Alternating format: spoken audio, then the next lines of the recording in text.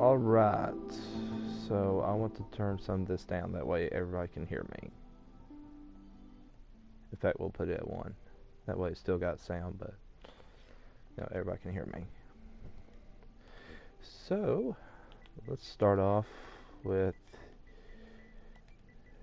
a character. I haven't played the PlayStation 4 in a while, so we'll see if anybody comes on for the live part. If not, they can have a... What do I want to be? Pyromancer. Pyromancer is so fun.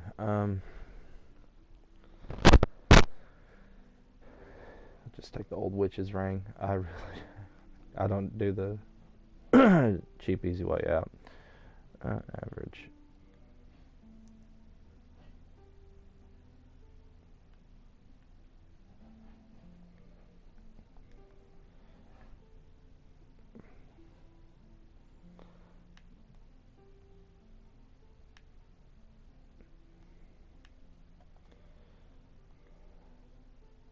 Okay, we'll do customize.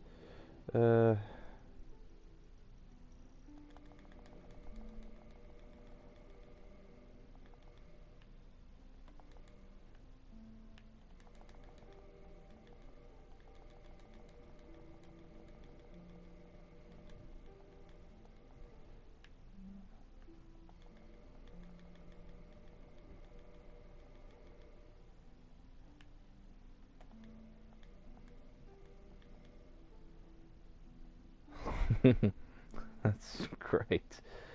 Alright. Hair color. I always like to give my dudes green hair just because of how wacky it can be. That's too green.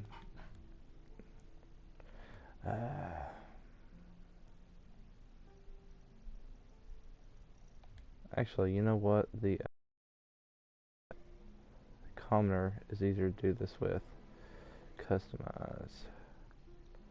Because that gets closer to the...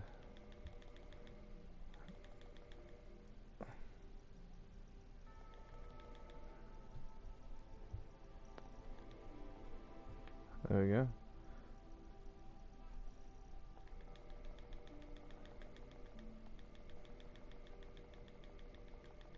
He's darkening up. I really don't want that.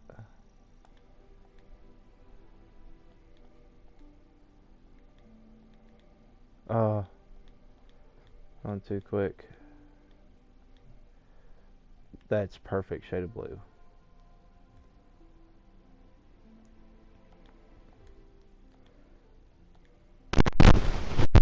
Yep.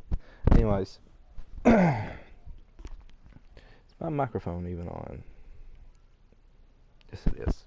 Cool. So, since I'm sure, well, we don't have anybody joining us yet, but I can go ahead and talk about it. Just some thoughts, right? So, I think I was talking about how I was wanting to do videos on these, but I figured I could kill 3 birds with 1 stone.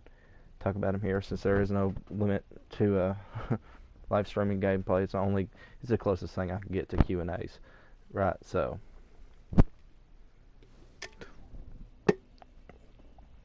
anyways,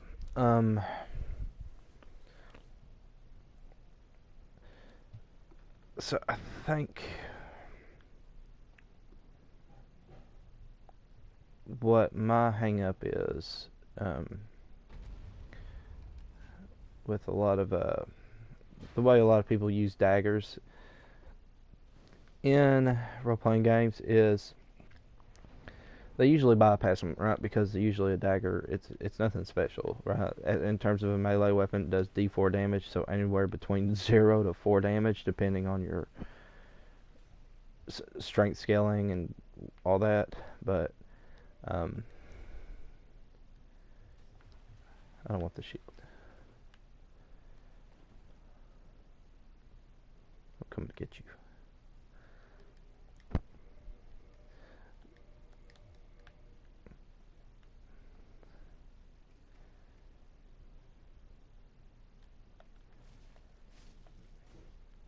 but they look at it, it's just a normal, it's a D4 melee weapon, but really, in all honesty, my personal opinion, that's a really cruddy way of looking at it. Because even though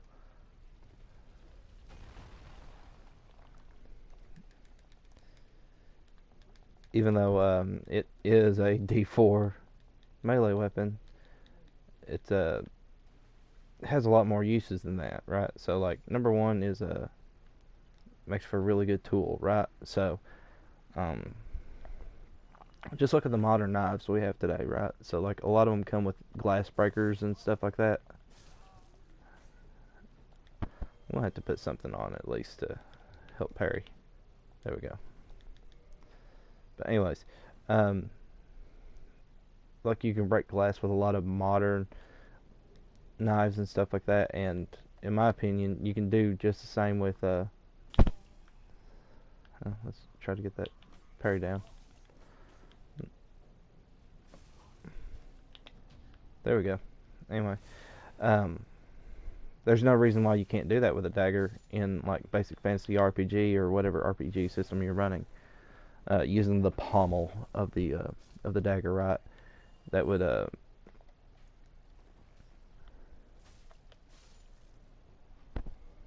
help with a lot of the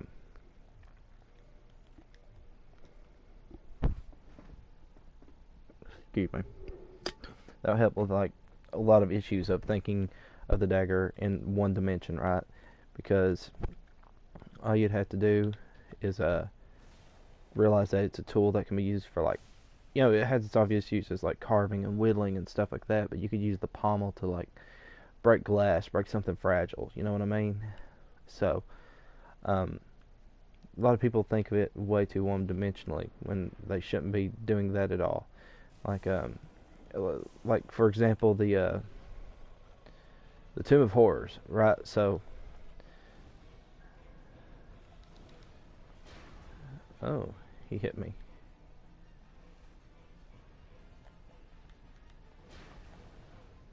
But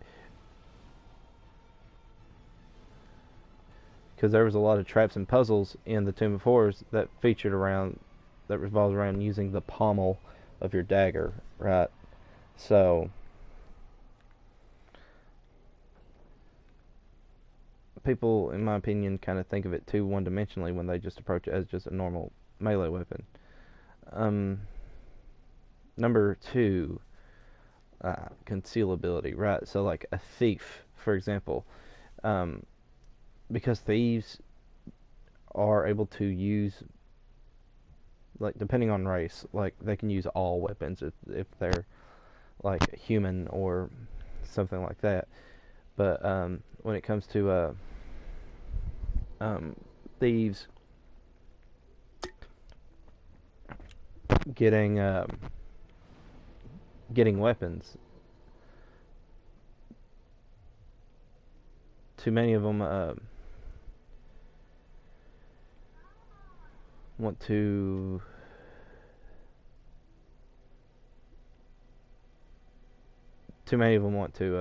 just use the normal straight up um, uh, weapons like short swords, long swords, and stuff like that, simply because, by virtue of them doing and dealing more damage, more potential damage, I should say. But, like, if you think about it, like, especially if you do, like, an RP session where, like, the thief gets arrested because they were trying to break into a house and blah blah blah. The thief gets arrested, you can easily conceal a dagger, the short sword, and everything's going to be took away from you. Now, obviously, depending on the party and depending on the player, encouraging smuggling a weapon in for lethal combat when you're being arrested is probably not the best course of action, but you do you. If you want to run your character like that, so be it. Just realize that it's probably going to mean the death of your character. Um,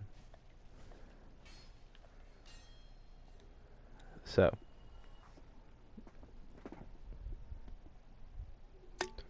excuse me. What else? because we were talking about concealability. Yeah, like literally your only imagination. I mean, literally the only limits to your imagination, right? So, like, for example, most people know this, but I'm a CCDW advocate. I live in Kentucky, which is a constitutional carry state, meaning that as long as you are legal to own the gun, you are legal to carry it in whatever way possible, concealed or open, without a permit. First death. I usually always die trying to run away from these ghosts. No big deal. But anyway, so I carry a snubby. Like I carry a little Smith & Wesson Airweight, little 38 special. Nothing big or fancy. And then I do have a big and fancy, which is a CZP-07. That's my favorite one. It's chambered in 9mm, holds 15 plus 1.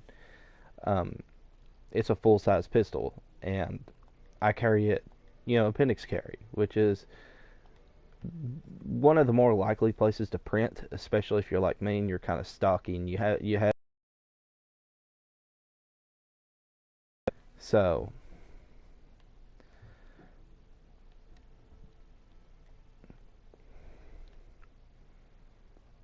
we're not gonna. Hey, we got a viewer. But anyways, so like the concept of concealed carrying a dagger is much the same. Like literally your imagination. And hey, got another viewer. Literally your imagination and like your clothing would be like the only limit. But of course, if you're wearing like leather armor, like you could probably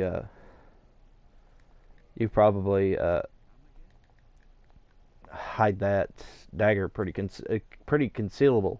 Not just this doesn't just apply to thieves. This could apply to any class, right? Except for I mean, it depends on whether or not you allow clerics to use bladed weapons in your system or campaign.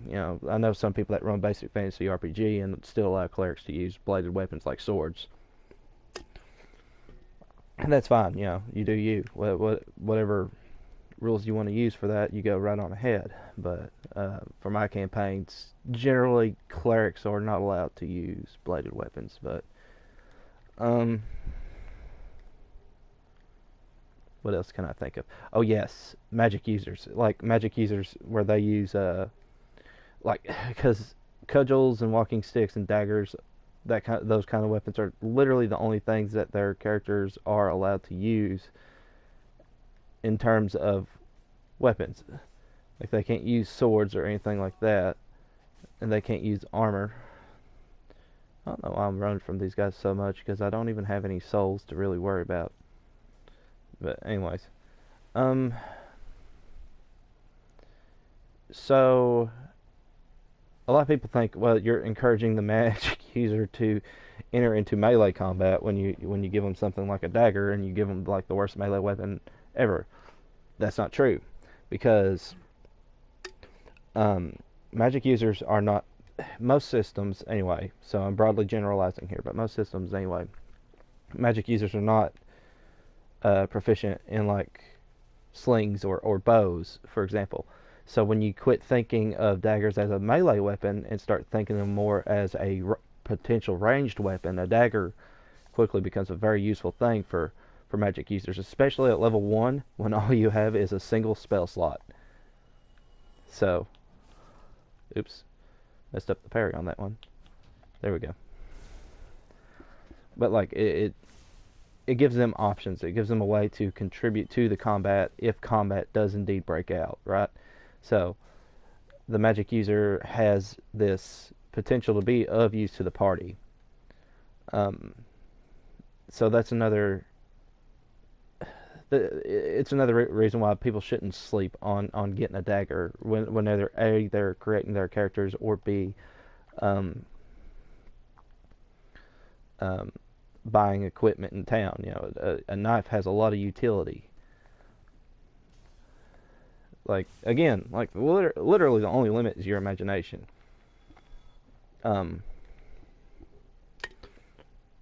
I think I've said in the past that I'm a pretty rule of cool kind of GM, in that I'm generally not.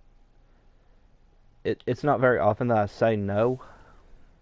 I just will come up with rulings on whether or not it is indeed possible, right? Well, that's the first time that's ever happened with that little feller. Down the cliff you go, though. Oh, never mind. So,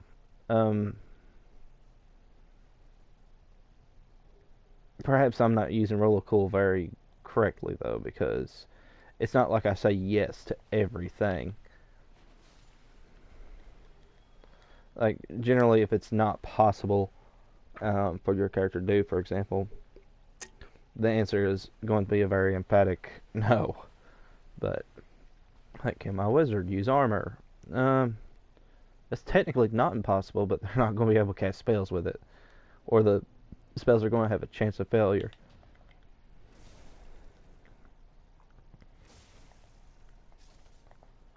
Now, I know a lot of people run systems where even without the armor, spells have a chance of backfiring anyway. So,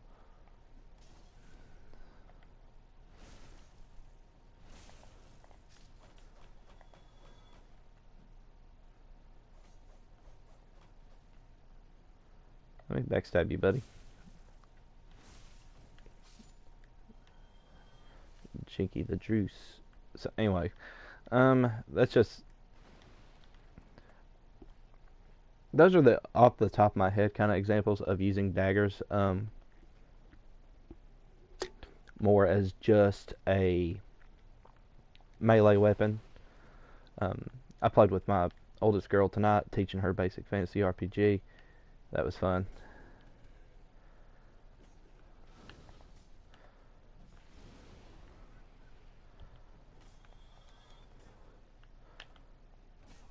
I knew I shouldn't have done that plunging attack. There we go. Die, Zambo. Anyways, so like it was teaching her to think outside the box, right? So, and that's generally what you want to encourage players to do. Like what's the worst that can happen? You say no. So, of course, there's always the possibility that their plan backfires and PC death and whatnot, but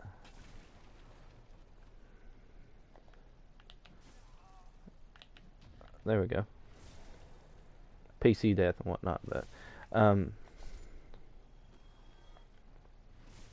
generally, most of the time it's very much encouraged to take a different approach than just straight up combat, especially at level 1, right? So like that's the reason why like magic users should definitely consider daggers. You see, like a lot of people homebrew these rules where they put like level 0 spells or cantrips into the game, and I'm not a big fan of that because it defeats the purpose of even casting spells to begin with, because like the whole point of spells is like you're putting out this powerful level of magic into this one attack. Now, like I usually encourage people to not just take damage dealing spells. Like Charm Person is such a lifesaver. My play by post, the magic user in that game, used Charm Person to essentially save the party from a level 2 hobgoblin, and the party was at level 1, and this hobgoblin had an attack bonus of +2 and had a melee attack of 1d6 +2 and one-shotted the fighter. Oops. So,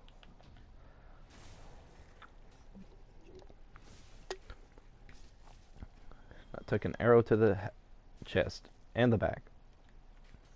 Probably not a good idea to look at my character right now. Anyway, so that's really all I can think of about daggers. If any of you guys that are watching want to put in some input, feel free. I'll put the comments on the screen as I can, right? So feel free to contribute to the discussion. But anyways, what else was I going to talk about? Oh yeah, I was going to talk about reaction rolls and morale checks, but since that's more of a rules-based thing, I'll save that for whenever I'm not doing this and I can look up the rules to make sure that I give out the correct information. But generally the 2d6, it comes down to GM interpretation, and trying to keep everything in check to the point where, like, for example, if they roll the best possible score where a monster likes the characters, the monster's not necessarily going to give up their treasure.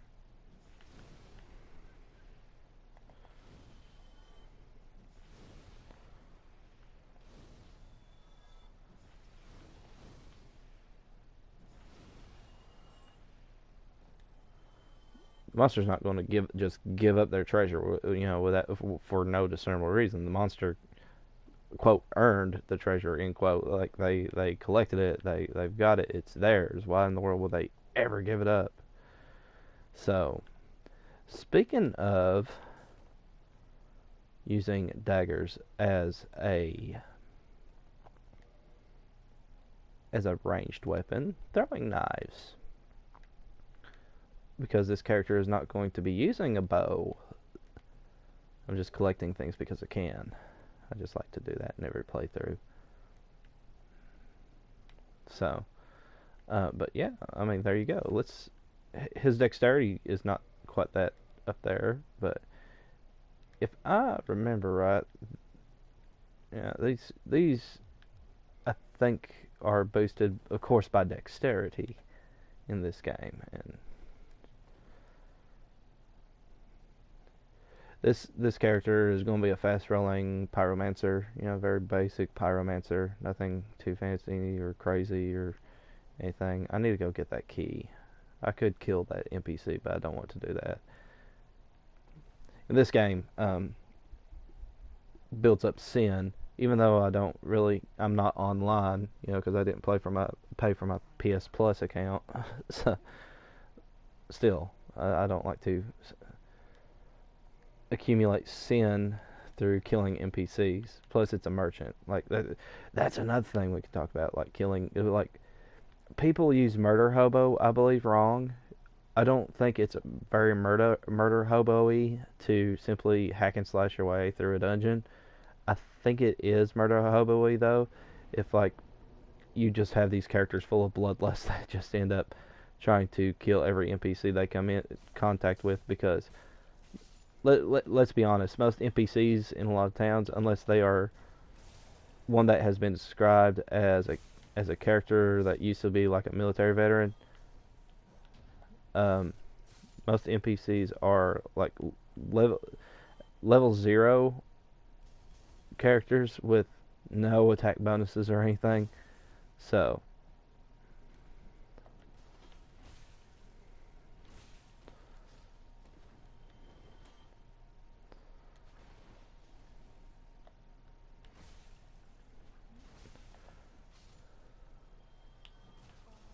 too early.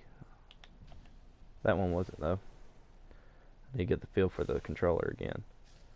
But yeah, like, I believe that, and this depends on the kind of game you run, because I've run campaigns where murder hoboing wasn't quite so penalized, because just for whatever reason we just decided to have a murder hobo campaign where, like,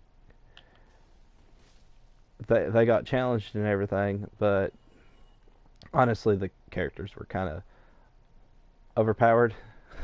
I'm just homebrewed it because everyone's just like, we want to do a murder hobo campaign, and that's cool. Like, whatever. And you as the GM, like, if you're not having fun with that necessarily, you need to think of something for that campaign that where they want to play, where you are going to have fun, like, because you can create the world. It just all comes down to, where do you have your fun, right? Man, I'm sucking really bad tonight. These guys normally don't give me trouble.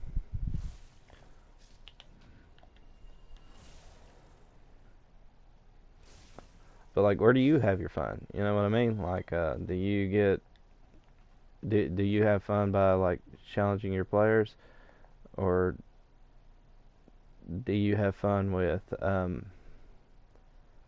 can't sneak up on this ah all right,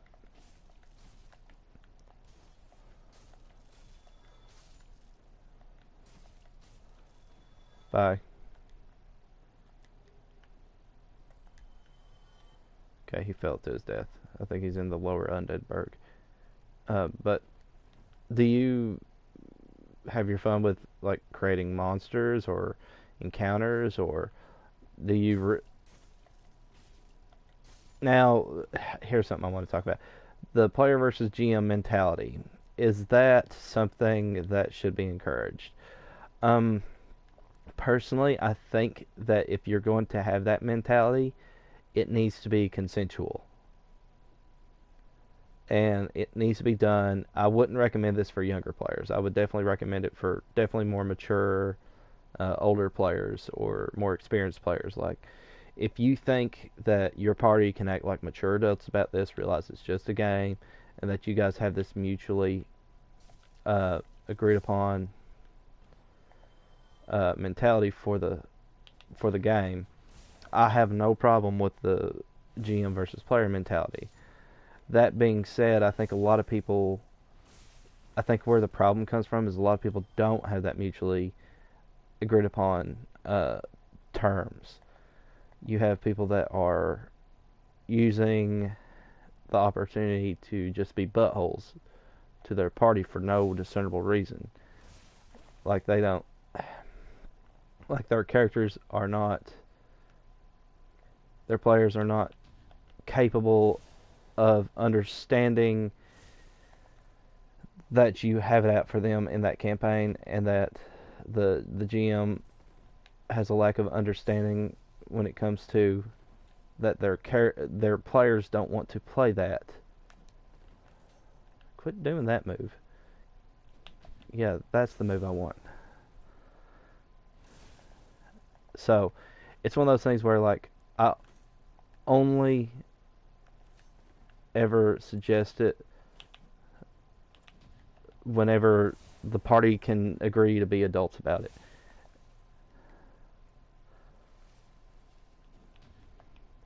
I think most people go into it, they don't have that agreed upon rule, and that's where the hurt feelings come from. Like, and it's not good for anybody. Because then when the players realize that this is the mentality their GM is going to have, then they think of ways to try to get back at the GM, and that just then it just ends up pissing everybody off. But what else can I think of? I think I was talking about. I wanted to talk about solo RPGs, right? So, um, I was reading this review on Scarlet Heroes by RPG Pundit, who I generally usually think is right about most things. Um, However, I did disagree with him quite a bit on this. It's the fact that he doesn't like solo RPGs. Now, that's fine. That's totally fine. He doesn't have to like them. And with the same token, nobody has to like big, huge, large parties that have up to 8 characters. Now, I think it's a good thing to have that many players. In fact, I prefer that myself.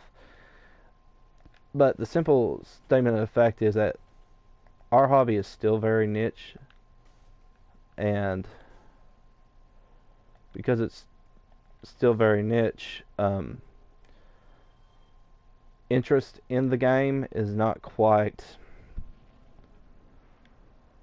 as prevalent, especially when we're talking about OSRs. Because when most people are into TTRPGs, they're more into the modern systems.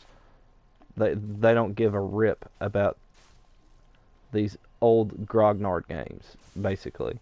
They want these games where they are super overpowered and their characters can be whatever in the world they want to be and blah blah blah. And like basically they want fan fiction, the board game. Um So like if you're somebody running an OSR and like you're wanting to keep that high lethality and like all that stuff in 3D6, it's really hard to find a group of people for that. So that's where I think solo RPGs come in handy, because if you now, especially for the niche that Scarlet Heroes is uh, trying to hit.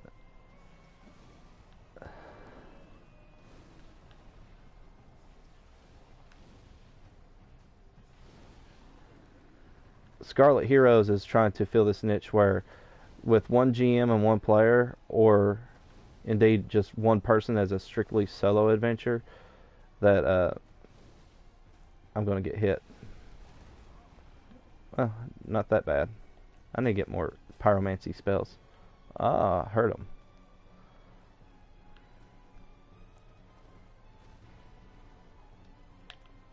Chop. Anyways, um, I think there's a reason, a legit reason to want to play these solo RPGs, right? Like Scarlet Heroes. I don't know anything about it yet. I plan on getting it pretty soon and checking it out myself, because I have expressed interest in solo RPGs. Now, I want to say that by and large, most solo RPGs, Sunbro, I love Solaire. But anyway, I want to say by and large, most solo RPGs are terrible, because usually they want somebody to use their rule set of a system that they prefer to run. Like I see most of the time when you find people doing playthroughs of Basic Fantasy RPG, for example, it's usually somebody who's doing a solo playthrough.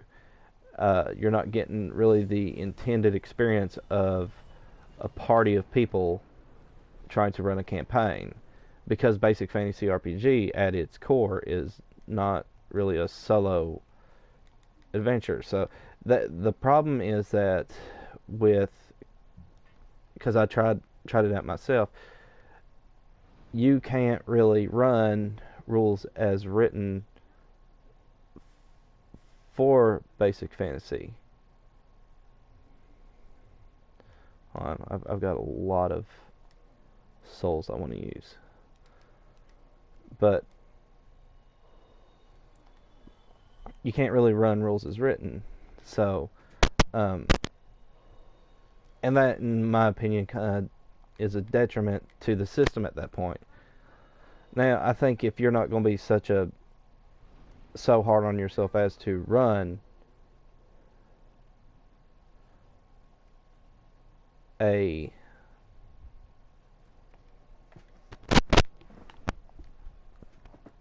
a solo campaign, and just cut out certain rules as written things within your preferred system, that's up to you, and far be it for me to tell you how to have fun, right? Um, but it was something I noticed, is I had to change the rules a lot when I was trying to do my solo RPG,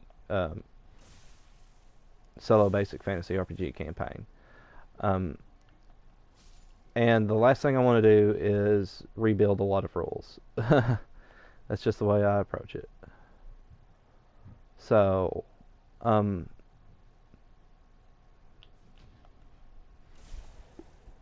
because that's primarily what was my biggest annoyance with a lot of games. Like, I have Mythic, and I use Mythic more as a thing to gather more ideas,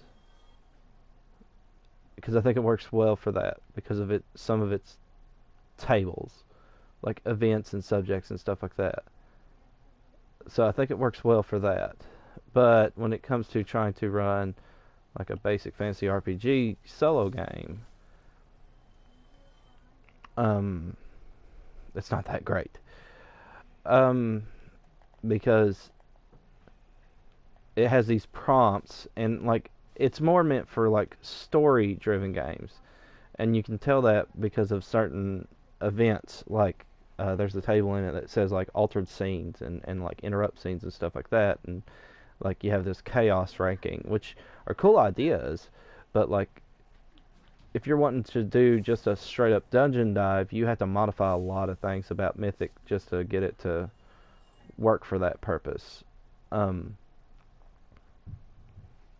to me. You have to work a lot with it to get it to work for that very ultra specific purpose.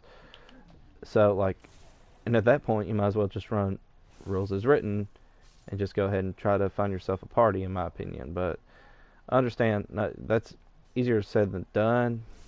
Again, far be it from me to tell you ever how to have fun. That's a very subjective thing. There's people that don't think this game is fun, and I love this game.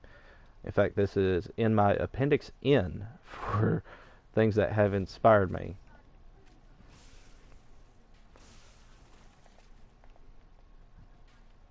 So,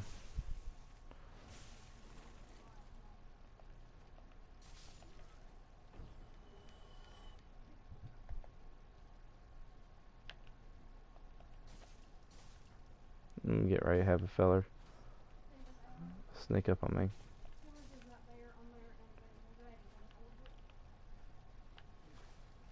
Oh no. Oh no. This went horribly awry.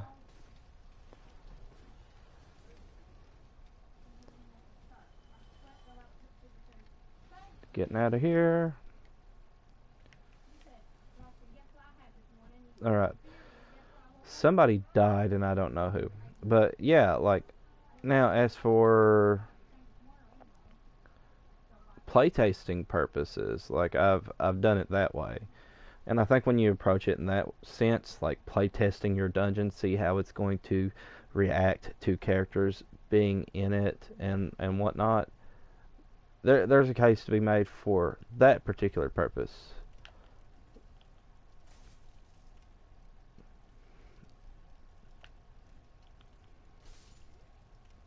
Not so much, I think, as...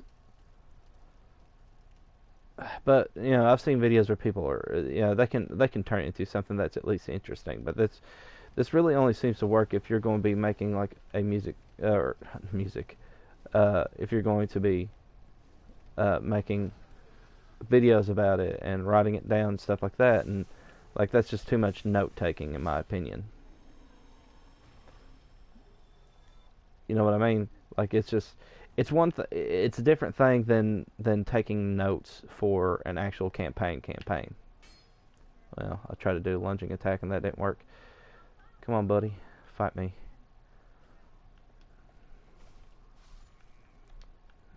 Anyway.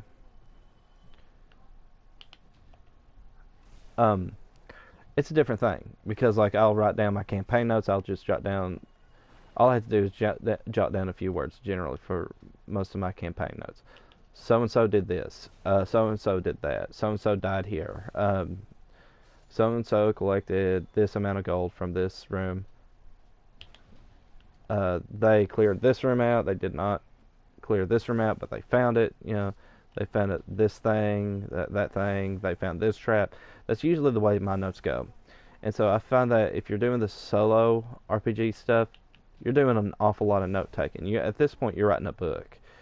And I think when you approach it from that point of view, don't get me wrong, I'm not saying it can't be fun. I understand where it can be fun because it's just you trying to be creative. Like, obviously, like you have this table and you roll this thing and you get like two random words like death and food. And you can come up with something that's a pretty decent idea. In fact, I use Mythic a lot for coming up with themes for dungeons so that it's not just this one place. Now, I do run randomized dungeons. I don't think that's a bad thing to run randomized dungeons, like because a dungeon should be a strange, weird place where the ecology doesn't always make sense. But you know, sometimes you want a dungeon that has a particular theme to it. Is the stuff your mom has it written how it needs to be? You know, gave $250 for tuition.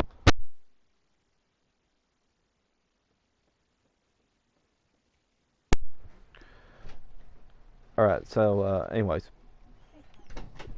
I don't think it's a bad thing to want to play solo RPGs. It's just not my thing. Those are the reasons why I don't do it. Now, I am planning on getting Scarlet Heroes and trying it out because I am curious. Um, Something to play with my wife, and then I'll probably do the solo thing myself with it.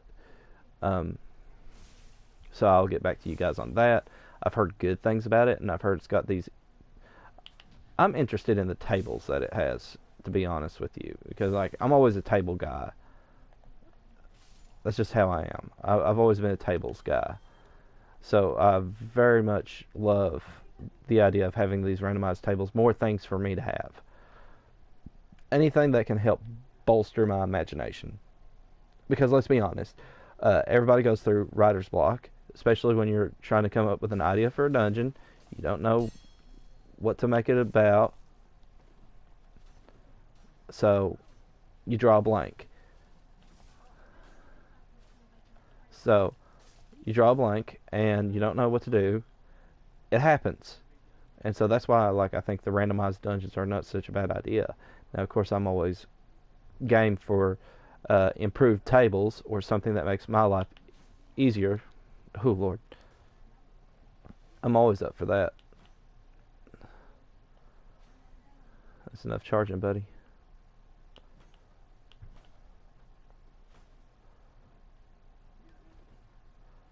I usually parry this fool quite easily. Man, I'm just going to backstab you and get it done and over with. Now, let's see if I can parry you. Nope. No healing allowed. There we go. I knew I could parry you. I just need to get the feel for you again. So you get to see how I get to come up with things under stress. I actually find this exercise very helpful. By the way, this does actually help, believe it or not, with game mastering. Because, like, you're in a game. Somebody does something that you probably didn't prepare for or expect. So, and it's going to happen, right? So, like, you can't help that. If it happens, it happens. And so, like, coming up, like, because I'm just trying to stay on a subject that I wanted to talk about, and I'm being put in this stressful situation where now my character has no healing left until I hit another bonfire, and now I've got to make it there, and he's still fairly fragile for his level, and I have to make it to the bonfires safely, and I have no healing left. I need to start using my fireball though, but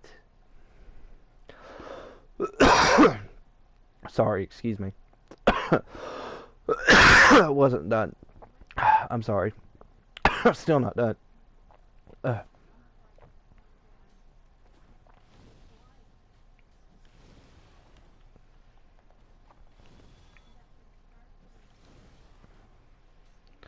But anyways,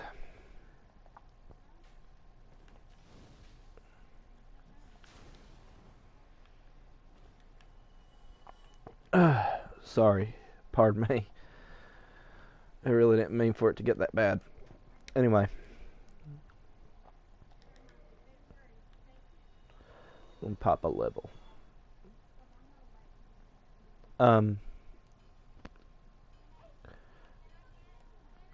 People who people who want to try to have an exercise in knowing how to narrate even in the face of stress and you have to come up with things on the fly. Doing something like this actually helps me quite a bit because there you go. Now my character's in a pretty different spot now. Okay, like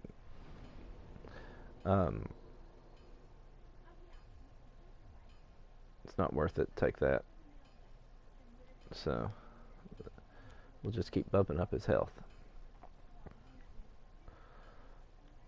We're going to upgrade his hand axe. I'm going to stick with starting equipment for this feller. That's the only thing he's going to have is starting equipment. We're going to upgrade his starting equipment because, of course, we are. We're not going to give him anything better. He should make it with his starting class equipment.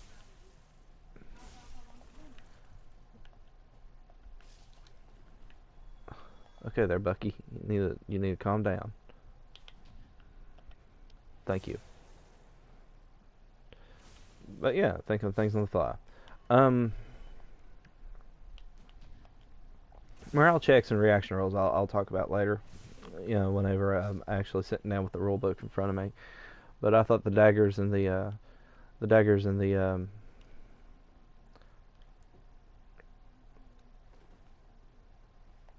solo RPG stuff I could kind of riff on, since not necessarily rules is written.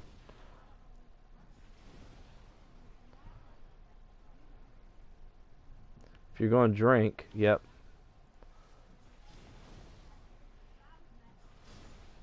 Got him. Titanite shard. I can upgrade equipment now.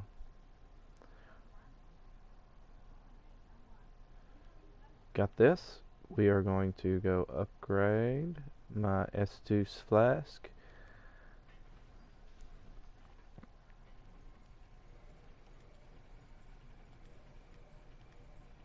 And we're going to use all of these to help with my discovery. Because I think it caps out at 10 for discovery. That'll help my character find everything he may need for, because he's going to be farming for Titanite for a little bit, and that gives us a little bit more time to talk about things. So, anyway, I talked about this being in my Appendix N, and it's true. It's in my Appendix N.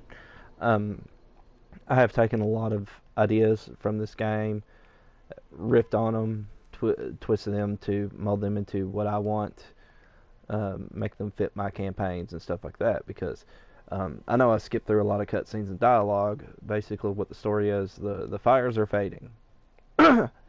And you have these undead that are called hollows. Like, when humanity dies, a lot of them come back as undead, and they hollow, which means they lose their sanity, they lose everything that made them human, and they turn hostile. That explains a lot of the beef jerky looking fellers that I've been fighting, all the zombie looking fellas. So, and currently I'm actually hollow. I'm not human. I haven't restored my humanity yet, and I'm not going to until I get like 11. But anyways, we have a Titanite shard that'll help us. So we're going to use that to help us. Uh-oh. My battery is low. I need to charge it, which is fine because I got my charger right there on the floor. Now we also need to upgrade our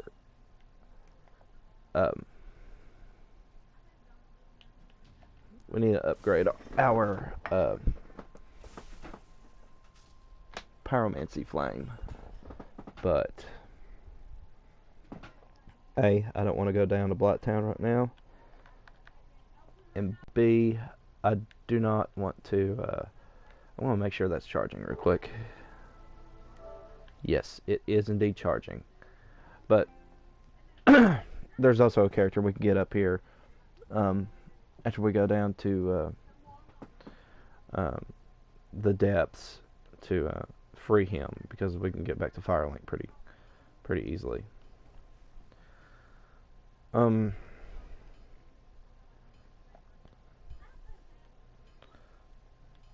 We have 8 humanity. Yes, we are a new arrival. So we're going to learn gesture. We're going to reinforce our hand axe, because of course we want to purchase this, and we can reinforce our weapon another level. I want to upgrade all of my starting equipment, so we're going to be doing this for a while. Luckily, having humanity helps us discover things. So now my hand axe is going to be more useful in this little area. Now most of our damage dealing is going to come from our fireball, from our pyromancy flame. However, I simply do not have the the means to upgrade it yet. I could easily go get it right now, but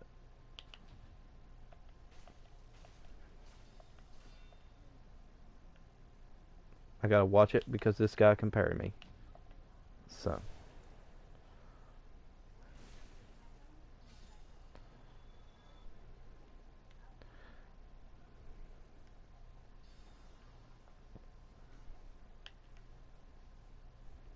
Okay, we are going to.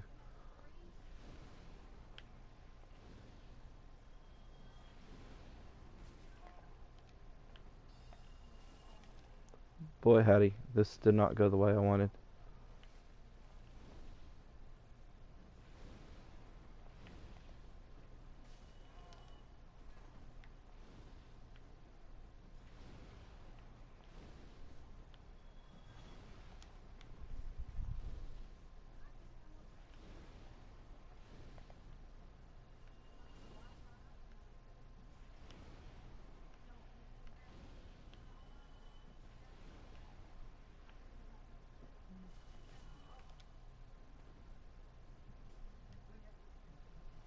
That went terrible.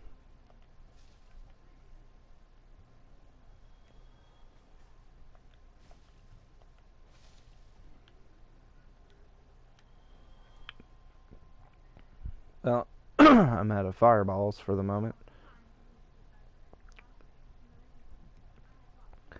But at least these hollows are done. Now the reason those were so dangerous is because this fella right here.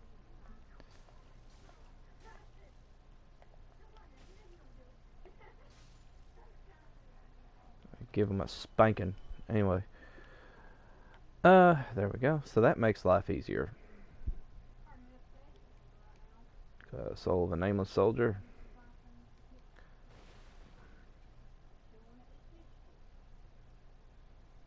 Hey, we got a comment. And I will pop comments up on the screen. But anyways, I think we find ourselves in an age where, obviously, when we talk about the idea of an Appendix N, we are not just limited. I'll turn on the comments on the screen. Okay. Okay.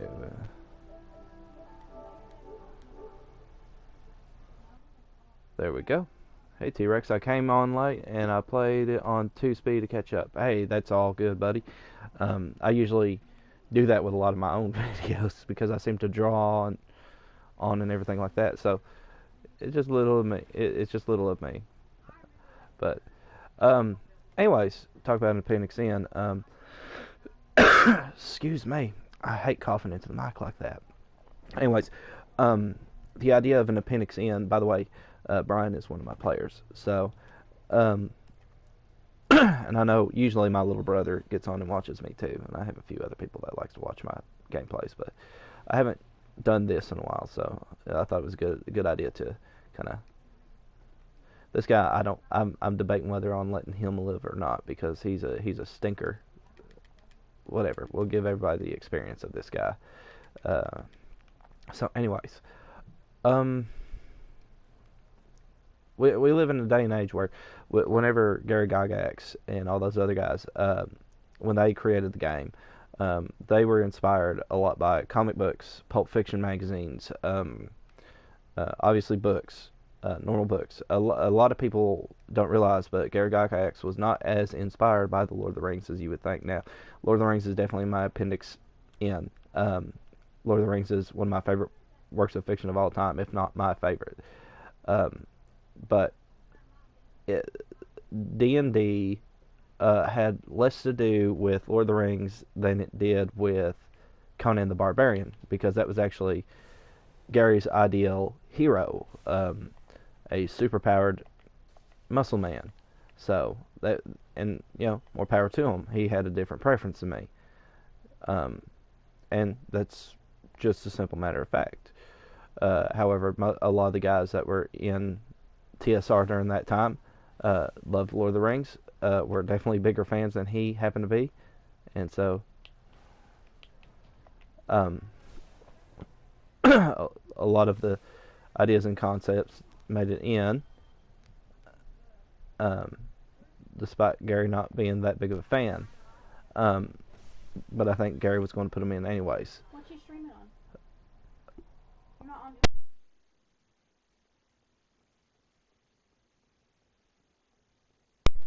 Anyways, sorry, my wife was asking me something. Uh, we are going to be farming this little area for a while. Do I have any more humanity to help with the farming? I do not, but that's okay because we have enough to buy 2 more Titanite shards to upgrade the axe. Then we're going to upgrade. We're going to upgrade everything, really. I could, of course, cut some time. Oh yeah, let's go find Onion Bro, because next to Solaire, who we talked to get the Supstone, this is one of my favorite characters in the game. He's just over here, just kind of chilling out over here on his little stoop, waiting to get into the fortress. We'll actually let his dialogue play.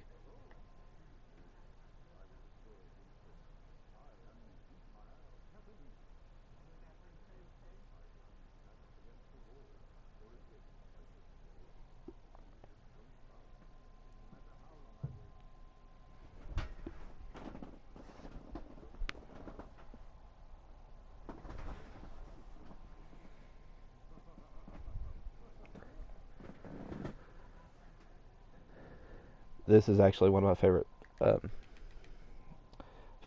favorite characters. Um, Actually, this game has a lot of D&D influence, and I'll talk to you about it. Here's my wife. Hey, honey. I'm going to get on this stream. That way I can... Because I think it might have cut off Brian's commentary there. And I, of course, drop my cord. I'm going to have to close everything out because everything's being doofy with me right now. Everything's wanting to slow down on my phone. That way I can read his comments in full, because I don't like to see part comments. I need to make sure that I turn everything down. Okay, I watched a YouTube short documentary on Gary Gygax. He and a few of his friends were the ones who started what we know as miniature tabletop wargaming, in addition to his work on the Paper Dice RPG. Testing 1, 2, 3. There's Brian. Okay, cool. I got Brian. I got Brian back. So, anyways, got another viewer. Hello.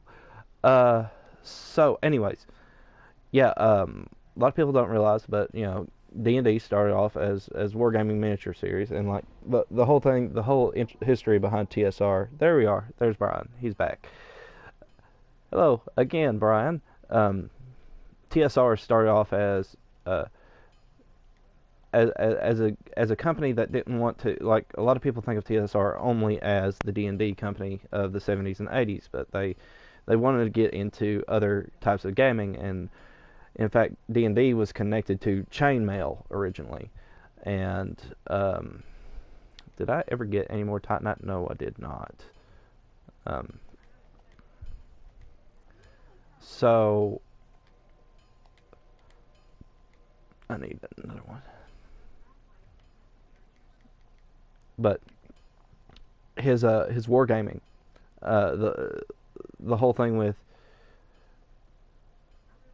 TSR and wargaming being connected, like D&D, original brown box D&D with all the little booklets and everything, assumed that the players had chainmail, because chainmail had a lot of I think it was movement rules and stuff like that. It wasn't until, I want to say, oh shoot, he got me. I want to say it wasn't until like AD&D first edition and basic and expert and all the other BECMI sets that the idea of movement became more included into the game, I want to say. I hate coughing into the mic. I wish I could stop. I would like to know the history. Oh shoot, I forgot about this guy. I don't know why I do. I farm him all the time. He's actually one of the guys who drops the most Titanite sometimes. You can stop now. I want to parry you. Anyway, um, I would like to know where the idea of theater of the mind came from. I'd like to know where that phenomenon started because it's such a thing, especially in the OSR community.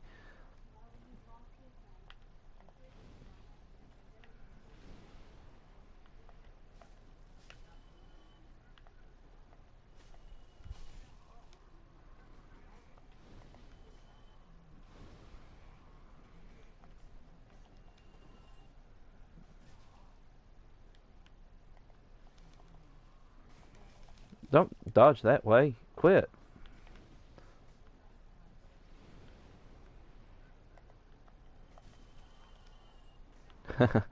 But I'd like to know where the idea of theater of the mind came from. Like if it was always a thing, because again I've got the PDFs of Cook and Moldvay and all that, but I haven't really. I'll be lying if I say I went through the whole entire books because obviously those are not the systems I'm running right now. So I would love to run them.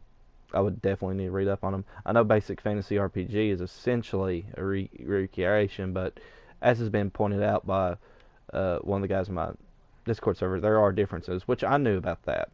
I knew that there were differences between BNX and Basic Fantasy. It wasn't news to me, so I'm going to drink the orange juice. Then we're going to run down here. We're going to get everybody mad at me.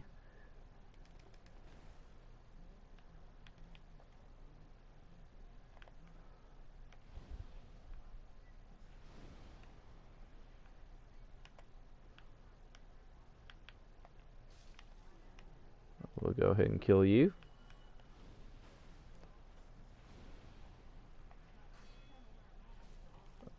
Oh no.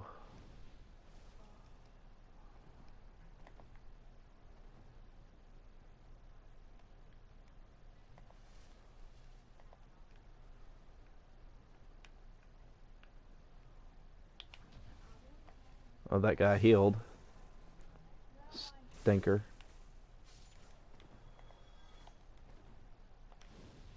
Come on, buddy. You ain't gonna live through that fireball, are you? Baldur's Side Shield. Okay. How much Titanite do I have right now? I have 1. I have enough for 2.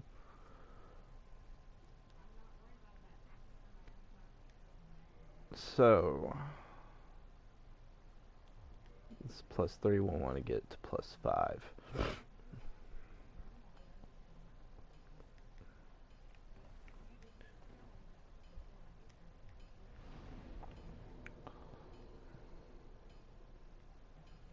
But anyways,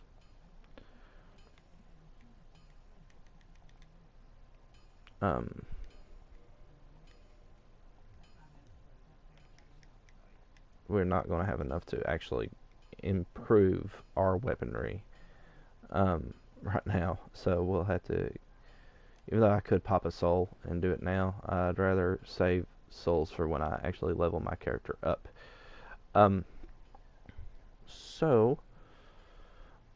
Anyway, I was talking about Appendix N. Like, one of my favorite things in Appendix N is, like, it seems that Lovecraft is always there, which is excellent because I love Lovecraft. Lovecraft is... I've probably read more Lovecraft than I have Tolkien, to be honest with you. And, again, I love Tolkien. I love The Lord of the Rings. I think it's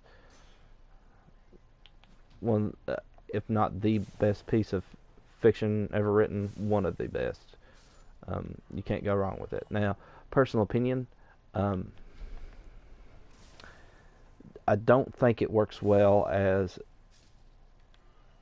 a campaign setting, so to speak, because it seems like you could get it to work, but you would have to be very railroady about it. And if it's one thing I can't stand is a railroad. I don't put my players through railroads. I refuse to.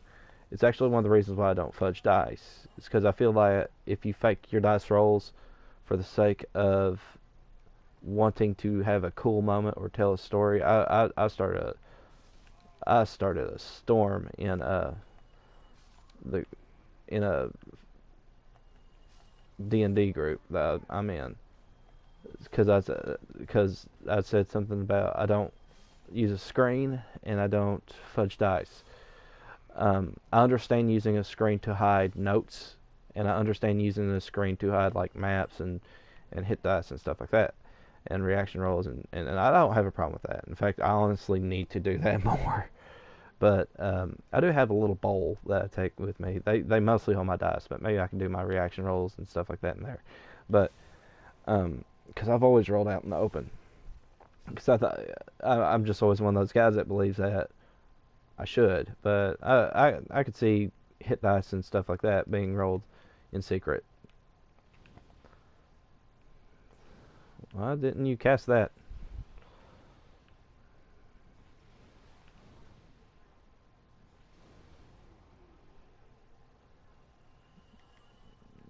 None of them dropped Titanite.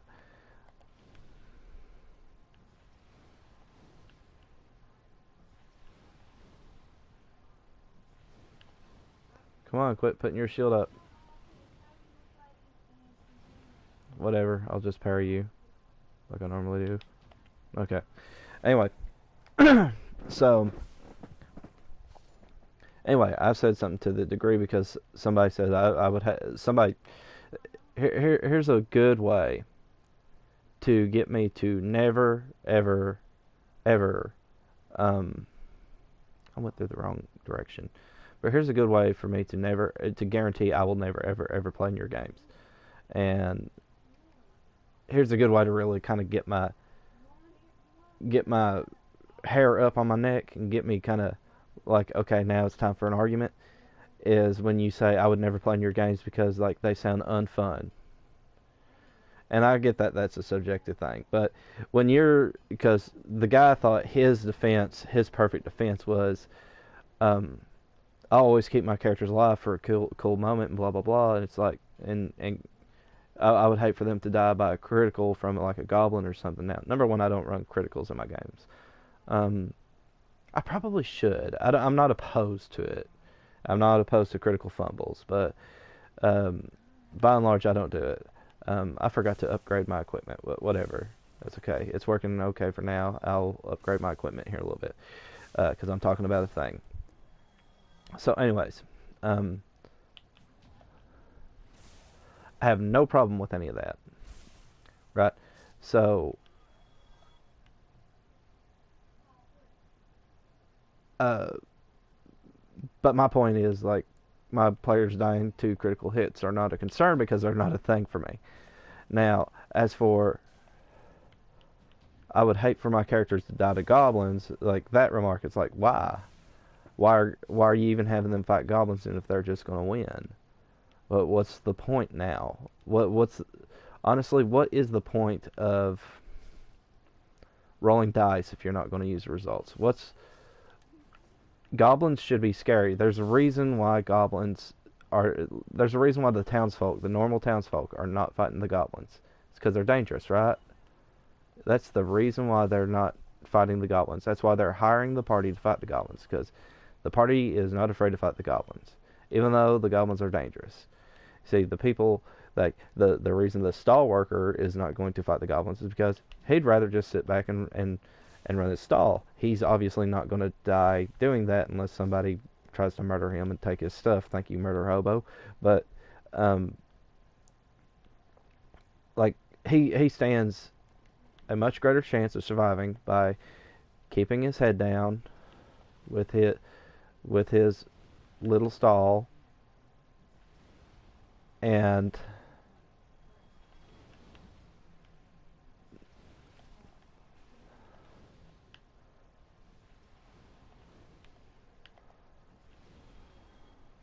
not putting his life at risk. He stands so much more to gain by doing that. And therefore, the party has much more to gain because nobody wants to do anything about it. There's no competition to take that job away from them. Mostly. I do occasionally have random adventuring parties kind of jump up just to kind of get get behind my screen a little bit, and that's no secret. You know, Basic Fantasy RPG has tables for wandering monsters and stuff like that. And one of the encounters that you can have, be it in a city or a dungeon, is the possibility of encountering thieves, or bandits, I should say, and encountering an adventuring party. Now, who this adventuring party is, that's up to the players. That's up to the players to find out, right? And up for the GM to decide. These could be rivals, like a rival adventuring company that's trying to take work away from the NPCs. This could be somebody from their past. I mean, you never know. Like, it's just, but you know, this all comes down whether or not you have a backstory for your characters. I'm not opposed to it, but I generally don't do backstories for characters simply because I feel that the adventure should be the backstory, especially at level 1. I think if you're starting a party out at level 3 or level 5, yeah, okay, I could see the idea for having a backstory. I could see the idea of giving characters that opportunity to flex their writing skills, come up with something enthralling for their character. I'm not opposed to that. Just as long as what is remembered, because the problem that I've always seemed to find with people who write backstories for level 1 characters, they get too attached. And the reason that's a problem is because at level 1, this is the level you're most likely going to lose your character. In fact,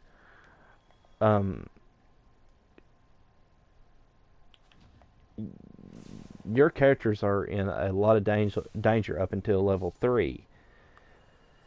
And level 3, it's not much better, but it is different. Because at level 3, now they're kind of considered people who have gotten their feet wet. People who, despite the odds, have survived encounters earlier in their careers and come out the other side okay. That's level 3. Level 5, they're pretty accomplished. I mean, that's when level 5, no matter what system I ever seem to be in, level 5 seems to be the level where clerics and magic users especially are considered pretty well trained in their craft. So, and then of course, like, I've never had a campaign go to level 10, and I'm hoping that, you know, the groups I'm running right now, the Play by Post and the Thursday night group, I'm hoping they're the first to reach level 10. But that remains to be seen. Because something that I always try to tell people, I want your characters to succeed. I would love for your characters to succeed. I want to be there to high-five you when you take down the dragon, for example. But I refuse to call into question the integrity of my game for the sake of narrative storytelling. Because in my opinion, if I don't care what you use to justify it, if you say that, like, you do it for narrative reasons, it's still a railroad.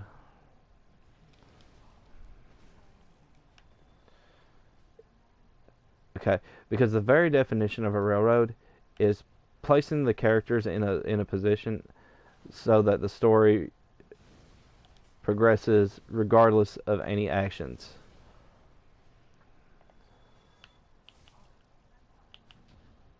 So, like, that's the key definition of a railroad. Like, regardless of any character actions, regardless of any character choice, that is a railroad. And, like, that day when he said that your games don't even sound fun, blah, blah, blah, I make sure my characters survive the goblin encounter. Like, I don't know what case he was trying to make there, but it was a terrible case.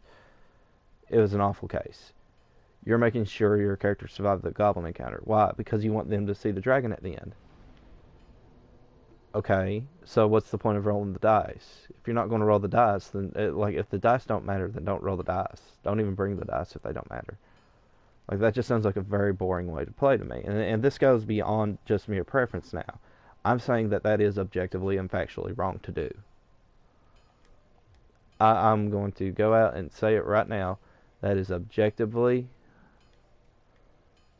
wrong to do.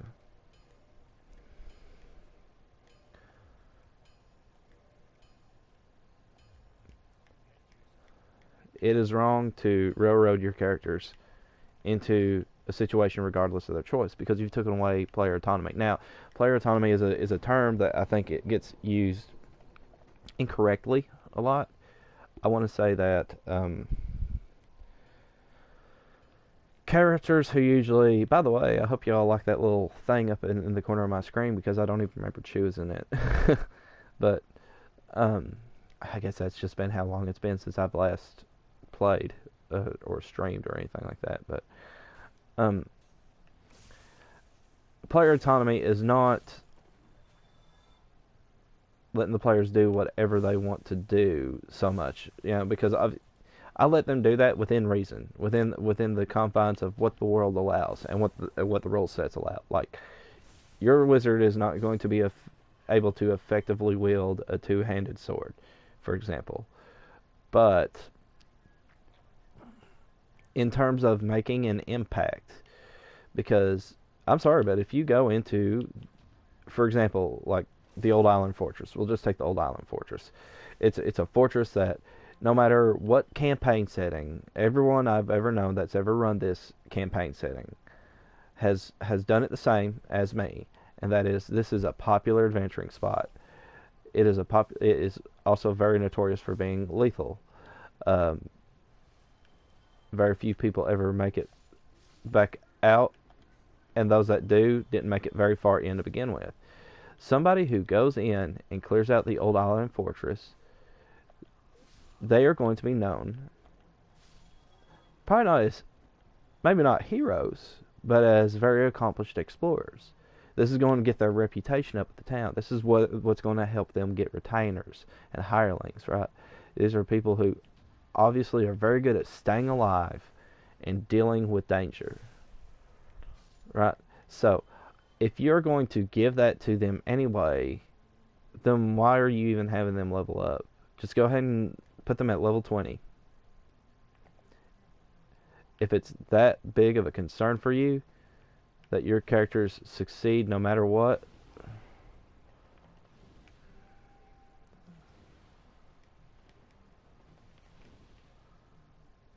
I missed.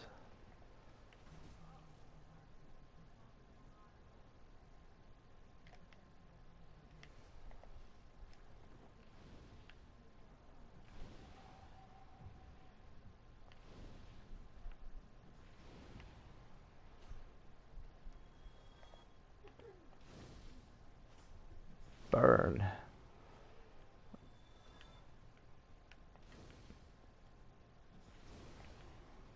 Pyromania. But yeah, I think it's objectively wrong way to play the game. And I'm not one that says that normally, because again, I'm one of those guys which whatever makes you have fun, it's right, it's correct. But if you are okay, because number one, if I was a player in a campaign and I found out my DM was fudging dice, I've never played that campaign again, because I can't trust them. Because I would never feel like my victories were earned. If the goblin should have killed my character, then the goblin should have killed my character. That's the way I feel about it. By the way, we're going to finally become human, because we've got 11 humanity. And if we find another humanity while we grind, we're going to kindle this bonfire, because I want to try to get my gear up. This is the grind. I always grind my characters for equipment and stuff. So reinforce armor. We are going to get 2 Titanites. We are going to reinforce the headpiece again. Now we just need large Titanite. So we're going to need 3 of these to help with the robe. Yeah, so we're going to get 3 of these to help with the robe. But yeah, my personal opinion, yeah. But I do think it is factually wrong and objectively wrong to subject your players to what is essentially a railroad. because it's very funny to me how modern dungeon masters and game masters, or whatever term you want to use, will get on YouTube and they will say that they hate railroads. They help don't railroad your players, right? And I'll agree with them on that. But then the very same thing they'll say something like your character's death has to make narrative sense, or your don't balance the encounter, blah blah blah. Like, how's that not railroading? You are tilting the favor of it in favor of the players simply because you want them to see the shiny thing you have at the end. That's essentially what it is. This is why the Dragonlance module sucked, right? So the first one wasn't too bad. It could be kind of railroady, because I have that one on PDF as well, and I have gone through that because I've heard things about it. It's probably the first PDF I got, because the first one was pretty good. Like, it had railroady things. Personally, I wouldn't put Goldmoon in there. In fact, a lot of the characters I probably wouldn't. Like, I would take all the Dragonlance characters out and let the backstories of the Dragonlance characters be the backstories of the player characters. That's just me, though. Like I probably wouldn't even use the Dragonlance characters. Now the Dragonlance 2 module is super railroady. They have these things called capsule PCs, capsule NPCs or something, where if they hit 0 HP, you give them a purposefully ambiguous death, right? So that they could come back later. It didn't matter what the players did. If 0 HP, like if they were somebody who needed to survive the encounter no matter what, then your job as the DM was to make sure that they made it to the next encounter or whatever. Sorry. I'm sorry, but a lot of modern dungeon masters run their games like this, and they don't admit to it. Where only certain NPCs die because they want to have that narrative feeling. Only certain PCs die. By the way, I find this like essentially a form of favoritism. This is why I don't like it. Because if player 1 was supposed to die to the goblin encounter but didn't, but you decided that player 2 dying in the boss fight with the Lich made most narrative sense, how is that not favoritism? You're now purposefully introducing bad feelings at the table, and you're doing a terrible job as a dungeon master. That's the way I see it. I just fail to see how fudging dice is not railroady. But that's enough about fudging dice. I'm done talking about it. Like, I feel like I've said what all I need to say. What else?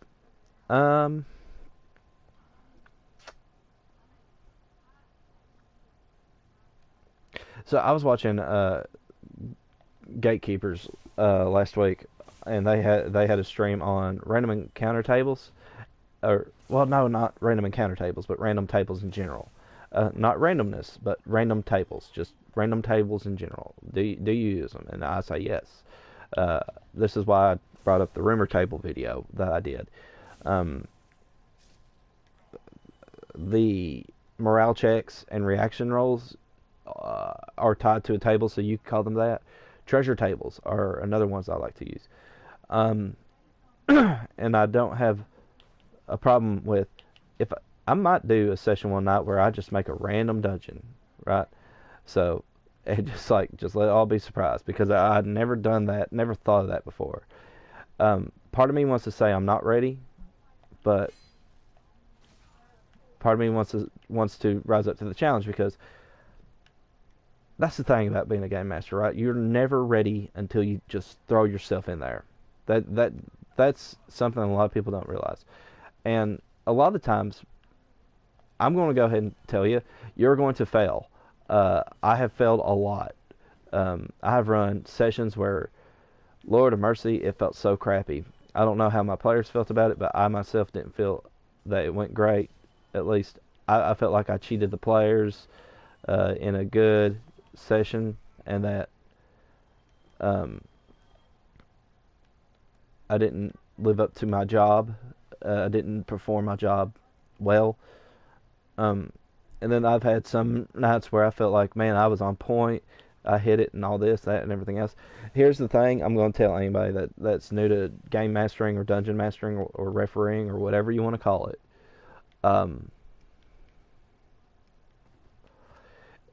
Don't be afraid of failure, because it's going to happen.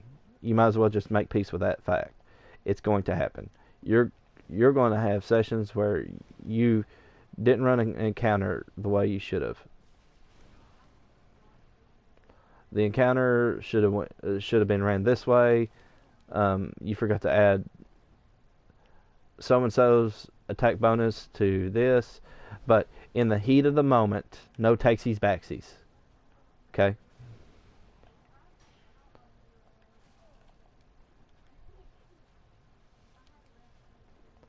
That's the thing. For the moment, let your yes be yes, your no be no. Um, don't don't be afraid to just die on the hill for the moment, because you are the law of the universe in the world that you have created. Um, but if you are wrong and you feel like you are cheating the player, and you realize that moment that you misspoke or something, yeah, don't be afraid to own up to it. Like if it was a +3 sword, but for some reason you said it was +2, yeah, go ahead and own up to that mistake. Like, oh, I'm sorry, it should have been a +3. Don't be afraid to do that. Um, I have done that myself. Um, I'm not hollow, but we are going to Kindle.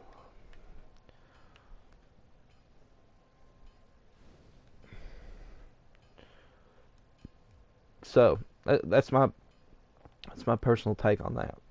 Um, I think when people give dungeon master advice, most of the time, um, regardless of whether they're well-meaning or not, they give terrible advice. For example, should you run raw? This one is a very subjective question with no real good answer, because I don't always run raw. For example, play basic fantasy RPG. Rules as written for initiative is each round everybody re-rolls.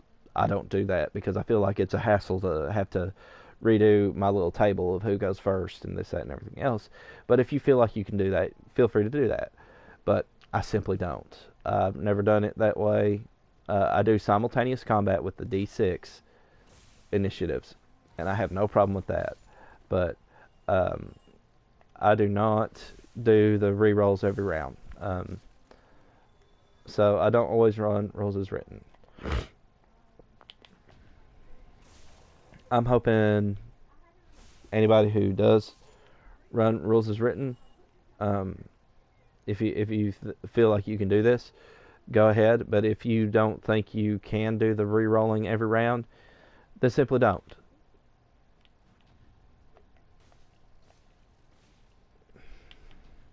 Because personally, I'm one of those guys that if I feel like it's taking too long in the game, um, like it's killing too much time, I won't do it. It's one of the reasons why I don't count treasure until after a session is over. I've never counted treasure during a session. Um, it's the same with experience points. Hey, I'll tell you how much experience points you have when you guys get back to town. That's the way I am. Now, rules as written. What constitutes for this? This is one of the reasons why I think rules as written is a little bit of a subjective thing. Experience points. What constitutes a successful encounter? I give experience points for a lot of things. I give it for simply escaping. simply learning about something, simply doing something, simply doing a great skill check, um, finding something, in addition to combat, discovering something. Like I give experience points for quite a few things, and I understand that a lot of people would probably have a big problem with that, because it seems like it's very funny. Uh, to people my age, I seem like a grognard, but to the grognards, I seem like a dumb millennial. It's really funny. Like you can please some of the people some of the time, but never all the people all the time. So,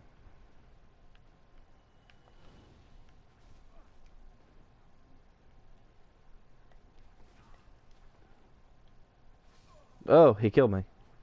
Wow. Oh, that's cool. I still had my ring of sacrifice. I forgot about it. I made a bad decision, and I paid for it. And that's the way it runs in games. That's the way it should work. Games.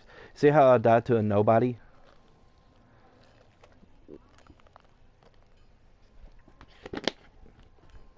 That's the way your game should be.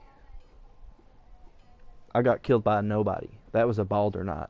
Baldur Knight is a very basic enemy. They are meant for more to teach your character how to parry in this game. That's why they exist. And people want your character's death to make narrative sense. They don't want you to die to something like that. And that's terrible game advice. That's terrible game design. Your character shouldn't have to be railroaded into a glorious noble death. Sometimes you're the hammer, sometimes you're nail, as Brian said in the campaign that we're playing. Well, it was outside of the game. It was us talking outside the game. We wasn't playing right then at that second. We said sometimes you're the hammer, sometimes you're the nail, and that's precisely correct. Sometimes you are the hammer, sometimes you are the nail. People have this huge problem with having their characters TPK or die to something stupid, and the simple matter of fact is people die every day to something stupid. I'm a tobacco user, right? So like eventually this is probably going to kill me. More than likely going to kill me. Pretty stupid thing because I didn't have to do this, and yet I'm doing it. I do it even knowing the fact that it causes cancer, right? So, but it's going to be a very stupid death because it was preventable, right? It's preventable. But people die stupid deaths every day, and I'm not saying that people who die of lung or mouth cancer or anything like that die stupidly. I'm not saying that at all. I'm just saying that the idea that we are willing to do things that we know are going to put our lives at peril, it's really stupid when you think about it. But it also it's very funny because in a messed up way, it's what makes life worth living, right? So like you drive every day, you drive a car every day, knowing the fact that you could die in a horrific car accident. So I understand that fantasy games are more meant for escapism, but if you're going to take away some, because that's the thing, it's real world but not, because, and the reason I say that is because the it's real world to the characters in the world, because they live in a world where dragons and everything exist.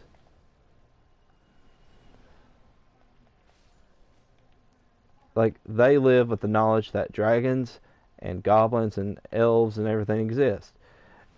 So, yeah, that's a term of escapism in a way, but it also, people dying every day to goblins and D6 falling damage and stuff like that is a normal thing of the world to them.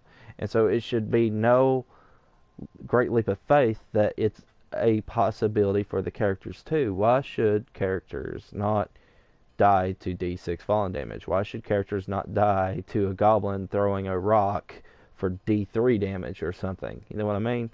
It makes no sense why you should cut that out of the possibility for characters. It makes your world not believable. Like, I can't get immersed in something that's not believable. I don't need a reinforced weapon. I do need to reinforce my armor.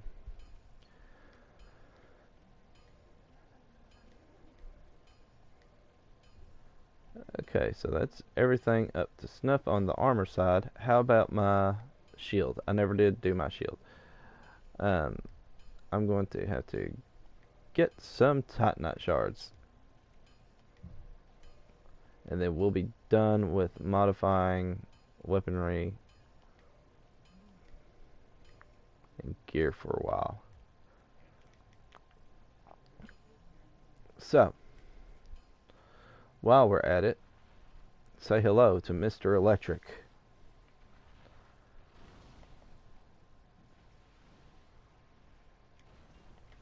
He's a Titanite demon. He's a very crappy thing to throw at a beginning level character. But, you see, if we were going to go with pure game balance, because everybody wants to talk about balancing their games. If we were going to talk about game balance, this guy would not be in their campaign.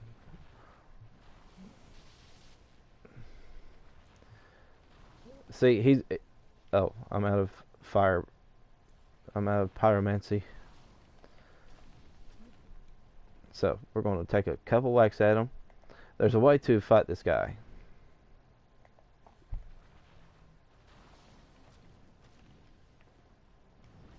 Go.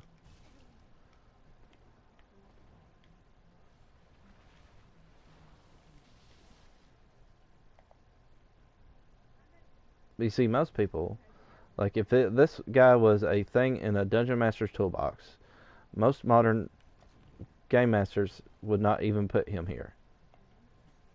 In fact, he probably wouldn't even exist. Because game balance, or whatever their excuse is.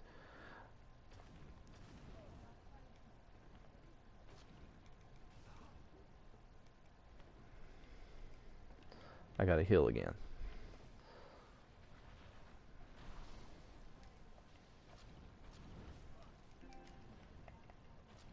Man, my stinking battery keeps getting low. There we go. Got him. So, see, he wasn't too awful hard to fight.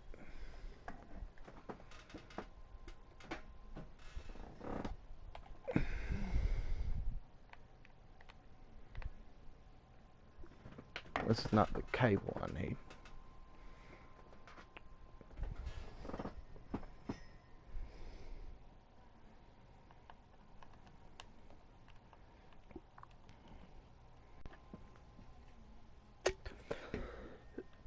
There we go. Anyways. So, there we go. Got a filler? Like that.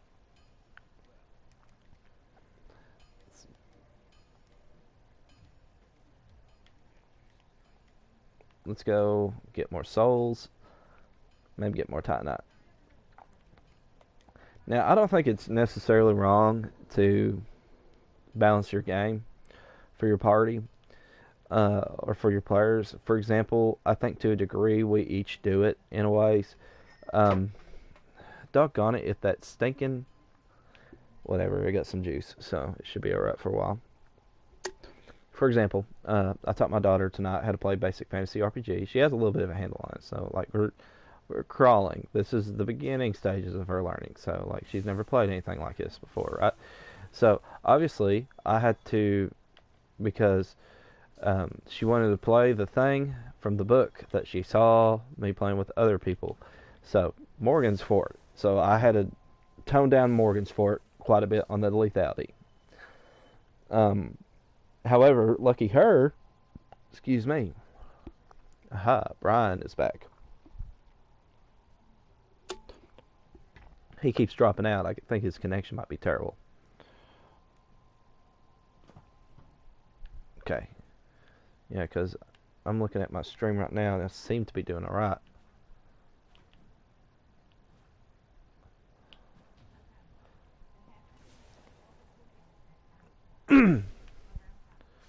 But anyways, I kind of tweaked it for her skill level. You know, she's for a little while I was out again. Yeah, I hear you. There's my stinking battery level on my controller again. Okay, time to drink. My dude's human now, by the way. He actually looks like a person. Reverse hollowing. I don't know if you were on whenever I did that, but that's a mechanic. The reason humanity is important is because it allows you to kindle bonfire so that you get more. You notice that I have like 9 Estus now 8. You get a +5 every time you, kindle a bonfire. But it also allows you to summon characters to help you, be they NPCs or other players online, which I'm not online right now. So humanity also works in a different way. Ah, Lord, that scared me. That was so loud. It was right in my ears. Fireball.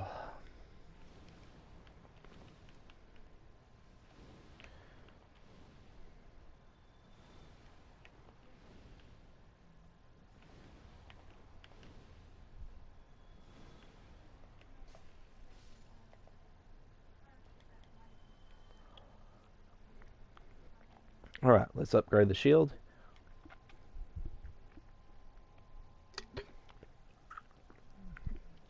So, anyways. So, like, yeah, you could argue that I was bouncing the encounters for my daughter, right? Because she was a rookie, she never played before. And I don't think, especially when it comes to your kids, like, you want them to be invested in the game, but you also want them to have a challenging time. Obviously, you don't want to make things too easy on them. You want them to think critically and stuff like that. Come up with plans. This is something that one guy didn't understand from my apolitical review, is the fact that I brought up, have you heard of a zombie survival game called State of Decay 2? Yes, I have. My wife is more into the zombies genre than I am. It's not that I dislike zombie games or zombie mediums. Personal opinion, they just never have been my thing. But I mean, I do like Romero's movies and stuff like that. So I do like zombie things, and I do like. I've just never played a game. I don't know. Left 4 Dead was a very fun one because it was very short, quick one. But I could always try that out. State of Decay 2. Reinforced weapon.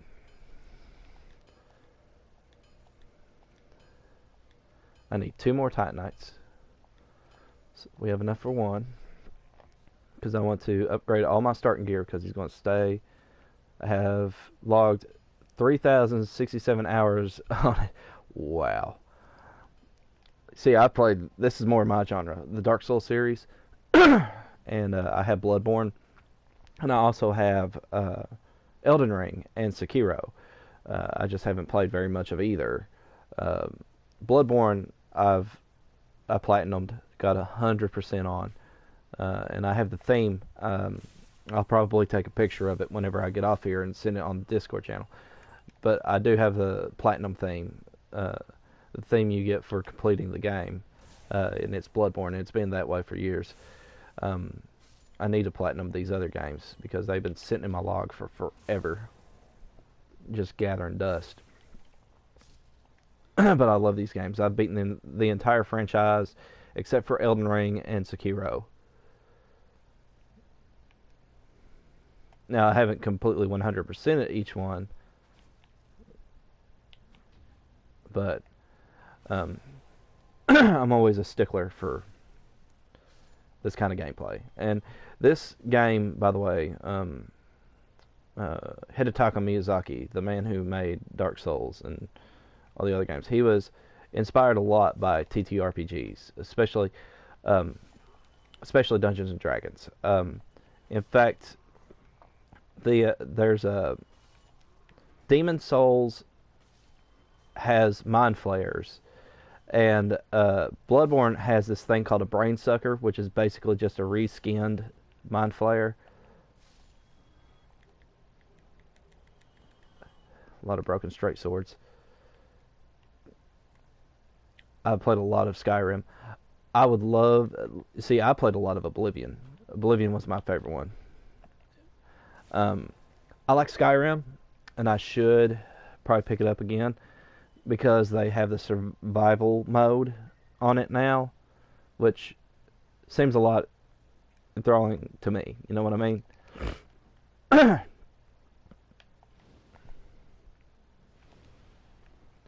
This game, in my opinion, this is one of the reasons why this is my favorite of the Souls series, is because this one is probably the least linear of the bunch. It's not open world, but it's sandboxy in a way. Like, I could easily go down the Blighttown right now if I really wanted to.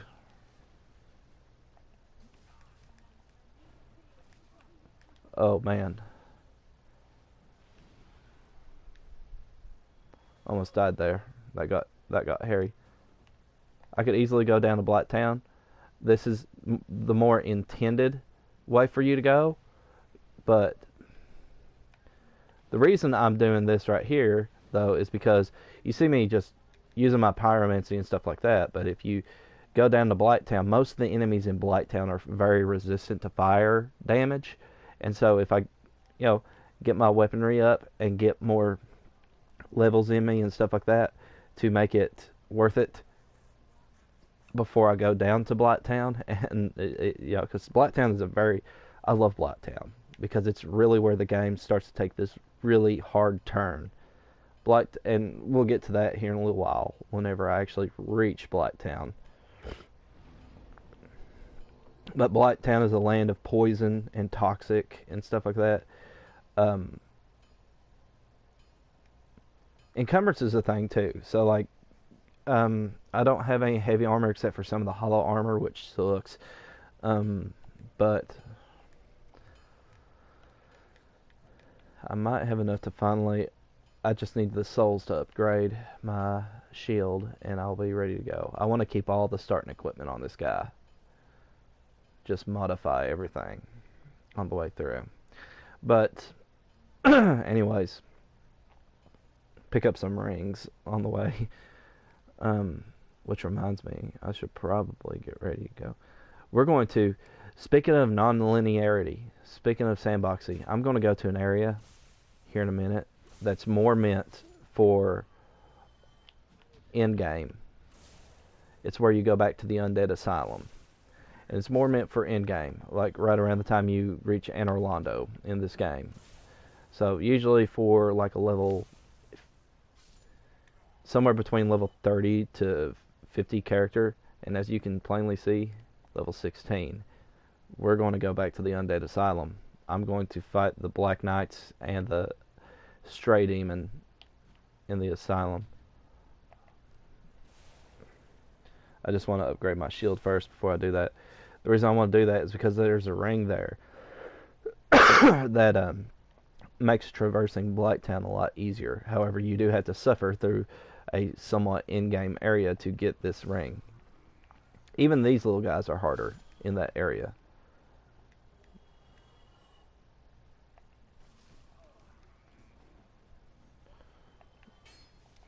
Oh, I hate when my weapons tink against the wall. Let's chop these fellers down. Okay, cool. So what do you say? Last few fantasy genre games I played were party-based tabletop type games, the kind that you can design each member of your party and can pause combat to cast spells. Huh.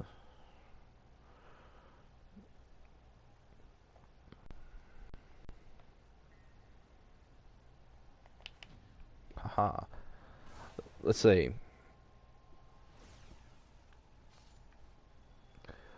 I think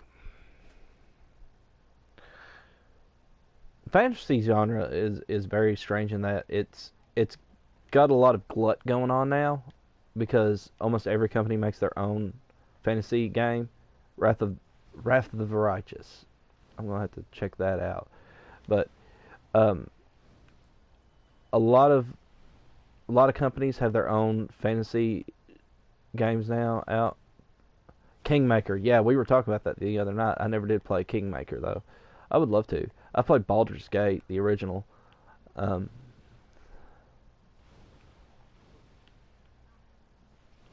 of course, I'm always a Zelda fan. Can I not kick your shield aside, buddy? Well, it doesn't matter because you dead. I have Baldur's Gate 3. I haven't played 3. I played 1 and I played 2. I liked 1 the best, but I do like 2. I know they re-released them for modern consoles, but I might end up getting them for this because I don't have the old stuff that I used to play them on. But um, this series right here is probably my favorite, even though it's not. It's got Dungeons and Dragons aesthetics, but not necessarily the gameplay, because obviously no turn-based combat, and you can go up to like a max level of like 700 and something or something like that.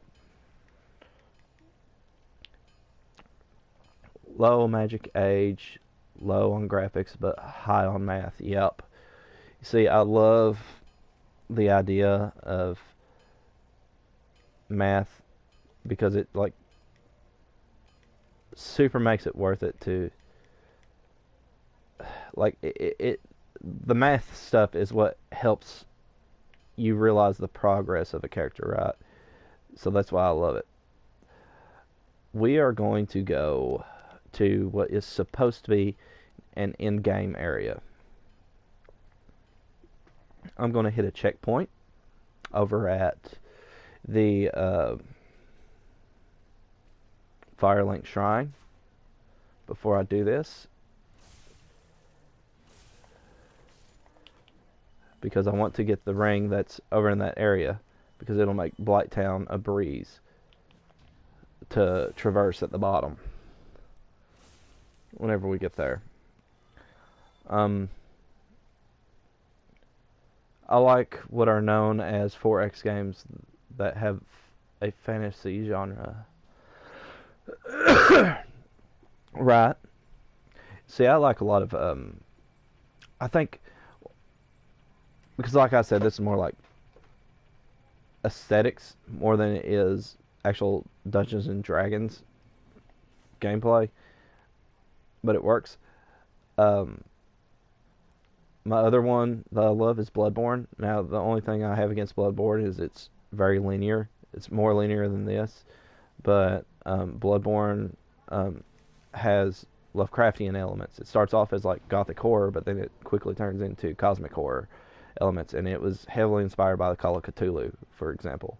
And by the way, in case anybody wonders and hasn't heard me talk before, I pronounce Cthulhu as Cthulhu with a hard T myself. If you want to say Cthulhu, that's fine.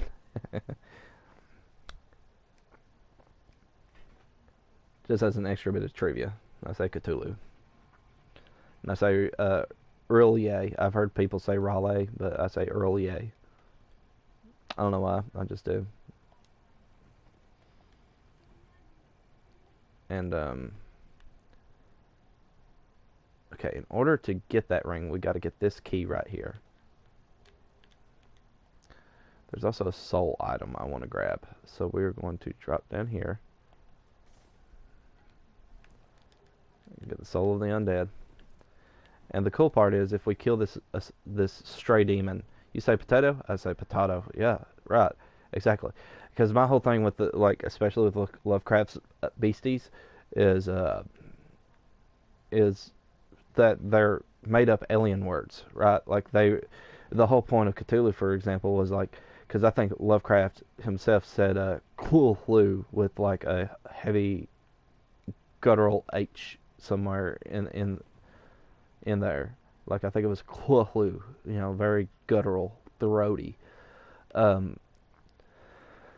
Excuse me. But we're going to pretend to be an egg for a minute. But his whole deal was It's a made up alien language because this is like a made up alien god, and he got his name from vocal cords that do not work like humanity's. That's the in world explanation for it, in universe explanation for it. You could also say the same for a lot of like I've heard some people say Sathagua. I say Sathagua, for example. I think everybody's the same on Shub-Niggurath and I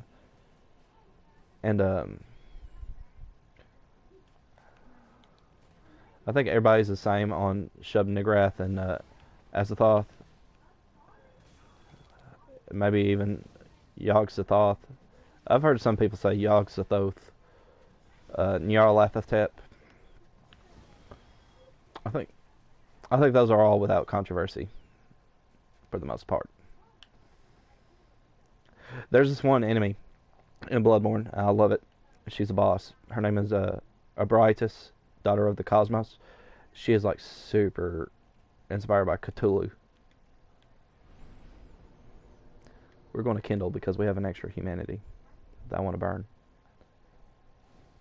That way we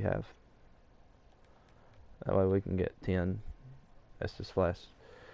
So this is supposed to be a very difficult area. So we have these Black Knights, and they do a stupid amount of damage. This is more meant for in-game, like when you're a higher level, but it's doable at this level. It's doable early on. I wanted to come here mostly because the Stray Demon is not a very hard fight.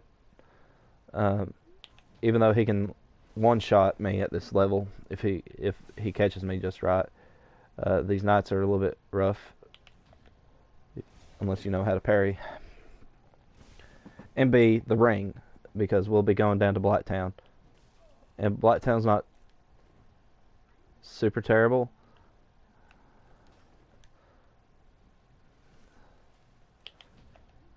Blacktown's not super terrible, but you're wading through like a puddle of filth that slows your movement, makes it difficult terrain, so to speak. And I would love to not have to slog my way through and like roll just to get through the town. I'd rather just be able to like run and walk like I would on normal surface. So it's worth it. Also, we're going to be fighting Oscar, who gave us the key at the beginning in the Estus Flask. He's alive. He is hollow. Here's a good way to try to... He got caught.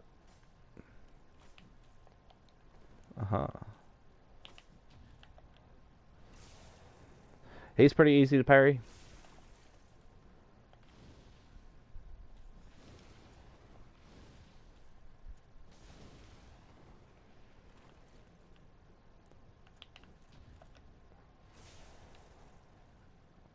He drops a really good shield. I love his character design because it's so super classic.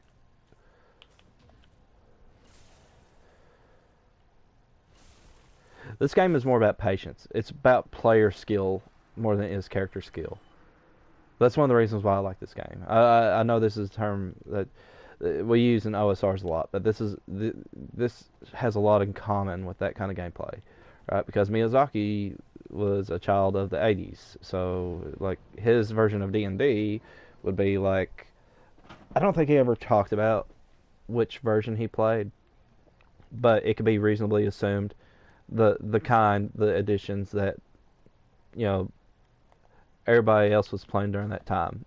Second edition, maybe first. Basic, BECMI, basic expert, master, a basic expert, companion master, and I think it was immortal was the last one. I think I finally figured it out. I never could remember what BECMI stood for. I would love to get the rules cyclopedia one day, but my only thing is that when you buy the PDFs from Wizards of the Coast, they are so low quality. Like, they are so terrible low quality. And it's weird, because I don't know if it's done on purpose. I would hope not, but it seems like the only reason it's done that bad is so that attention is not took away from the current edition that they're running at the time. I'm going to backstab you.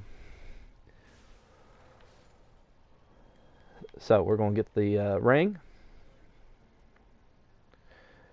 So those enemies are done. Rusted Iron Ring.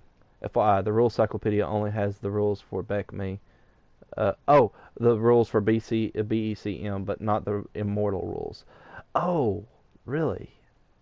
Well, that I think I might remember somebody saying that, because it was like, I think if I'm not mistaken, a retro clone of BECME, I think, or a retro clone, of BECME, of the Rules Cyclopedia would be Dark Dungeons, I think, is the one that is the OSR clone of Cyclopedia, and I don't even think they have Immortal, but I'm not sure. I don't have Dark Dungeons.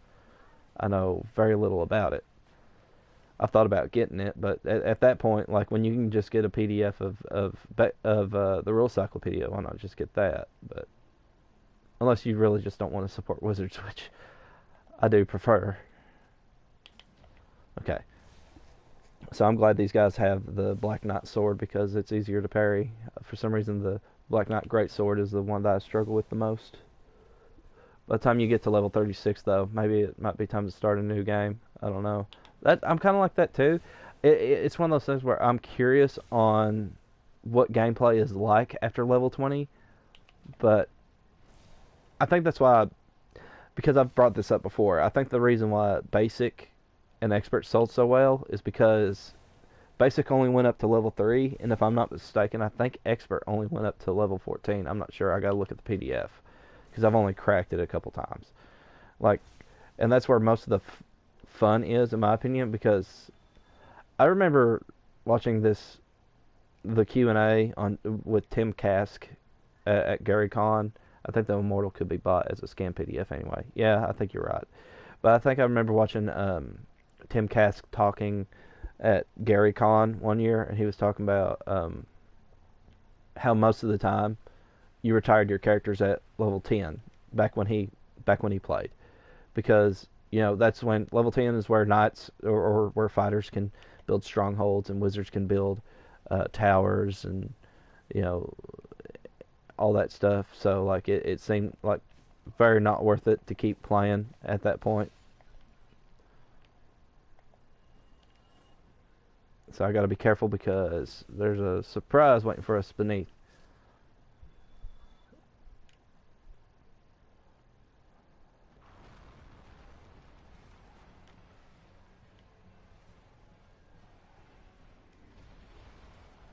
Okay, so we got to watch out for this guy.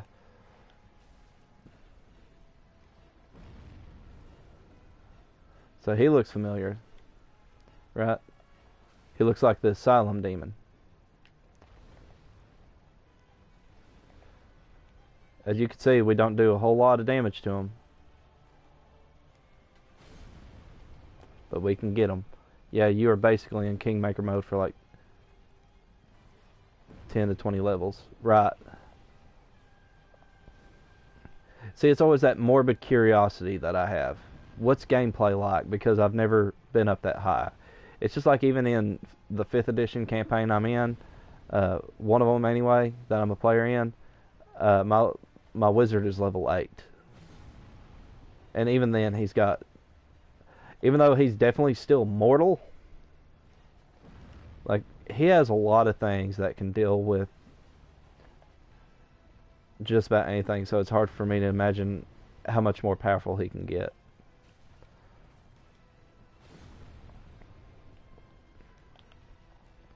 Well, so hope you guys like this boss, because we're going to be stuck here for a while.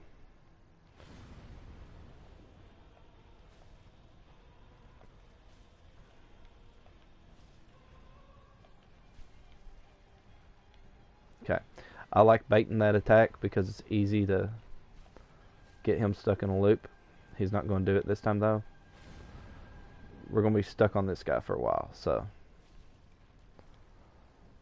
because we're not doing a whole lot of damage, but man, is he worth it.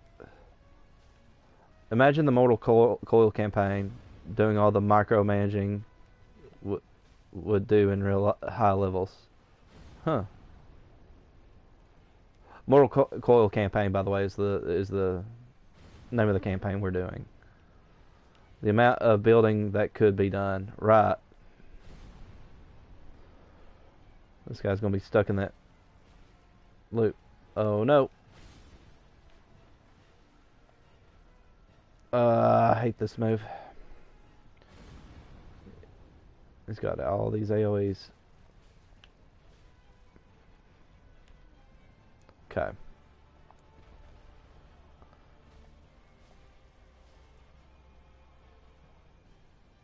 Okay, he's going to slam down. See, he's not hard. It's just, we're just fighting him earlier than we normally would.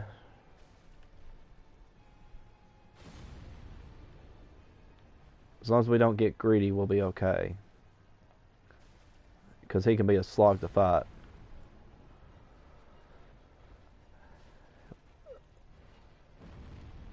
If we were fighting him at the level that is normal, we'd have him dead by now. Like, he'd be so... like, he's stupendously easy. Like, he's not got a varied move set. And you can actually exploit some of his animation frames. He's just very tanky when you're at this level.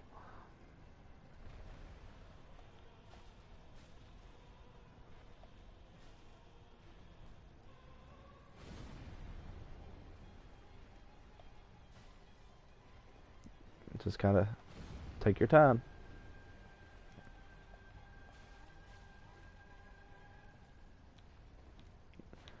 Leave yourself enough stamina to escape these blast radius, because this is most likely is what's going to kill you.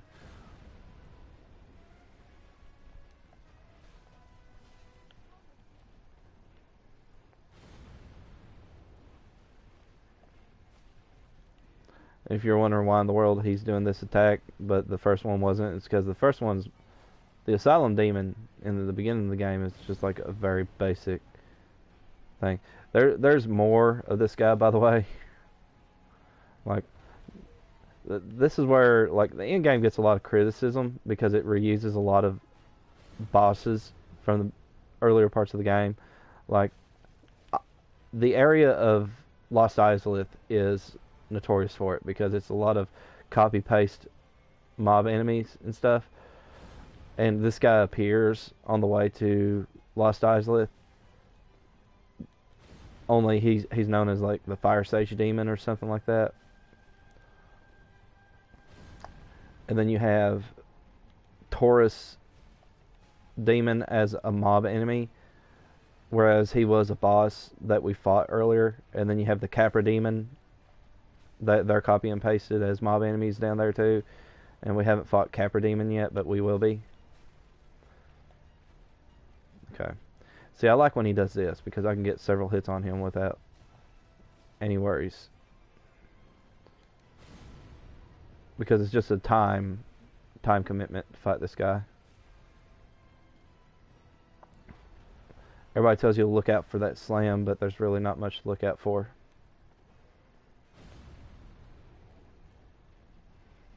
But yeah, obviously, like if I was wanting to do just a straight up normal combat with this guy at this level, it would not end well for me. Now, I hate when he does that because it's this sweeping move that can easily kill me. Okay, I gotta get out of there. I can't stay there.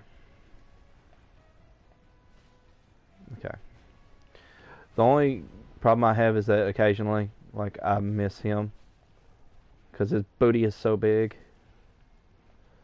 How in the world you can miss him when his booty is that large, I don't know.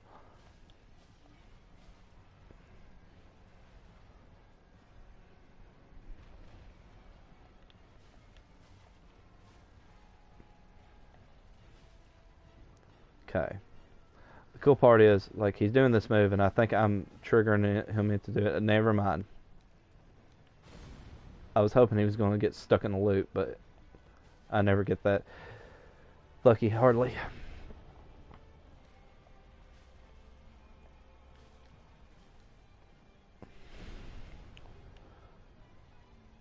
But yeah, if I had my Pyromancy Flame upgraded, he'd probably be dead a long time ago.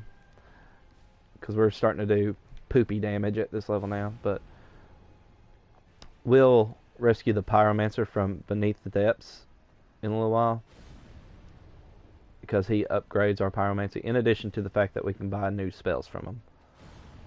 And you probably noticed I upgraded a lot of attunement. It's because the way you get spell slots in this game is leveling attunement. So, like, if you want... I shouldn't have done that. So, if you want more spell slots, you can get attunement. So, like, you get more fireballs, fire orbs. There's a lot of really good pyromancies. And the fun part is that a pyromancer is a level 1 character starting out. It's the lowest level character you can get starting this game. And pyromancy in this game doesn't scale off of any stat. It's all about how you've upgraded your pyromancy through the game and what kind of pyromancies you have.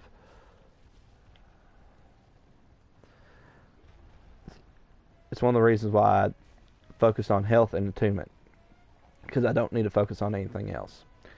Now, I'll probably eventually focus on strength. That way my axe will do something. But we finally got him.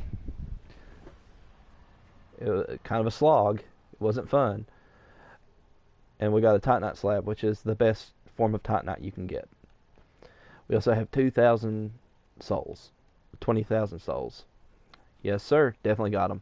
He's not hard. He's just, if you make a mistake, he can kill you in one shot. And he's very tanky. Like, this is more meant for when your character is like level 30 to 60 or 70. That's why I was doing crap damage to him and the Black Knights. But hey, we got several more levels in us now. Uh-oh.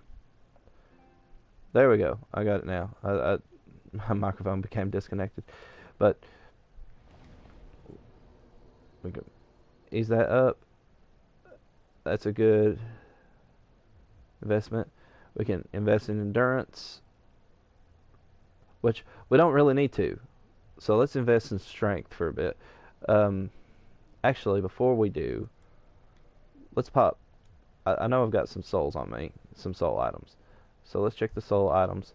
And I can't remember what the hand axe scales off of, but I'm pretty sure it's strength. Like, I don't think it's a quality weapon that scales off of both. So let's check out the stats on the C and D. So yeah, it definitely scales off of strength. So what would I get by, let's go to, okay. So what about, yeah. Because if I do this, I go up like 9 more points of damage. We'll probably focus on dexterity at some point because it does help with the speed of casting fireballs. Really, it helps with casting speed in general. You can leave us alone now. We're leaving. We're going to be going back to Firelink. So we're done here. Cool. So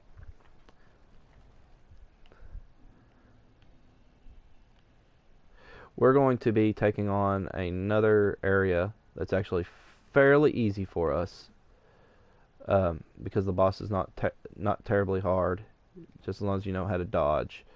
And we have something in the way of ranged opportunities. Where am I going? This is not the way to go. We're going to go take on the Moonlight Butterfly, which is just after Andre the Blacksmith.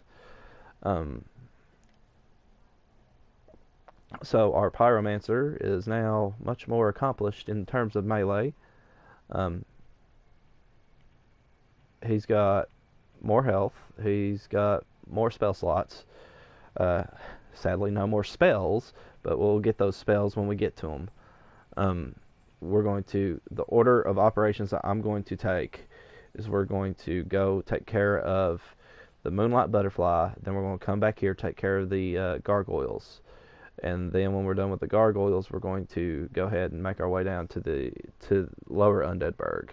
And when we go down to the Lower Undeadburg, we're going to find a sorcerer, and we're going to, which he does sell some really good rings that probably would help us, but really we're going down there because we want to get to the depths and rescue the pyromancer that's been kidnapped and stuck down there, because he's going to allow us to upgrade our pyromancy flame, which, if you don't know what I mean by that, it's this catalyst right here that I have for my pyromancy.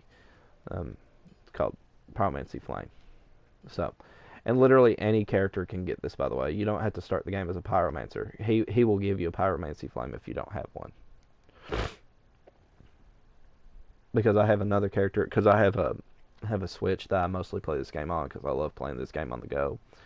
I started off as a deprived, and time to chop this tree. Anyway, started the game as deprived, and because I put most of my stats into health and endurance, almost died. Having a pyromancy flame was a good way to do a lot of damage very fast. Whenever I finally rescued him.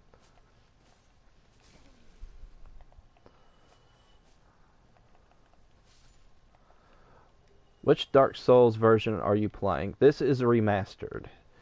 I do have the PlayStation 3 Prepare to Die edition, but never have been able to stream on my PlayStation 3. I also have a Switch which has the remaster on it, and this is basically the re-release of the first Dark Souls. So this is essentially Dark Souls 1, but with prettier graphics and frame rate and stuff like that. I do have the OG, the Prepare to Die edition. I've got over at the side, and I also have the original Demon Souls for PlayStation 3. I would love to stream them, but I've never been able to stream on my PlayStation 3. So we're going to be going through here and getting a few extra items. So first off, order of operations. We're going to get this partisan.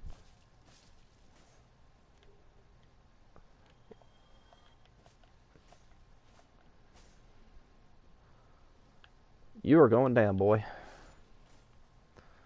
Okay. So now we're going to go through here. There's a few items that's over here behind this secret tree. That was a secret wall, by the way, in case you didn't know. I love how this game did secret doors. That's almost how I imagine secret doors in some of the dungeons I make. Not all the time. Like, they're not always concealed with this magical, misty wall that's made to look like a fake wall. Mine are usually like some kind of mechanical thing. Like, you push a stone and it slides to the side and stuff like that. But I do occasionally like to put in the nice, magically disguised wall. How we can... Because this guy's just extra souls. We don't need to kill him, but we're going to. He doesn't attack, but extra souls never hurts.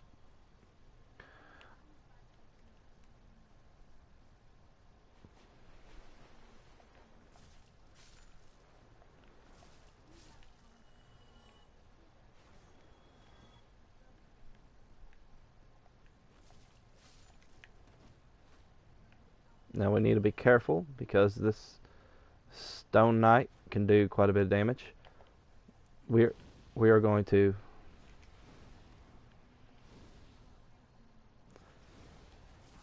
Pyromancy doesn't seem to affect them very much, sadly. Oh, shoot. Yeah, I knew he had me that time. I forgot that if you get too close to him... See, I thought me being far away whenever he did that slowdown spell wouldn't have mattered, but apparently I was wrong. It's okay, though. We can get that stuff back easily. That's no big deal.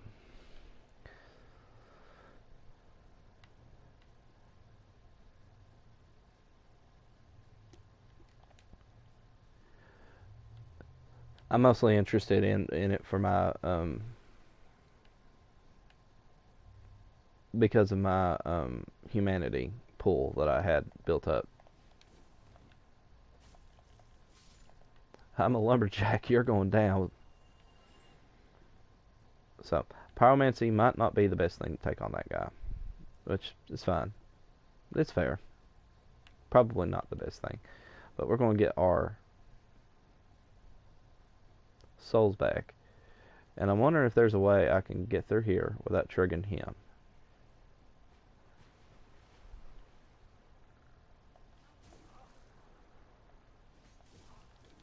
Well, I'm already doing terrible.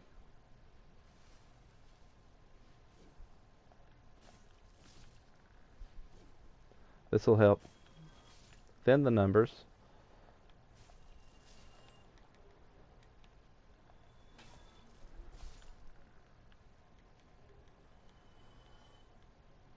Okay, so we're just going to chop at him with our axe.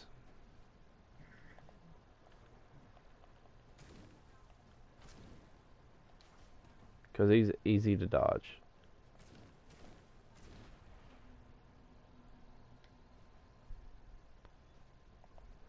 Nice try there, buddy. Going to have to wake up very early in the morning to catch me with that. No! He caught me with it.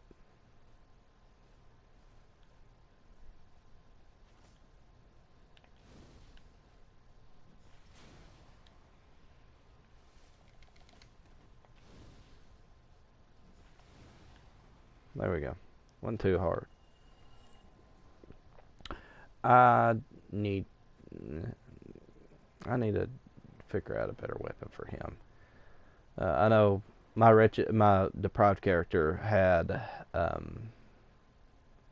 starts the game with a club, and that's immensely more useful for dealing with him.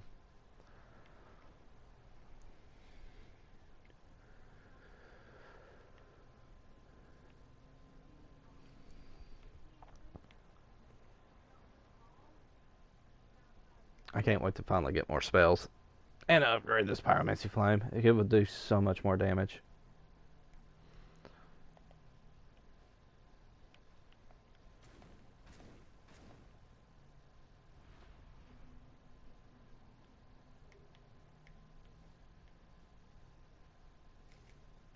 Oh no.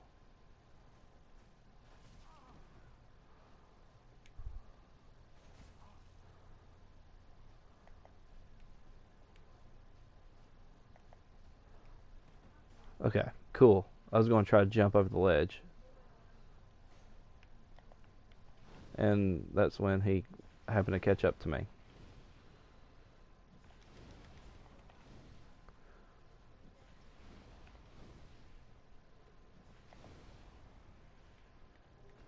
Stone Greatsword.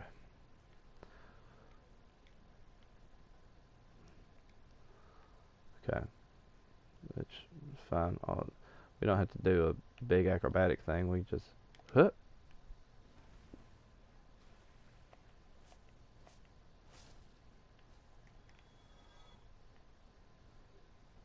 Oh, there's a thing I forgot to grab. That's pretty nifty to have. Okay, so there's also an armor set we're going to grab. We're not going to fight any of the enemies. We're just going to grab it, run away, get out of there. And that is the... That is the Elite Knight armor, which is really good armor. And I do want it. See, I'm going to keep this character using his Pyromancer outfit for New Game Plus, but after New Game Plus, he's going to be wearing some niftier armor.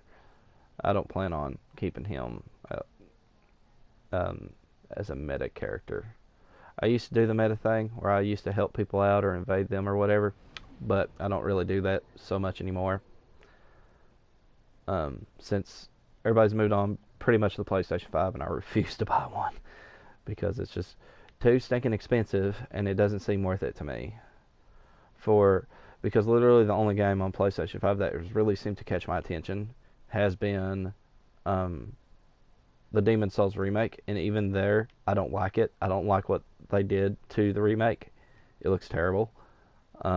It lost every bit of its soul, and it's just not worth it to me. So I'm not gonna buy it for the Demon's Souls remake. I was wanting to try to summon Witch Beatrice, but I don't want to waste a humanity restoring my humanity. So I will get probably Summon Slayer though. Well, maybe not. I probably. That was dumb. I should have waited.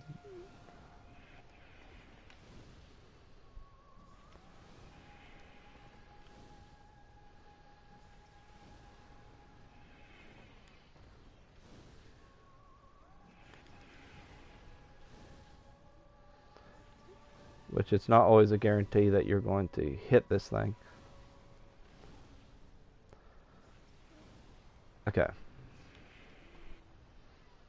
So now we gotta wait for it to... There we go.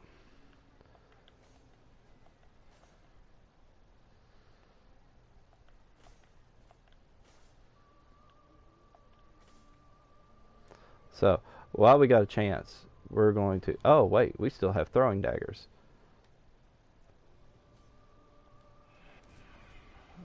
Not quite as effective, but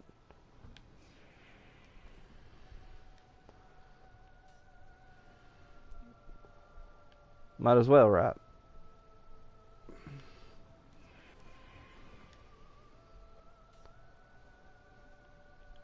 Better than nothing.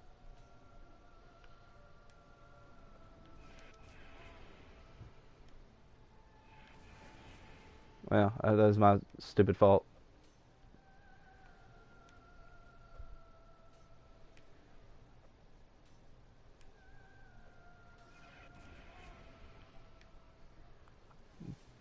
Jinky juice.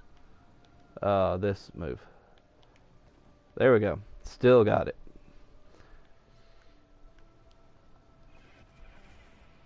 I can't seem to avoid the magic missile though. I was doing good at avoiding it early on, and I just don't now.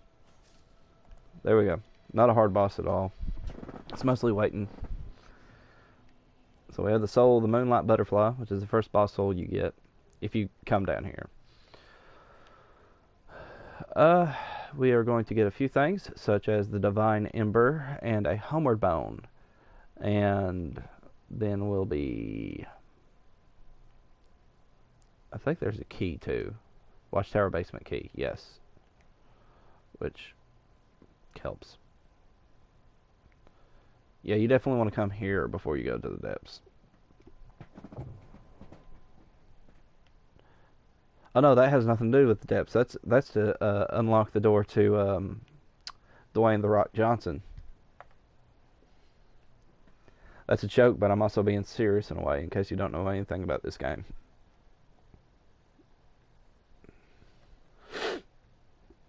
Which we might fight The Rock here in a minute. You smell what The Rock is cooking. Yeah, I'm not falling for that there, buddy. I'm gonna get out of here. I'm gonna grab a particular soul item. Then I'm gonna rest at the bonfire, and then I'm gonna level up, and then I'm gonna head back and fight the gargoyles. Stone Golem? No, it's actually his name is Havel. He's an NPC. The lore behind him is that he used to be one of Lord Gwyn's compatriots, and he got locked in the tower. He was locked up in the tower. Actually, like, I think it's on the item description, I believe, of the key. So let's look at the key real quick. Basement of Watchtower in the Undead Burg. The basement of the Watchtower forms a stone cell. There are rumors of a hero turned hollow who was locked away by a dear friend, for his own good, of course. So,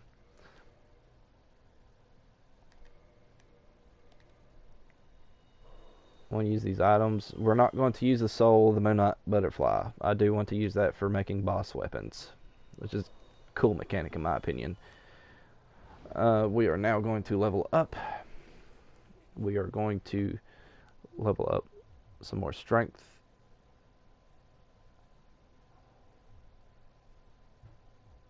What was the deal?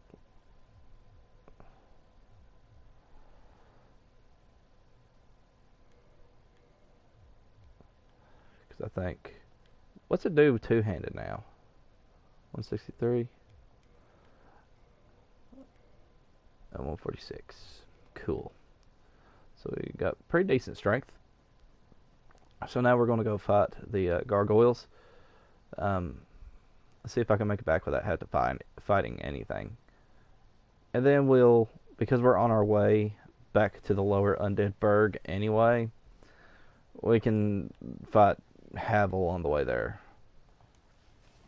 He's not a terribly hard fight. He can easily one-shot you because of his weapon. I could actually get to his tower from here if I really wanted to.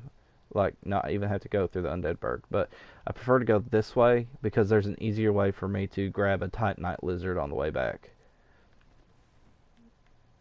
Leave me alone, you bullies. So back to the Undead Parish.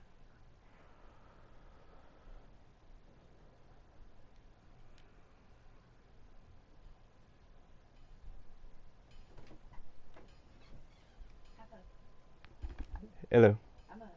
Are you up? Yeah, I'm up now. Okay.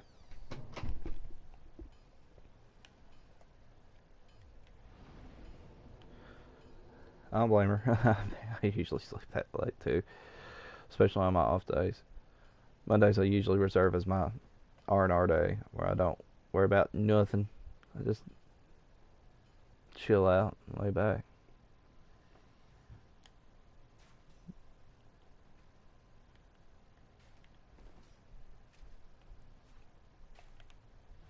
Take care of this hollow. Oh no, I made them both mad. I pissed them both off.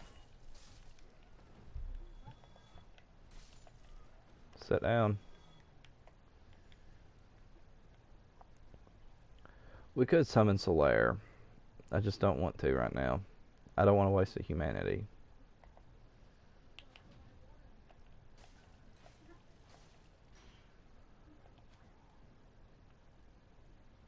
No, no healing.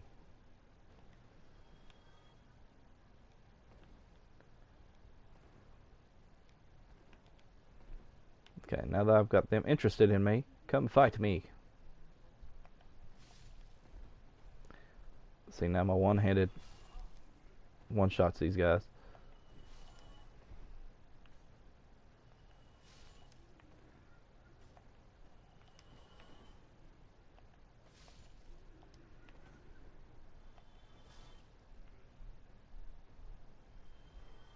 Cool beans. Alright. Time to take on the Battle Gargoyles. And this is usually the first get good boss of the game, right? I don't know if anybody... Again, I don't know who all is familiar with this game. I try to avoid spoilers, but then again, like, the game itself is like 10 years old, which makes me sad. Because I remember when it first came out. Well...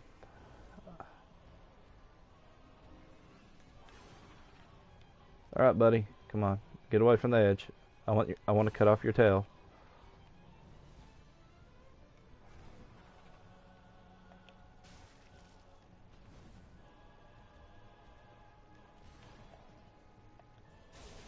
Got it.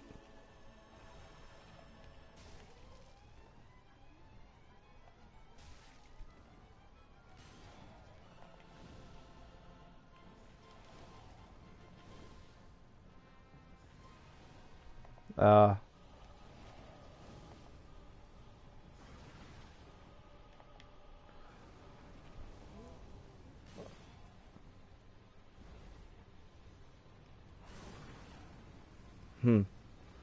So this is where the get good first begins, because now you're fighting two of them.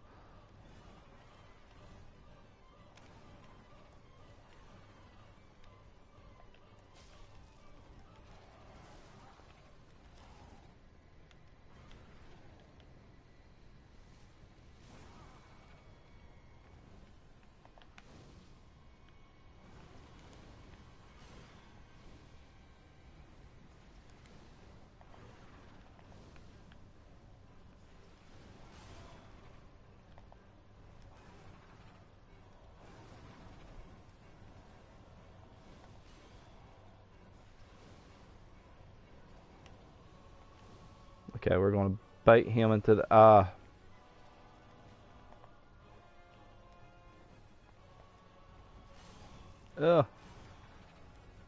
It's okay.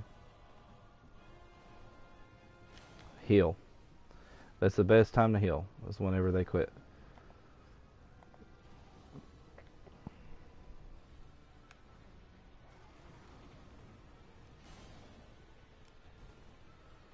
So, we're at the end of the platform, so we need to... Okay. We want to get Mr. Melee.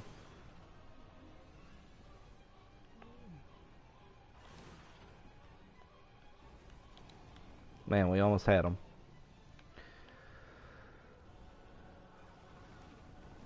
Oh no. I rolled right into the fire. Ah. See, I'm getting too impatient.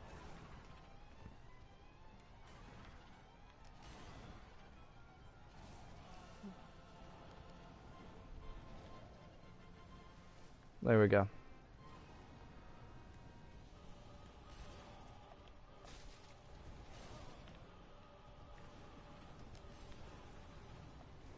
Oh no. Wow. I should have died at least a few times. Getting careless.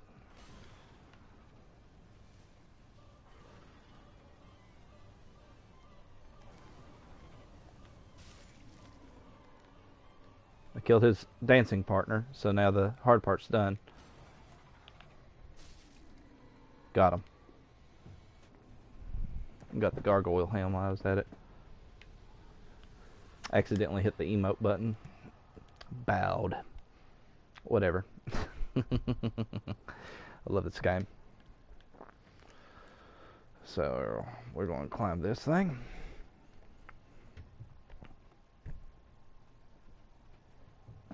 Alright.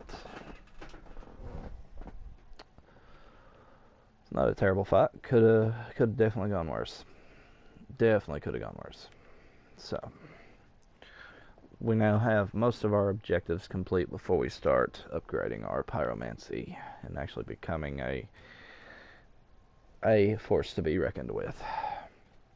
Ring the first bell of awakening. That was fun.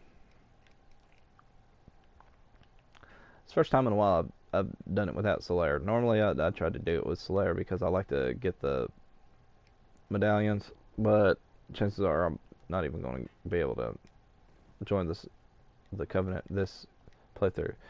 And we're going to get the gesture that makes everybody on the internet mad at you.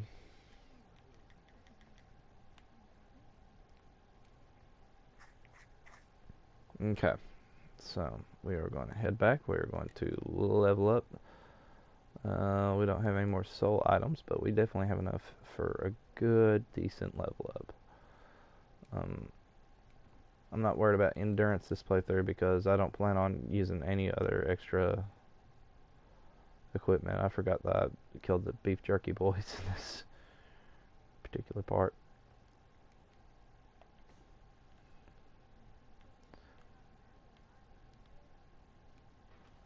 Okay. We're going to head down.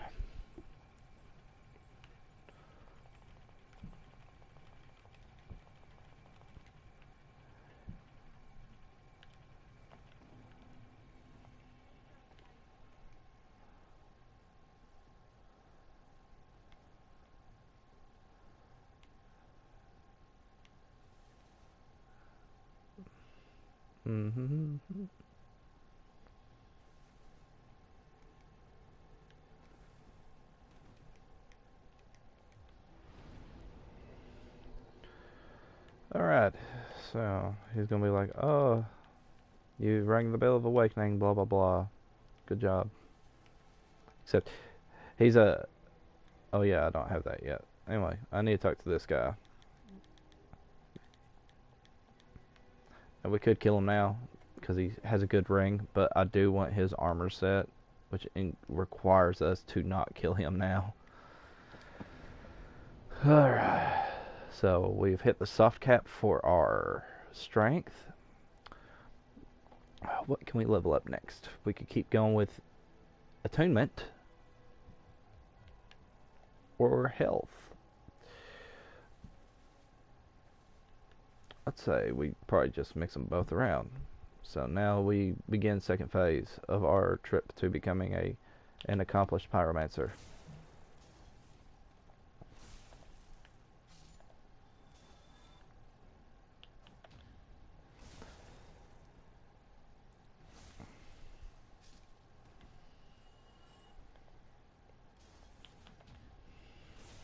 Because most of our souls from here on out are going to be going to getting more pyromancy, upgrading our pyromancy. I caught him on the edge of that iframe.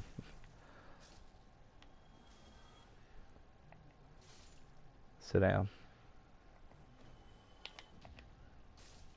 Sit down. We'll take that. Kill this rat. These rats also sometimes drop humanities, which are great to have. So our next thing on the agenda is killing the Capra demon.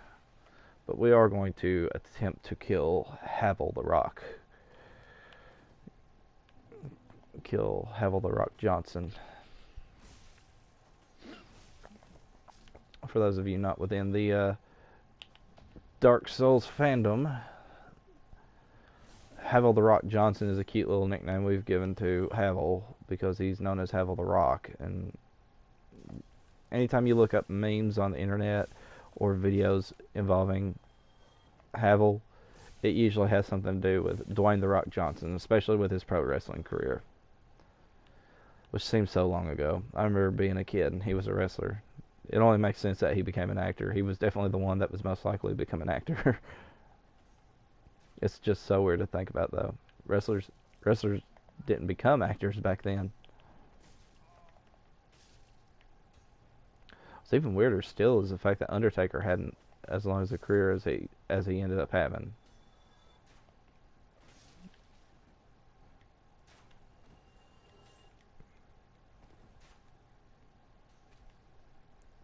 But yeah, I'm a pro wrestling fan, so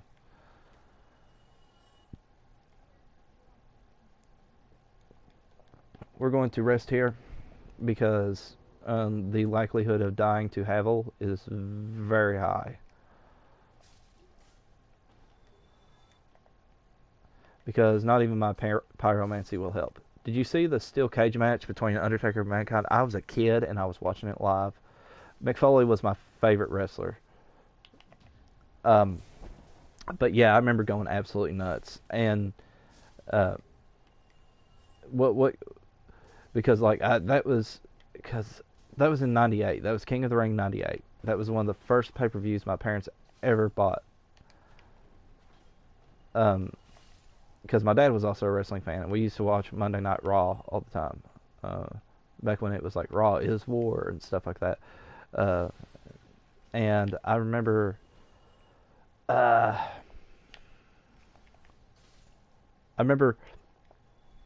watching that match live as it was happening, because I remember the main event was, if I'm not mistaken, it was Austin and Kane for the title, and it was Kane won the title that night,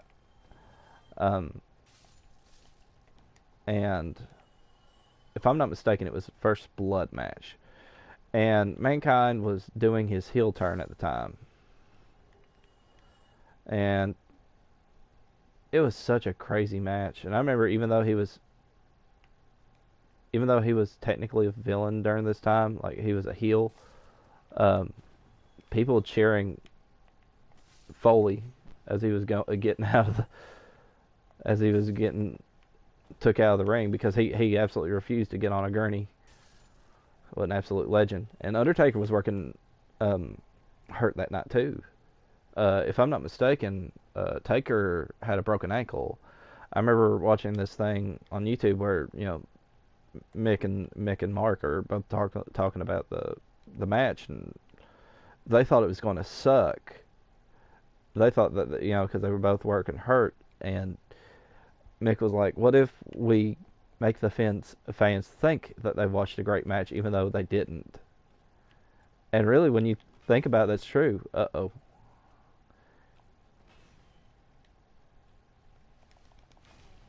Well, he one-shotted me. That was my fault for healing in front of him.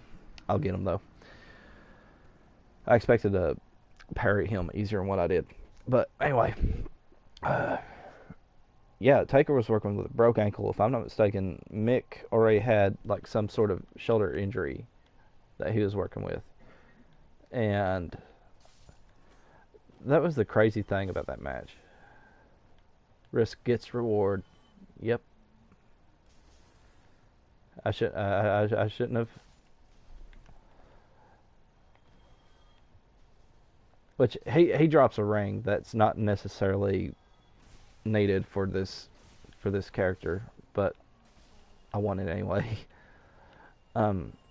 Taker and Mick were both working hard, and they ended up having, because if I'm not mistaken, the only Hell in the Cell that they had at that point in time in the company's history was the Hell in the Cell featuring Shawn Michaels and Undertaker, and it was the one in which Kane debuted the year prior, 1997. It was the one where Kane ripped the doors off the cage, and yeah, which that was a great match too. HBK and Taker in the Hell in the Cell. That was a great match too. But it was up to that point, it was the only Hell in the Cell that they had. Now, I just remember, for some weird reason, I just remember being a kid and thought that I remembered more Hell in the Cells than what they actually been. But I might have been confusing them with steel cages, and I don't know. Maybe it's just kind of that Mandela effect. Maybe I remembered more than what they actually were. But because I remember thinking, what, really? Does Kane live near your area? I hear he became mayor in Tennessee or something. He is. He is the mayor of Knox County, Tennessee. I live in Knox County, Kentucky. But he is in Tennessee. Knox County, Tennessee is actually not that far from us. I can get there within like an hour and a half. There we go. This guy has high resistance to most kinds of damage. So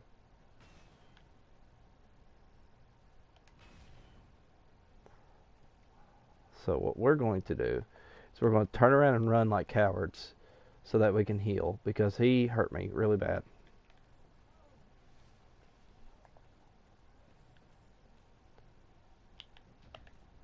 Anyway, but yeah,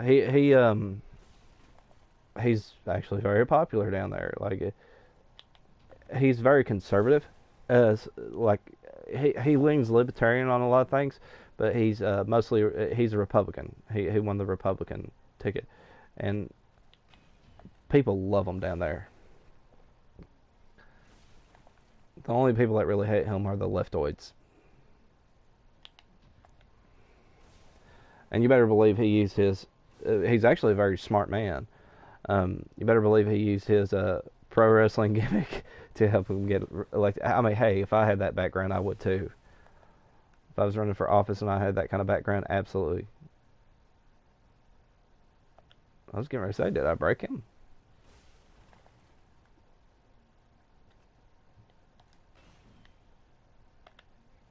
I believe I've got him. Havel's ring. So, anyway, let's talk about Havel. This ring was named after Havel the Rock, Lord Gwyn's old battlefield compatriot. Havel's men wore the ring to express faith in their leader and to carry a heavier load. Now, there's a theory that this was not actually Havel, but it because the armor and everything is not unique to Havel. His followers wore the armor and the rings in remembrance of him. That's the lore explanation. Havel, I think, comes back. I can't remember if it's the real Havel in Dark Souls 3 or not, but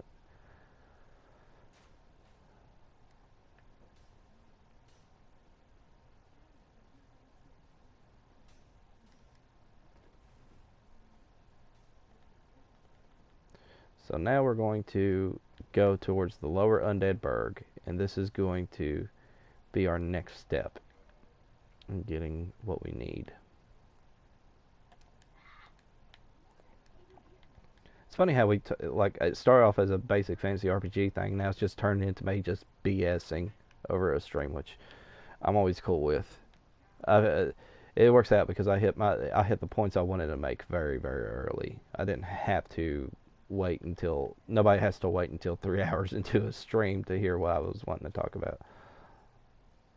So it's very true.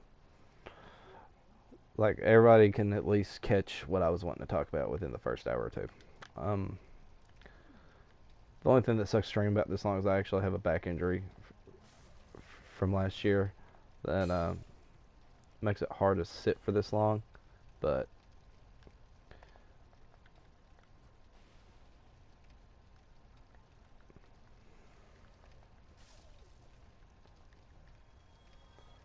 okay, there's dogs, and dogs are the worst part. Okay, so first thing we're going to do is we're going to rescue the sorcerer. Okay.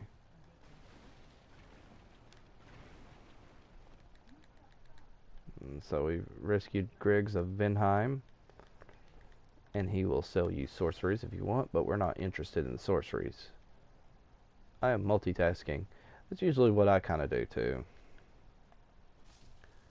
Especially if I'm like making dungeons or something, like trying to write something up for a game or something. I usually like have a podcast or something on while I do it. Plus you, oh no, this went terrible.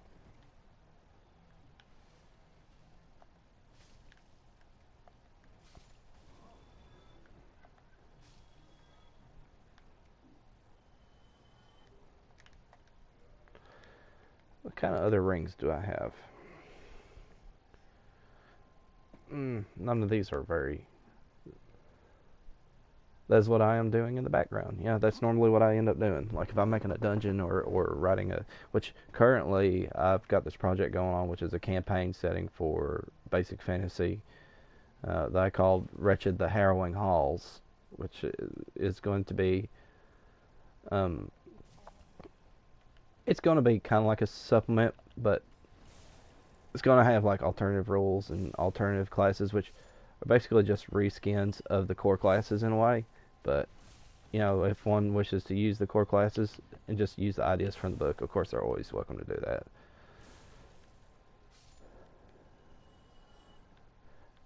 Because I finally got to the point where I'm probably going to, because I said I was going to donate my mention of the Forsaken Necromancer to the forums, and I just never took the time to do it. And I'm still kind of like, because I'm also writing like a book that I always wanted to write in my spare time. So, oh no, these guys do bleed damage, so you have to be careful with these guys.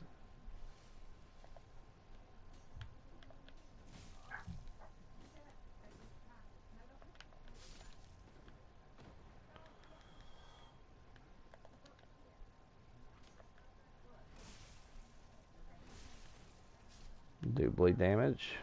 Got a bandit's knife. Bleed damage on these guys is ridiculous.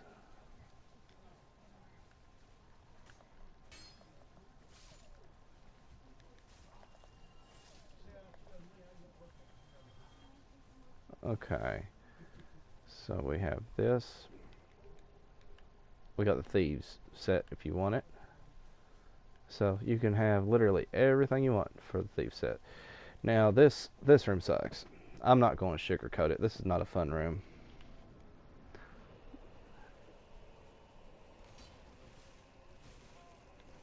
See, you get caught in a spot, tiny little room.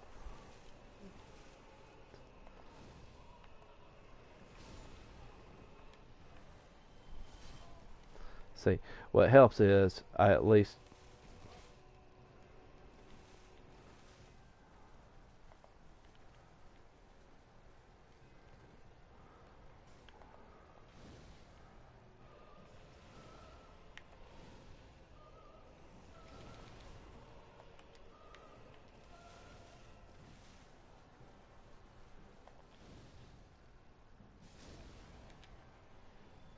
Okay, so now the playing field is more even.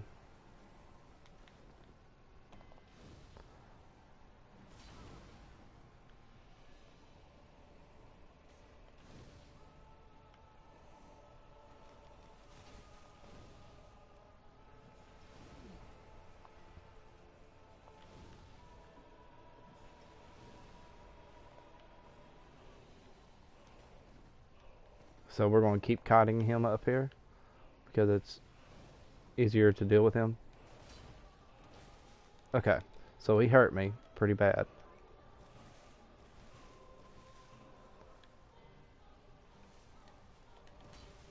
Okay.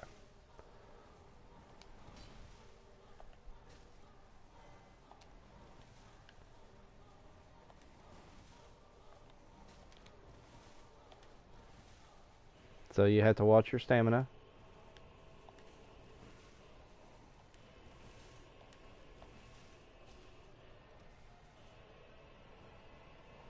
So we can kite him up here because he's actually not a hard boss. In fact, if you can get him to drop, he's actually going to have an animation where he falls, where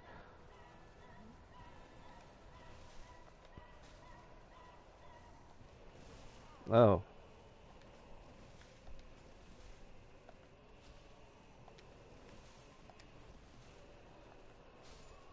got him. So we got the keys to the depths, which works out great. So now we can actually go to the depths now, and we will finally be able to get towards our goal of rescuing the Pyromancer.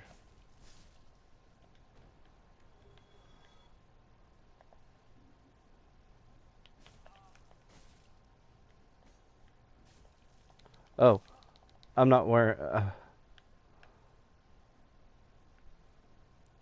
I thought I had my shield on and I did not.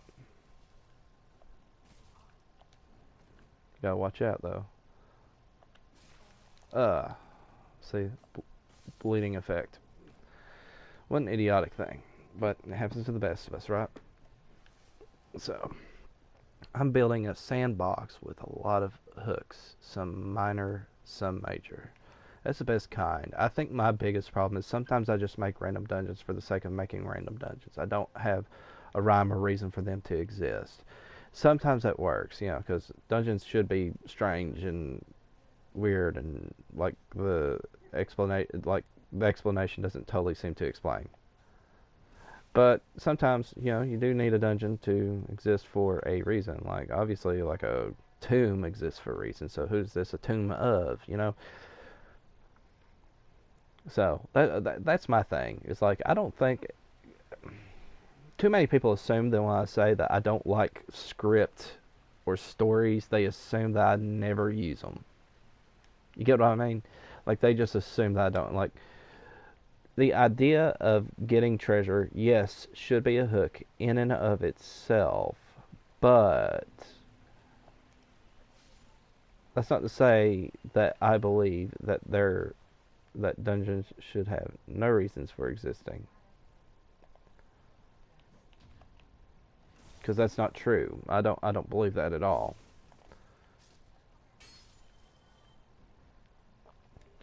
So now that we have unlocked a shortcut, we are going to rest at the bonfire, but we are going to keep our souls because we are going to save them for the pyromancer. We want to upgrade our pyromancy a lot because it is so easy to get an overpowered pyromancy flame very early. You can see, like, I have a good handle on the game. It's mostly player skill more than character skill right now, but that's not to say a little character skill doesn't help. Especially when you have, there's Griggs by the way, especially when you have a pyromancy flame that's capable of one-shotting bosses. But I'm also getting ready to go into an area where everything is resistant to fire damage, or most things are. So that was the whole point of upgrading the axe, upgrading the shield, upgrading all my equipment. And I'm not able to upgrade any of it until I I get some large Titanites. Hooks are just attractive options that the party can debate among themselves on what to do each session. I would just let them on here. Let me check. I would just let them decide where they want to go session to session. Exactly. You see, I'll always have a few things lined up. Right now, for example, in the Mortal Coil, everybody's interested in the Old Island Fortress. That's the first obstacle they want to conquer. I have several things available for you guys that we'll leave it at that. There's not just the Old Island Fortress that is available to you guys, and I'll leave it at that. Because I know that you guys would prefer to hear rumors, I believe, during gameplay, I think, or at least when everybody's present, I believe was the discussion that we had on that, and we can definitely do that. So,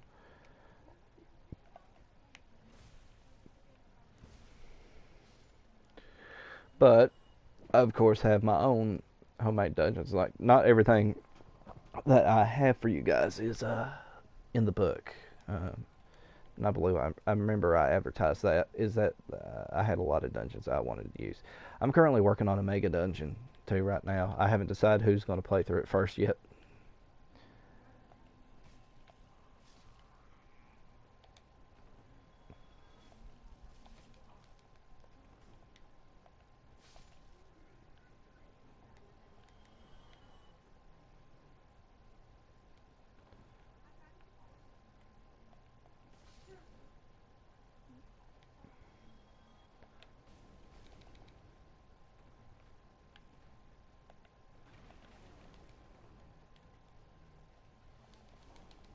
This went terrible.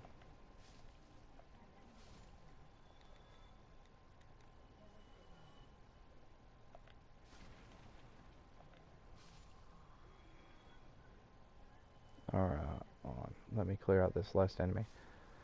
I'm debating on whether to make it make this BX or BFRPG. I kind of want to try both. Huh. Right. That I understand that. Because they're similar, but they're both a distinct set of rules. So I understand that. Like 110%, I get it. It's kind of like, when people talk about like Labyrinth Lord and Swords and Wizardry and all that. They have no clue. Man, I'm about to get wrecked if I don't do something to get out of this really bad spot. Okay, now I can take this guy on, or girl, or whatever. Got it.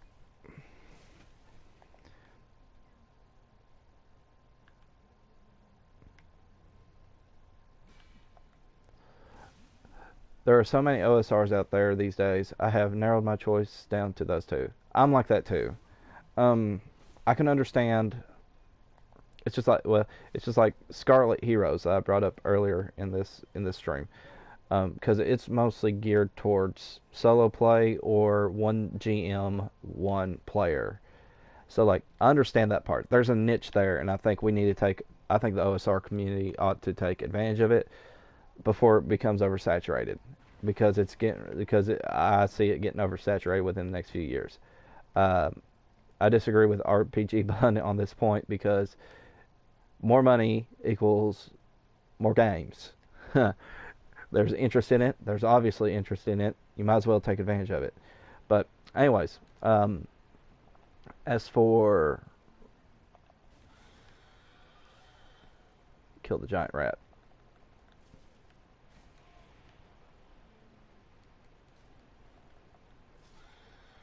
Anyway, I find that most systems that I research are too. They either want to add too much to the BX formula, or they want to tell you they want to be BX, but at the same time they want to be AD&D, and they can't make up their mind. Or in the case of a lot of them, I find that they're overpriced. Like, I would love to try Dungeon Crawl Classics. I really would. It's not terribly expensive, and I wouldn't, because it's like, I think $30. It has this weird gimmick. I wouldn't mind trying it, but like, if you decide you want to buy a module, the module's almost as much as the core rules. And as for Swords and Wizardry, I'm sure it's great. I'm sure it's good. I'm sure it's fun. But it's definitely better to add to a minimal system than it is to subtract from a complex system. Yes, exactly. As for Swords and Wizardry, I've looked up, like, and OSC, like, their stuff is just so expensive. I can't. Like, it kind of defeats the purpose of why I even started with Basic Fantasy, right? I started Basic Fantasy with the premise that it's a free game, free system. People who want to play this game, by the way, I'm going to wear this rusted iron ring. People who want to play this game can. Yes, OSC is money. Yes. And you can tell that because of how many people advertise for it. Like, compare it to the people that advertise on YouTube. BX is cheaper, and it's exactly the same game. Yeah. OSC, because I remember the book sets that you need for, I think it's just, because, like, it has a Dungeons Master's Guide and a player handbook and everything, and they're all like $30 or something. And it's like, it's one of the reasons why I hate 5e, is because 5e's books are like anywhere between $30 to $50. And it's like, when I chose Basic Fantasy, the reason I did so was because I wanted it to be cost effective or totally free. Because it started with an idea of, I had a group of friends that wanted to play, but 5e was way too expensive. And I was like, because I don't understand why, if you're going to charge $50 for each book, there's the Pyromancer, by the way. So, yay, we can actually go back to the surface and use his skills. But anyways, if you're going to charge that much, just, like, I better get a huge amount of things. Like, the only time I see paying like $100 for a book set is if finally get to the tavern, right? The only time I ever see myself paying like $100 for a book set for an OSR game is, like, you're not only giving me the rules, like, because all the rules should be in one book, in my opinion. But I better get a lot of rules, a lot of dungeons, a lot of adventure ideas. That's the only way I see myself paying $100. And even then, you've probably already lost me with that price tag. I probably went to go find something from somebody else. Because it's especially a problem when you have online resources that are free. Like Donjon is an online resource. Like, if you need an idea for an adventure, you go Donjon, right? So, and I don't use Donjon all the time, but yes, I agree. Basic Fantasy is the best value. Yeah, because it's totally free. The only thing they charge you for is if you want to print the rules, that have the rules printed out, and you pay for the print on demand price, essentially. I would love to get the hardcover rules, but, like, it would just be like a bookshelf thing, to be honest with you. The only reason I would even, I'm going to reverse Holly. I paid $6 for a paperback of the core book. Yeah, like, I don't think I even paid that. I'm going to restore humanity. I don't think I even paid that. I think I paid, like, at the time, I think Amazon had the price slashed for it, so it was like $6 even with shipping and handling. We're going to fight our first invader, by the way. Invading is a mechanic that you normally run into online with other players for PvP purposes. But this is... We're getting ready to fight our first NPC invader. And he comes back through several points in the game. And, of course, by the end of it, you can get his armor set and his weapon set if you really want. Which I really want. So that's why we're doing this. We're going to be fighting Kirk, the Knight of Thorns.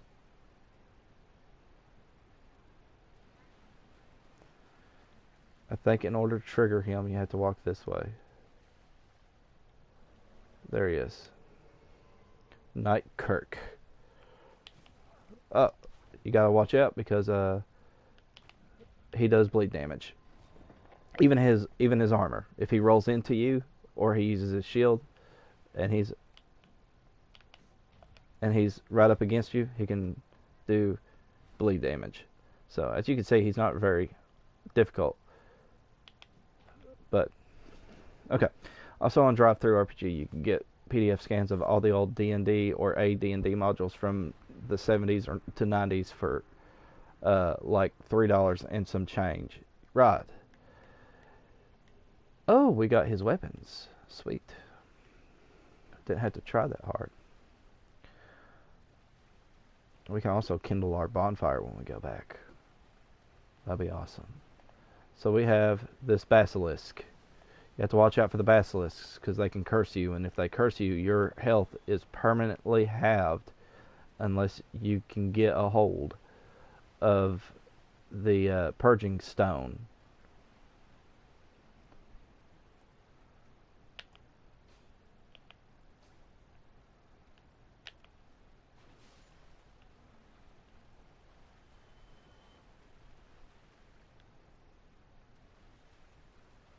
Where did he go? That makes me nervous. I don't like when enemies run away like that. Well, there's another one right there, so. Pillage corpse.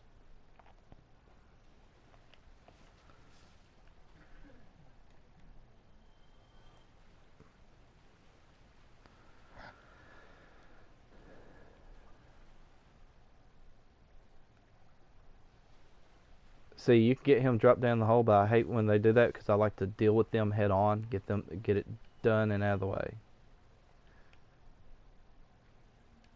We're going to drink our juice, just in case.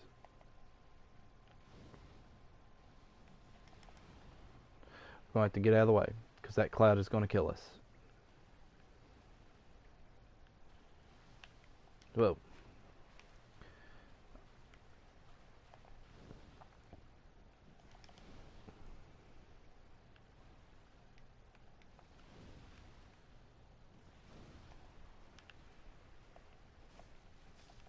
Okay, I gotta get out of the way. Getting curse build up. Don't get me wrong, the cool part about being a pyromancer is that you have a lot of resistances that keep you from getting cursed or poisoned or bleed, but that don't mean I like to put myself in those situations.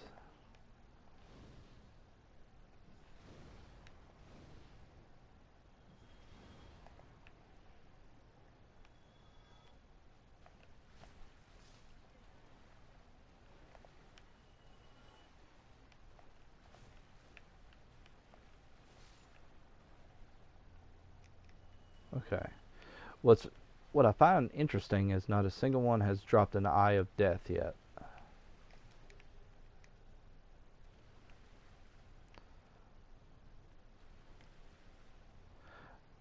By the way, in case you didn't know, if you were playing this game online and you see statues, it's a player in another world that got turned into stone from those basilisks. Because when they curse you, you immediately die. Your body turns to stone. And you're cursed. Like your health is halved. Ring of the Evil Eye, which is a pretty decent ring that I'm going to use. Ring of the Evil Eye will recover health when you kill an enemy. Now it's more useful when you have less health, but You get more HP. Obviously comes more in handy. See, this is one of the reasons I like this game too, is because like there's not a lot of cutscenes or a ton of dialogue. Like, you start playing this game, you're playing it. You're not sitting through a movie, and I can't stand games that force you to do that. And that's one of the reasons why I dislike when people make their campaigns into these movies or whatever. I thought that rat was alive for a minute. However, this sludge guy is. We need to fix him.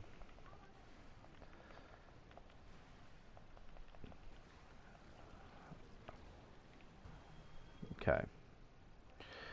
What we'll do next too is we'll kill the when we kill the gaping dragon, which we'll get Solaire and Lautrec to help with, because I do want to show the summoning mechanic.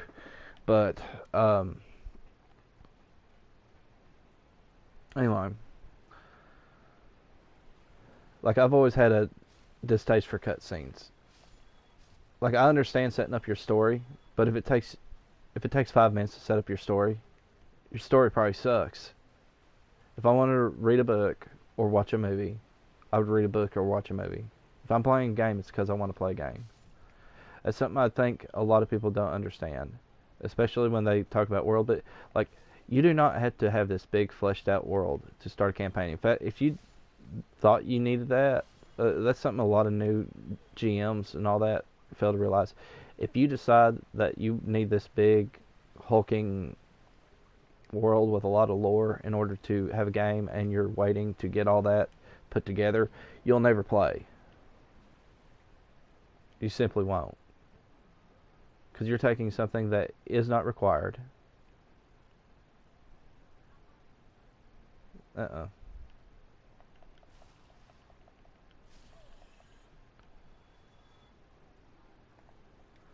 Boy, you about to get burned.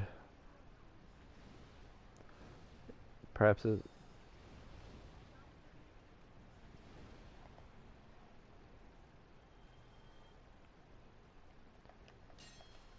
Oh, no. Well, they got me.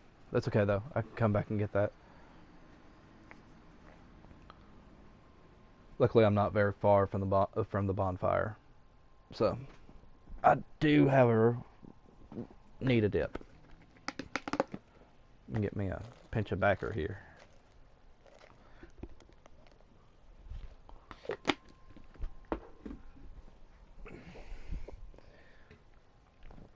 It's very funny because people in the conservative OSR group that I'm a member of that have watched my videos remark that that they love the idea of me just either having a big old wad of chew or dip in my lips, because of it symbolizes freedom. I never thought of it like that. I just like, oh, it's a habit, because I need nicotine. So, never thought of it that way, but I suppose it does. I suppose it does stick it to the man a bit.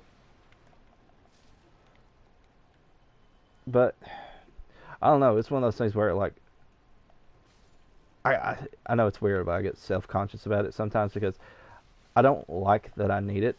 I know I'm addicted to it. I freely admit it. It's so good, especially after a big old dinner. But like, I get mortified, like, because I remember anytime I play a game with people, I normally have a pop can that I do it in because I don't like people to see it collecting. But anytime I use a clear water bottle while we're gaming, it makes me self-conscious. It's just something about, like, like, it makes me mortified because I'm like, oh man, they saw me spitting like an animal. They can see it pulling up. But then, like, I'll get people who might get on, because I've had people come on in the past say it's ultra distracting or it's disgusting or whatever to see that while you're doing a video, and I'm just like, you know what? I don't care anymore. I'm just doing it to make people mad now. I did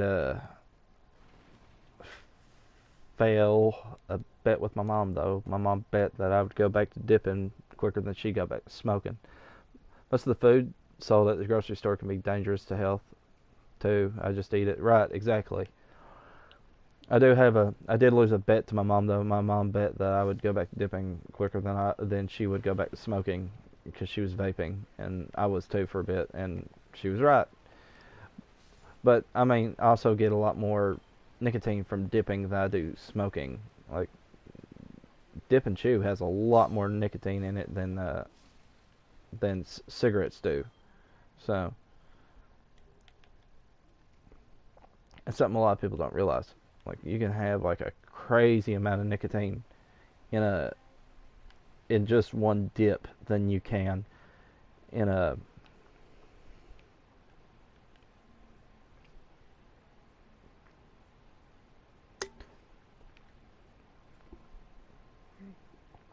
in a uh, in a cigarette. Sorry, I drew a blank. I sometimes do that. Yeah, and only your lip will get removed. A lung is more critical for survival. That's true, although I'm not a big fan of seeing a lot of the pictures of the people with their jaws removed. Like, have you ever seen them where like they're missing their bottom jaw? I hate that, and it does make me feel self-conscious in a way because like my cousin, um, he got cancer from this. He's only 10 years older than me, and he started at the same age I did. So it's one of those things where like it does make me a little nervy. I'm not gonna lie, straight up does. Alrighty, so we're unhollowed. We are human. We kindled the bonfire. We have a pretty decent stock of humanity up, so I didn't.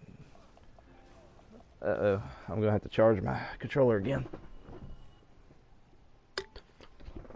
So we're finally going to use the summoning mechanic. We're going to summon two NPCs, just like we had just like we had an invader NPC. We're going to have summon NPC helpers. Think of it kind of like retainers, I guess, or hirelings in a TTRPG. I mean, the only difference is you can solo this entire game, never need help, and I have. I mean, it's not too terrible. I just love Solaire. Solaire's such good. I don't like Lautrec, uh, villainous monster that kills a fire keeper, but you'll find out about that here in a little bit. He's a traitor.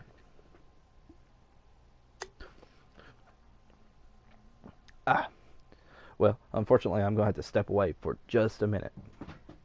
Nature calls.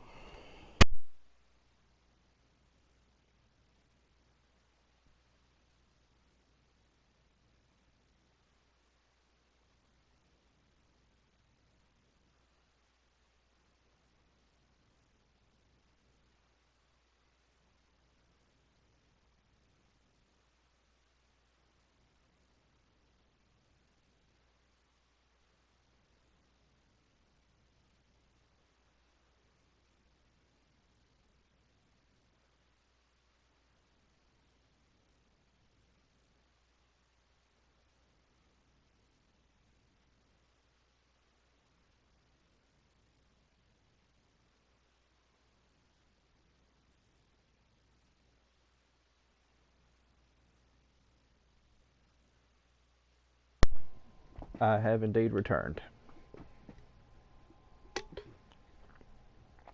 Alrighty. So, over here, I believe, is Lautrec somewhere. He's either over here or not, which I haven't summoned him for the first one, so I can't remember if that screws you out of the first summon or not. And I didn't summon Solaire on the first one either. There's Solaire. Let's summon our boy Solaire. Solaire's a good boy. I quit drinking several years ago. Best decision I ever made. We have leftover liquor in our cabinet that gets left here. They never get they never get touched. I feel better, and I have better brain power. Yeah, I've been pretty open about my past drinking problems. Solaire, I'm gonna have to ask you to move, buddy.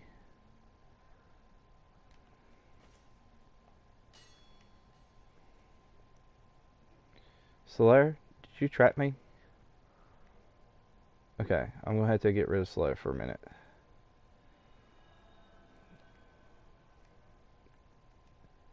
He trapped me.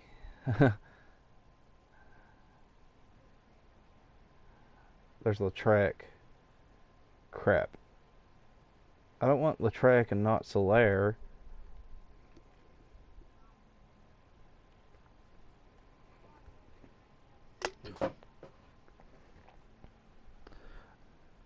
Um, I used to spend most nights shooting pool at the corner bar. I used to run pool tournaments. Yeah. Um, the only place that had pool back when I was a kid was, shit, I guess we're going without Solaire, but Gaping Dragon. We're going to cut off its tail. Anyway, the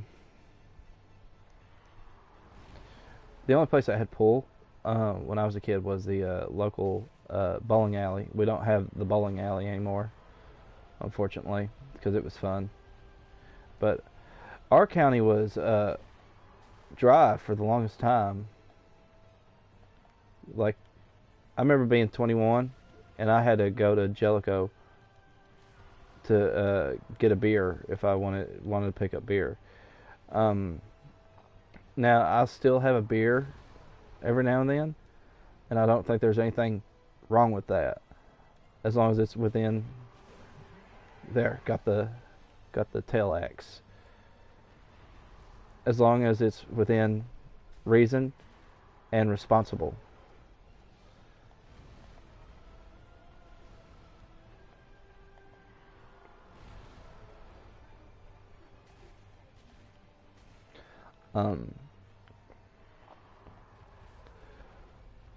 I was doing it very irresponsible. See, that year that I started drinking very heavily, I had seen a woman at work. She got mangled in a machine. I mean, very bad. It almost killed her. She had to undergo physical therapy for 2 years before she was allowed to come back, and it haunted my nightmares. Um, it made sleeping really hard, and it's not a good excuse, and I realize that. So this is not me excusing it,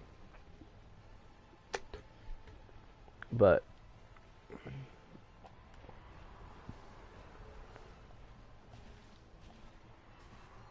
I was drinking mostly Wild Turkey 101, and that's a very expensive habit to have because a fifth of Wild Turkey is like $20, and I would drink an entire fifth of that in one sitting, which is honestly a dangerous amount of booze to drink in one sitting.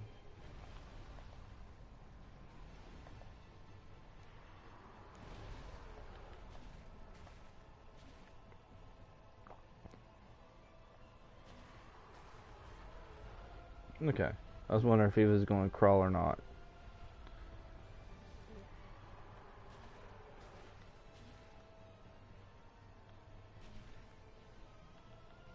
I'm a lumberjack and I'm going to chop down this tree.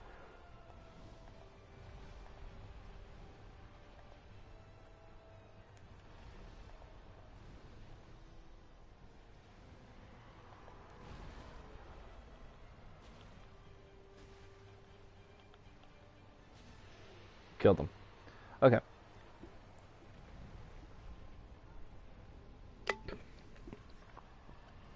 My wife and I were playing a lot of pool. We went to vacation in Las Vegas and went to a big tournament just to have fun. That does sound fun. I love pool. I'm not very good at it, but I do love playing it. It's kind of like got the standard armor set, which is what the Warriors class starts off with in this game. Um,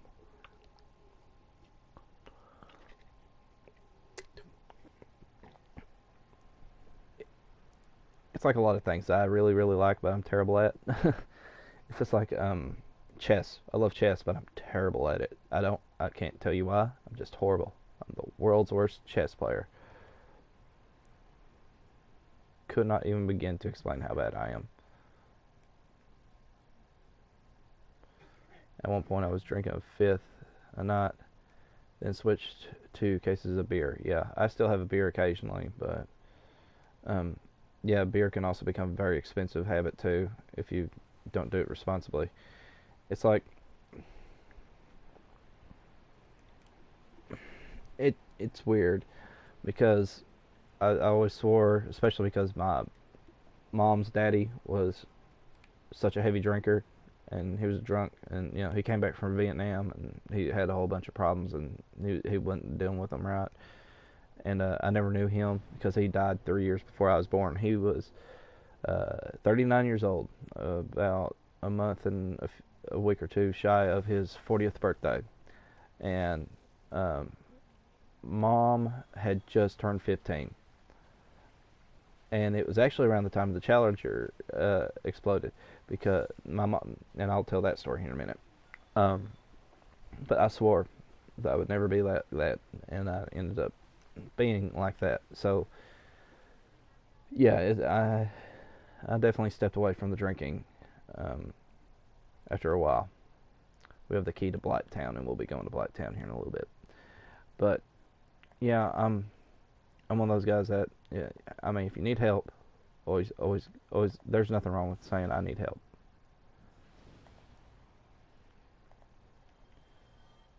Um,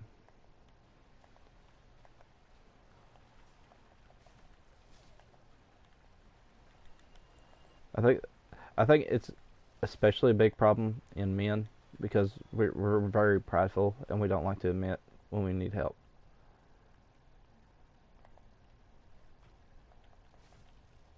It's kind of like, because I was explaining this to to a woman I worked with one time. 'Cause I told her, statistically speaking, and I'm going to be talking about rape. So anybody who doesn't want to hear it, now's your time to get off. But I'm going to have a pretty frank discussion about this. Um, I said, statistically speaking, you know, um, she was more likely to be raped than I was. I said, however, that doesn't mean that rape is not a problem with men. It's just not as widely reported because we don't know what the statistics are. Because there's a stigma that men can't get raped.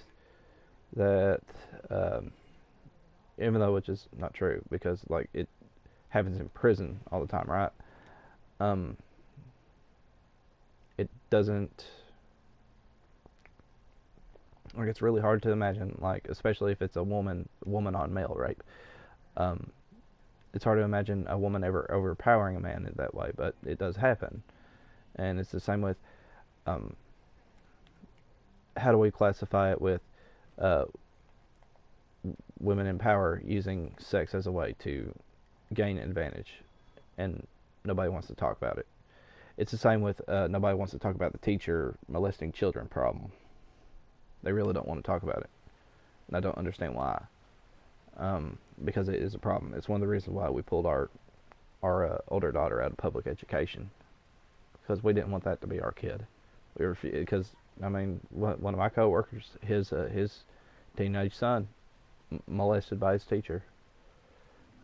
It's a problem, and people ignore it because they just want to say, well, that's just one teacher. Well,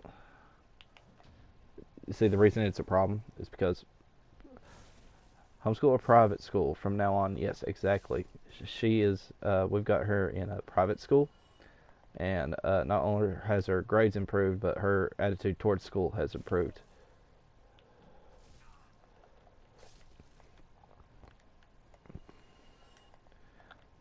She's also now she's like grades ahead of her peers in public education system.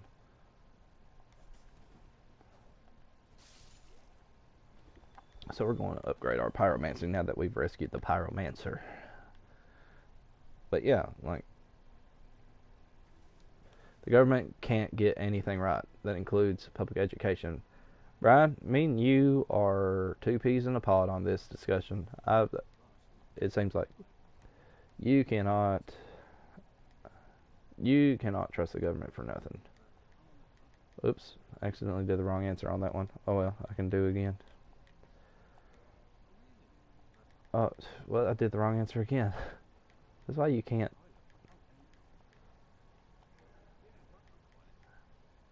Okay, purchase item.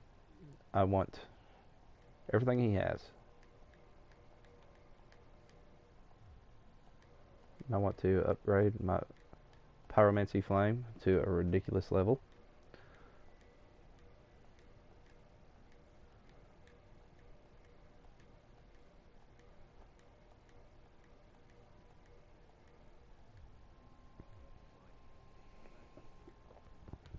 Okay, cool. We're going to. I have several soul items, I believe. Yes. So that might be enough to keep upgrading my pyromancy flame. Maybe.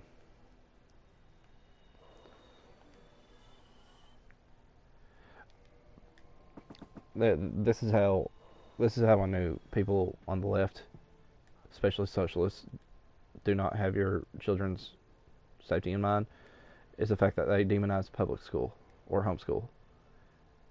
This is how you can tell that they do not care about kids and that this is not a person that you should trust. Is when they criticize homeschool in the way it's almost a religious objection to private school. I need to actually attune some spells because I have more spells now. So we got more fireballs. We have fire orb. We have combustion.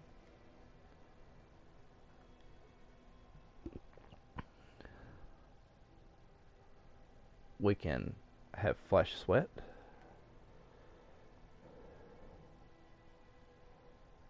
And we have iron flesh. So we have a lot of spells on our character now.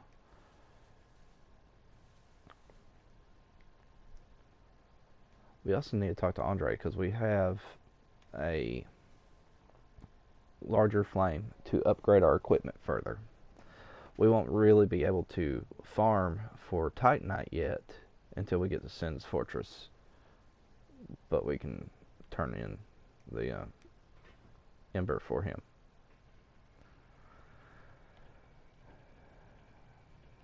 I'm just glad to finally be able to have a very powerful pyromancy flame.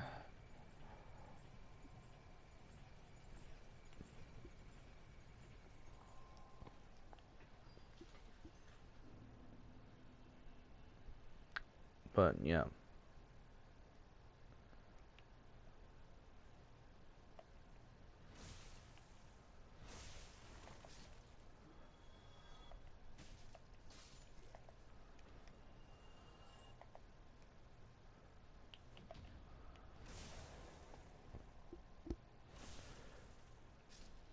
But speaking of which, I'm pretty sure Brian lives out in California anyway, so like he would know all about that. It's very funny with the state with the most, hands down, the most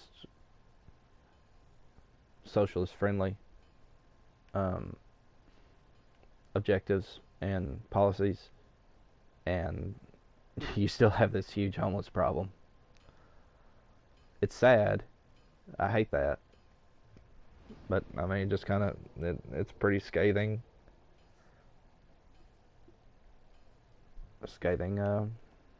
evidence against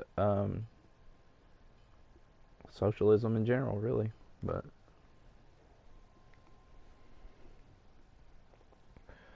right, we're going to go back to the depths and we're going to go to Blacktown. Even though there's an easier way to get to Blacktown, I'm going to take the harder way because the harder way actually has a really decent pyromancy skill. I believe it has Power Within on the way down, and Power Within is a good pyromancy spell.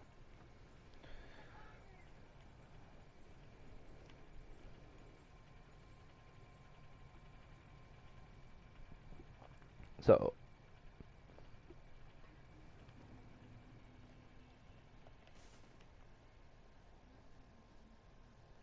most of these pyromancies are very PvP oriented, but they have their PvE uses. And of course, since we're not doing PvP because we're offline,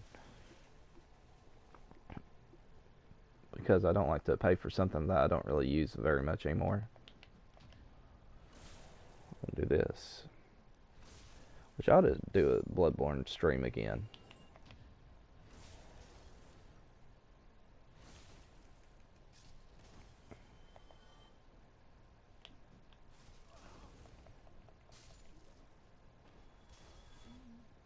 Alright.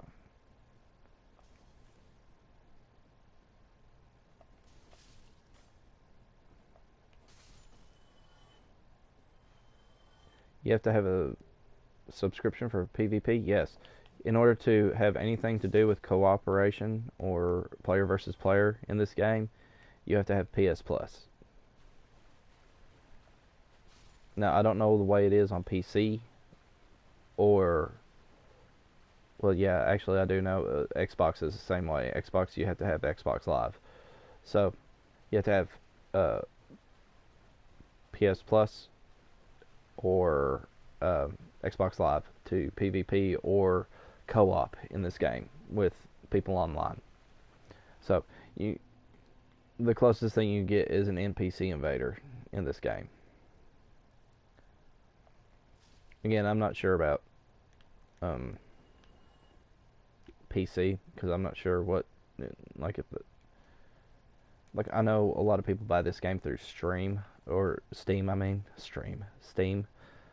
but I'm not sure after that. So we're gonna go down to Blacktown, which is my favorite area, unironically too, I might say. I never did give Andre that pyromancy or that stinking that ember. Oh well. Like, I forgot the whole reason why I went down there. I got sidetracked. My guys are all on Steam. PC. Right. See, I've got a notebook, but it's of course very basic. And really the only reason I got it was so I could keep up with my TTRPG stuff. Like, I never owned a computer ever. My wife has one, and so like I'm not very used to. That's when I say I'm very computer illiterate, I really mean that. But like, all my gaming has been done on consoles. I've just always been a console boy my entire life. But I'm not opposed to ever gaming on PC. My computer just doesn't have the kind of memory for any of it. Aishimei. I like this guy. I like them all. Yeah, we'll see you again, buddy. You'll be in a much easier place to reach next time. So, here we go. The key going to Blacktown. The land of poison. And the land of frustrating deaths. But... which in the remaster, they fixed the frame rate. But... to me, I'm a little bummed about that because that was the challenge of Blacktown when the frame rate would dip to like 0. Okay, so these guys are easy to deal with. Bait them into chasing you. Come on, big man. Come after me. I'm going to stand right here because he's going to want to swing at me. Even though he can't actually reach me.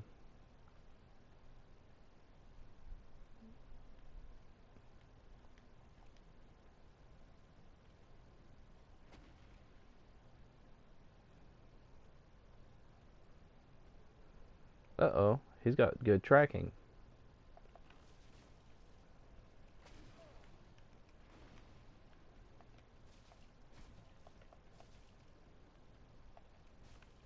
I made a big mistake. I made an even bigger mistake. On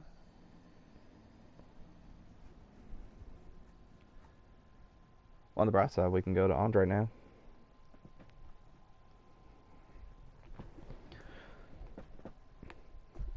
Yeah, I sometimes frustrate people because I don't do the whole controller throwing angry meme thing. I should have hit that bonfire. Yeah, here. Did I already give you the... No, I did not. I forgot to give him the Divine Ember, too. Modify equipment. We have a couple large Titanites, so we could. I just don't have no souls right now. Which, I'm not too concerned about it because, like, I could always get the souls. I could always get the souls, whenever I actually come back here for proper large Titanite farming. So, what a dumb thing I did. Didn't even rest at the bonfire at the depths. Good job, Brandon. Excellent job, Rex. Should have done it. Didn't do it. Should have done it, but didn't do it. Should have done it.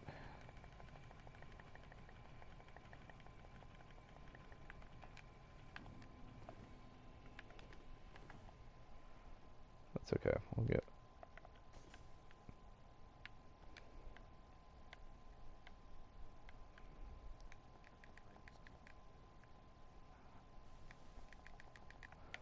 Clerics. Cleric people.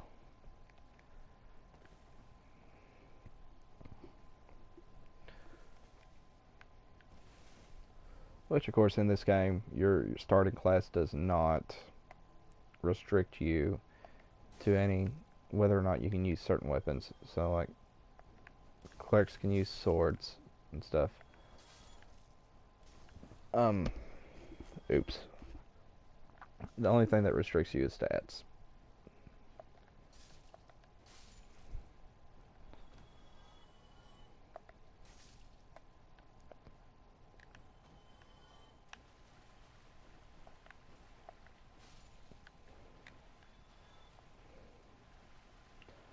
Alright, so we done that. We are going to rest at the bonfire at the depths once we get there. Then we're going to get my souls back.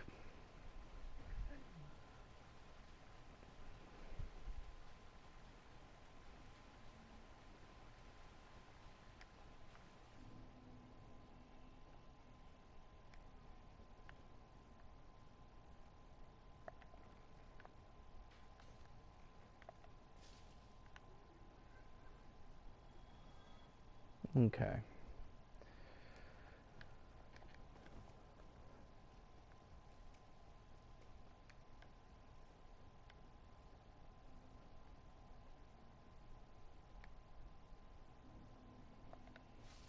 At the depths. Ow. He hit me in the face.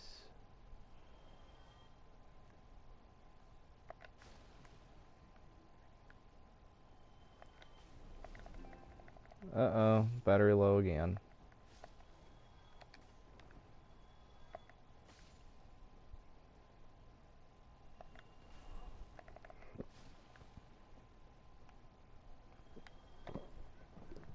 Look it up in a minute. Uh-oh. I was getting ready to move my spit can, and because my arm is away from the controller, I couldn't attack that man. Or dodge him. He could have really messed up my day. We are going to take a turn down here. Kill the doggy.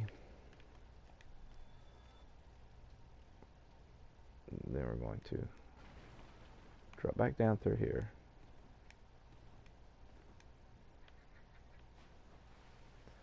Then we're going to run over to the side here. And then we'll take the door. Because we're going to die. Like, you just might as well accept that fact. We're going to die on the way down. But we can make the death less aggravating. Not that you're going to expect me to scream and holler and hoot and all that. I don't do that. I always thought it was really dumb, and thought that people that did it was doing it for views. Like, If a game stresses you out that much, you should probably quit playing because you're not having fun and it's just not worth it. And I don't like watching those people stream either. Alright, so part of the fun of Blighttown though is the challenge, the deadliness of it. So we're going to go back down. We're going to try to reach Blighttown from the hard way because, like I said, I could take the easier way, the back way, which is over by Andre. It's no big deal, but I prefer to take this way because there's a pyromancy on the way down that I would love to have. Okay, so luckily there's my souls. Okay. Oh no, it's a big club man.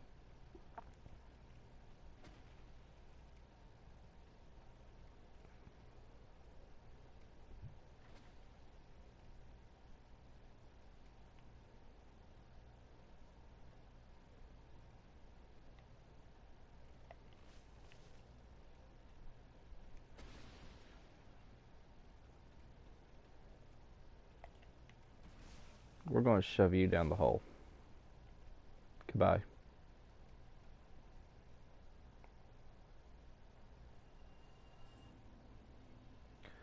Welcome to Blighttown.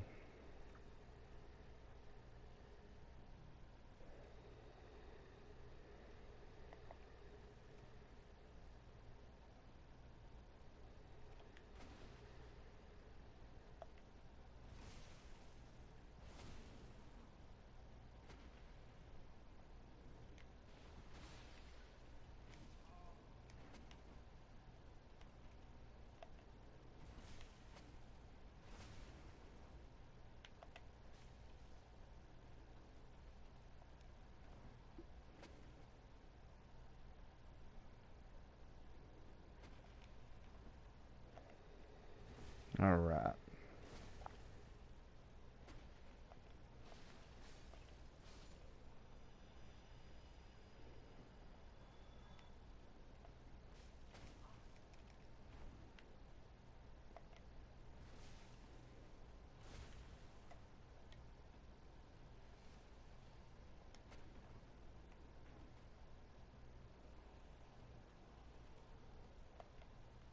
Uh-oh. Sounds like the Blighttown natives are privy to my presence. Got a dung pie and another dung pie. Yay, pieces of poo.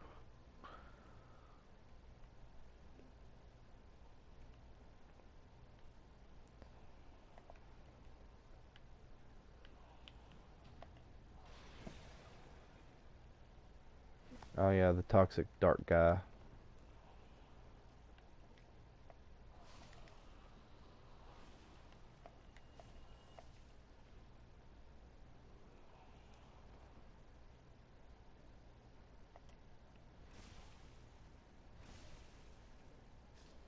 Gotta watch him.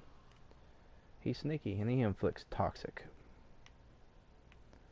Little stinker. There he is, just right over there.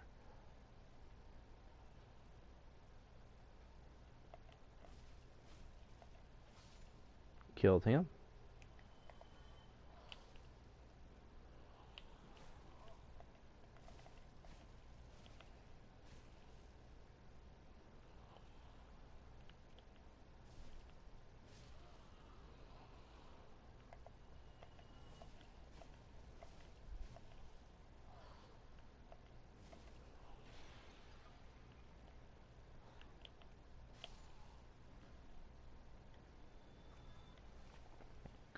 Okay, so the cool part is we did get rid of one of the toxic dark guys. Toxic in this game is way worse than normal poison. It will drain a lot more health a lot quicker, and it's super hard to get rid of because you need a very specific moss to cure it.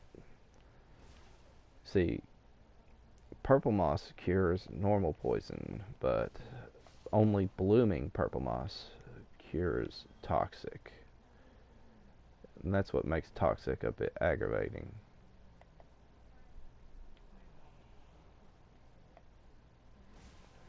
I'm going to chop this guy down.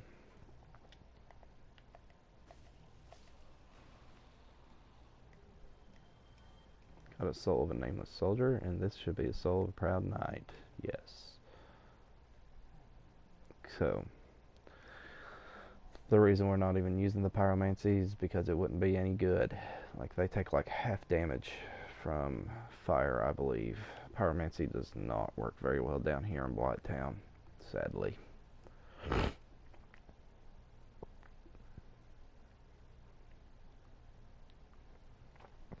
Across this rickety bridge.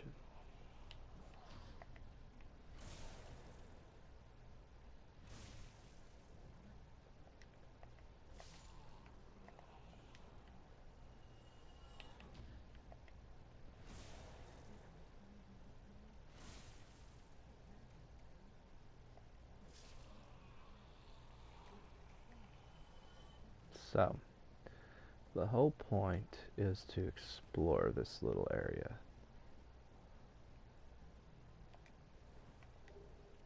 Got the Shadow Mask and Shadow Gauntlets.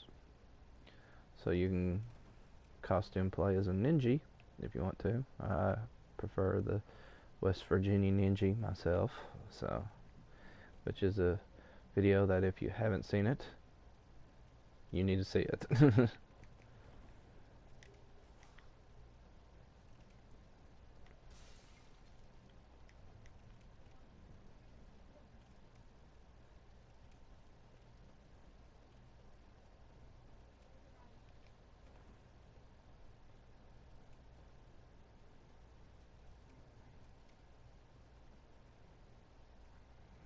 Camera is crazy. I want to try to get to that washing pole sword, but that's really hard to get to right now. I'm trying to find my way back.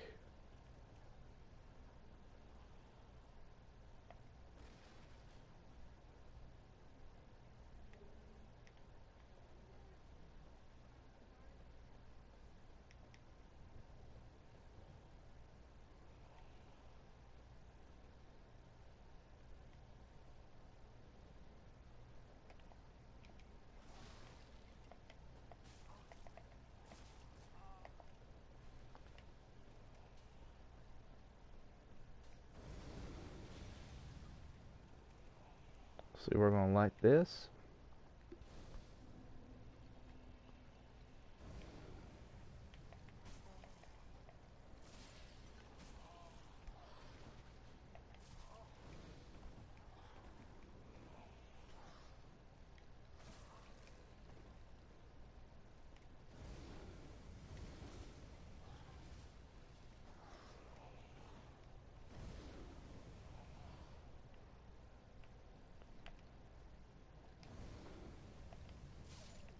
Yeah, kill the dog. Fire-breathing dogs.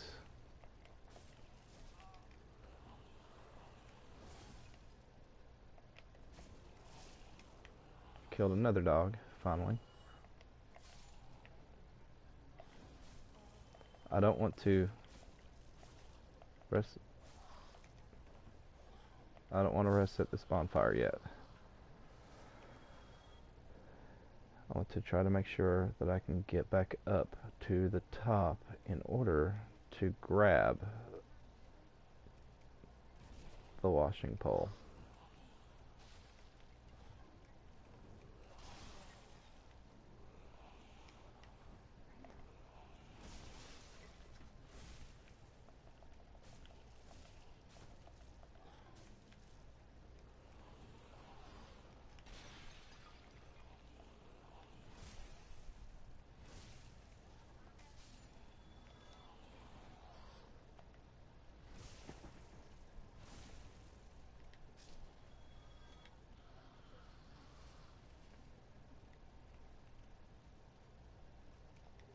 Pillage the body. And I believe this is another soul down here. I think another soul of a proud knight. Oh, it's blooming purple moss. I must have missed that on my Switch playthrough. Yes, I have this game on PlayStation 3, Switch, and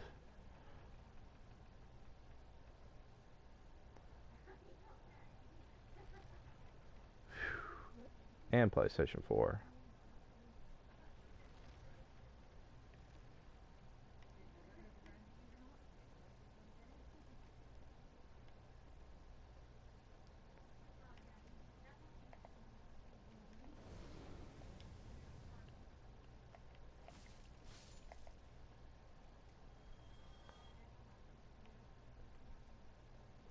I could jump down there and get it, but I don't know what that is.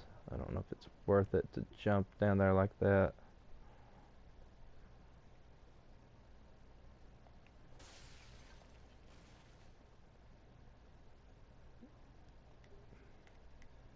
Humanity.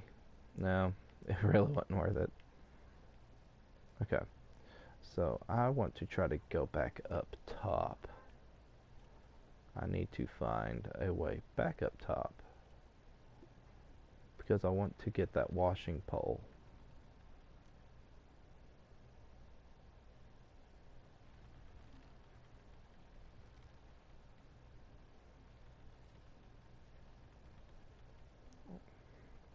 And get past the really terrible built rickety bridge. Climb up this ladder. I know where to get most of the items here, at least all the weapons and stuff. I'm trying to get to a point where all I have to do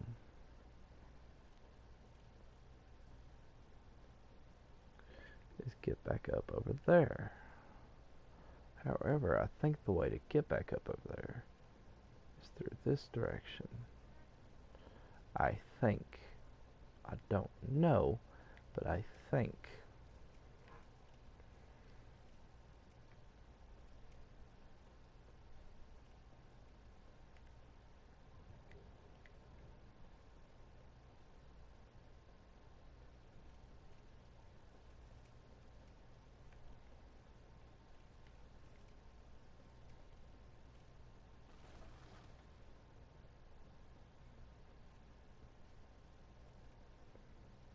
Well, that was almost a bad deal. Well, when in doubt, homeward bound out. So we will go back to the last bonfire we saved at. Not this. This is why I didn't rest at that one, because the only way that I know of to get there quickly to grab that washing pole is from the beginning of Blighttown. See, Blighttown is honestly kind of confusing. You lose your sense of direction very easily. So, hopefully, ain't too bad. We've gotten most of the items. What we lack is the washing pole, the eagle shield, which is not hard to get, and the pyromancy that I wanted to get, and the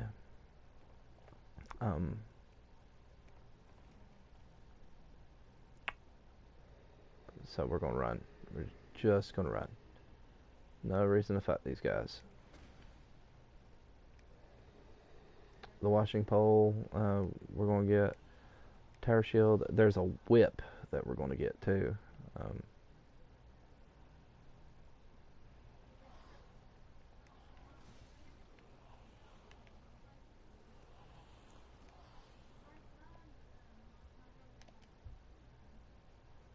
There we go. The Aito, that's what it's called. I'm researching whether or not there will be complications for converting descending AC values to ascending AC values in BX. Ah, yes. The armor class systems. I remember somebody saying that BFRPG was not an OSR because it uses ascending armor class. I was like, that's the dumbest argument I've ever heard. Because there's actually quite a few that use ascending. Like, Basic Fantasy is not novel in that idea. If I remember right, Dungeon Crawl Classics, which is a system that many people would agree is an OSR game. Oh boy, I'm about to die. Many people would agree is an OSR game. Uh, it uses Ascending Armor class.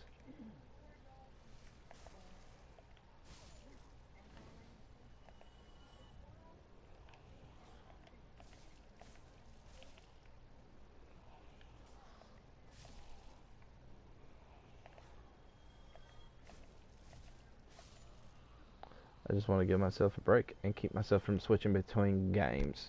That's understandable. I'm like that too. I'm kind of a stickler. Like I try to avoid a different rule set from one that I am currently playing. Boy howdy, that guy knifed me and he knifed me good. I'm gonna try to get to that eagle shield. But first we're gonna get him past the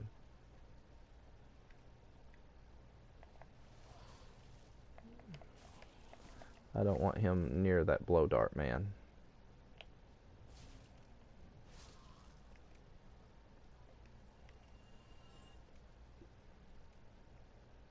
So, the easiest way to get the eagle shield is by going this way.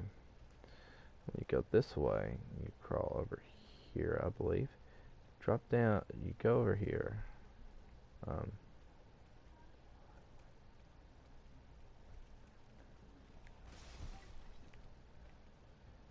think. Did I for real forget the way to the eagle shield?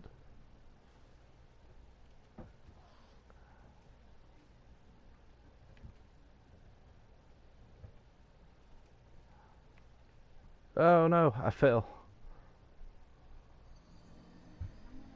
A long way. So far I cannot find anything that will change other than just saying unarmored is AC 10. Yeah, if I'm not mistaken, I think unarmored MBF, I think is 11. I'm not sure right off the bat though. Because I'm just using what I know about the magic user class, which has no armor, with exception to whatever the DC bonus is.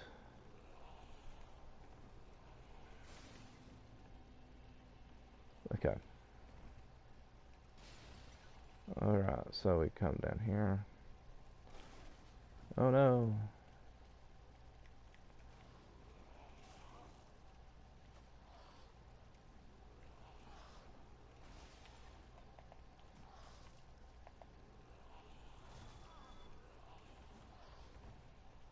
This was a terrible idea.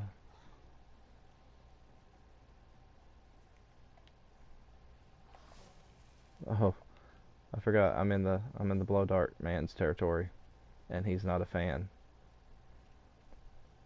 Get away from blow dart man.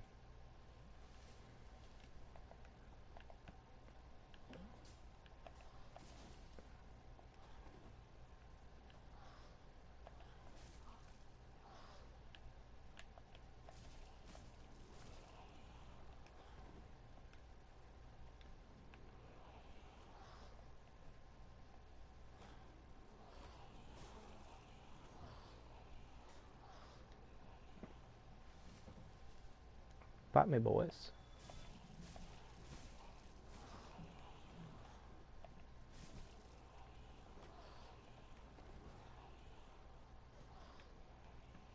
I'm gonna drink my juice in front of you. What are you gonna do about it? Nothing.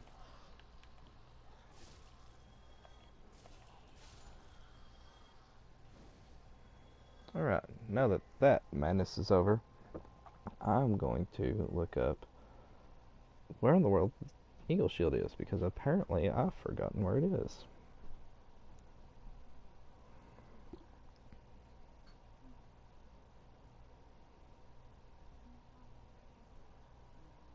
Okay, I'm going to look it up real quick. BF is 11 unarmored. I thought so. Because I know that I've made magic users that had 11 AC, and of course they never get armor, with the exception of the bonus from dexterity, and that's the only time it can improve.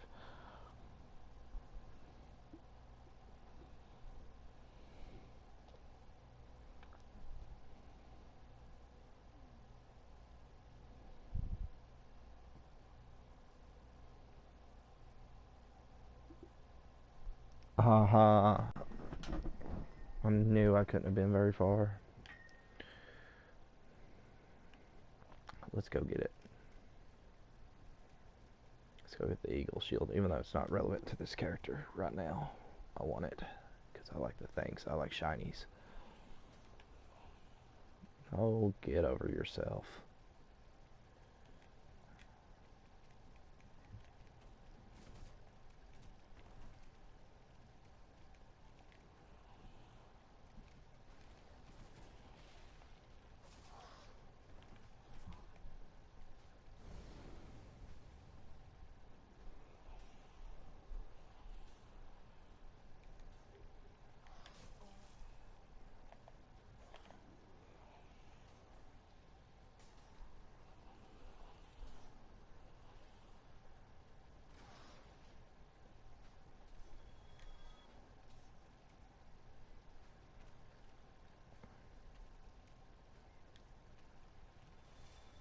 Alright, so now we got that.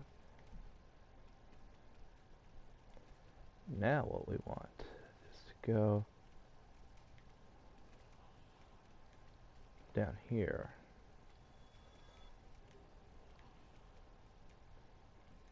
Now,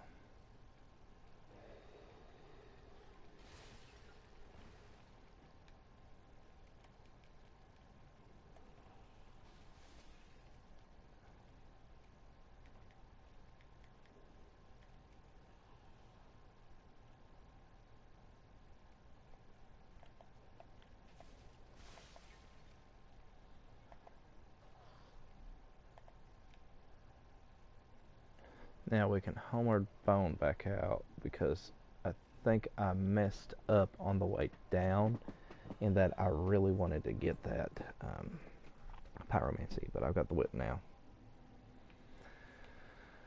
So, no big deal. I know where to get the pyromancy at. I've just got to make sure that I keep everybody off my butt as I do it.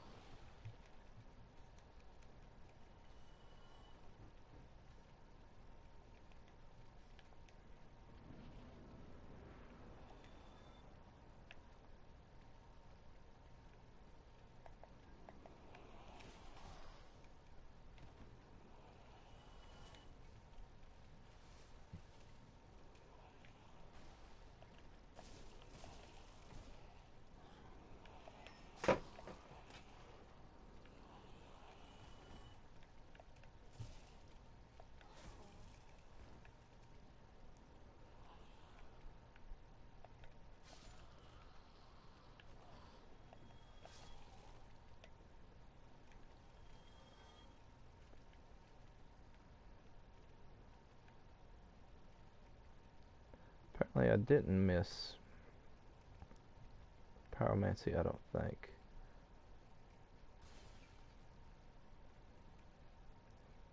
I think the way to the pyromancy was actually where I was headed.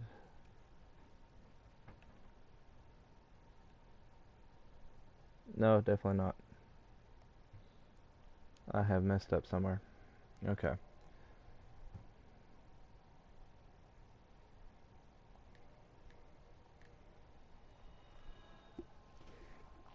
But that was the way to the whip, at least. At least I remember that.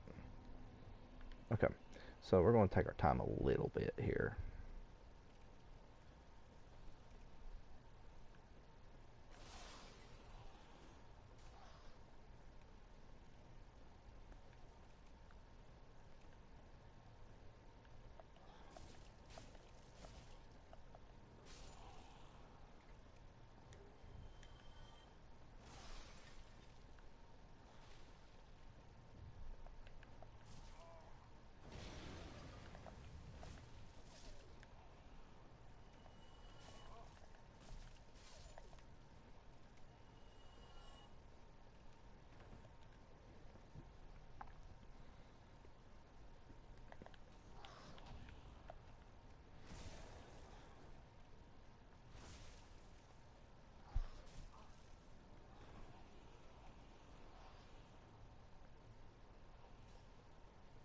This went a direction I didn't want to go.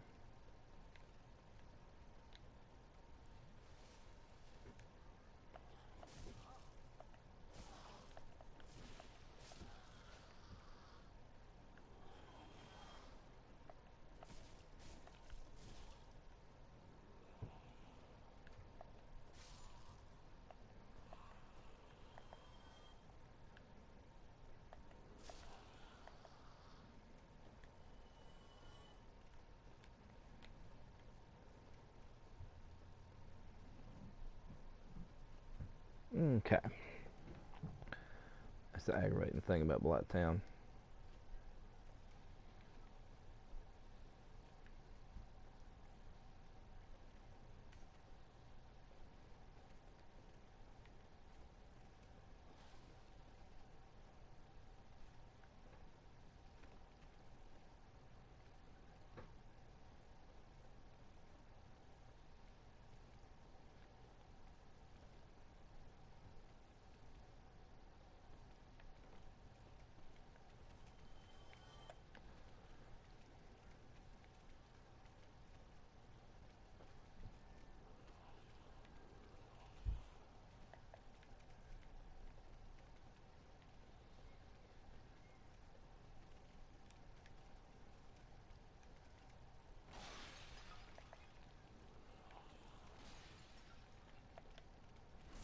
Okay.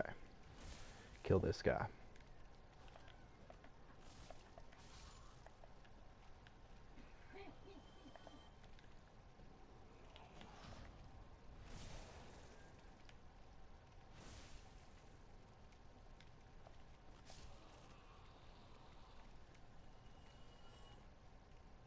Now,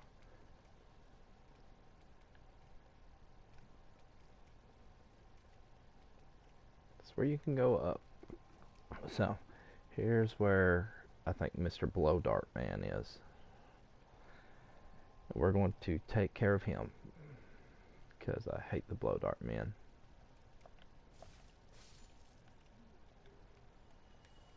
There we go. Now,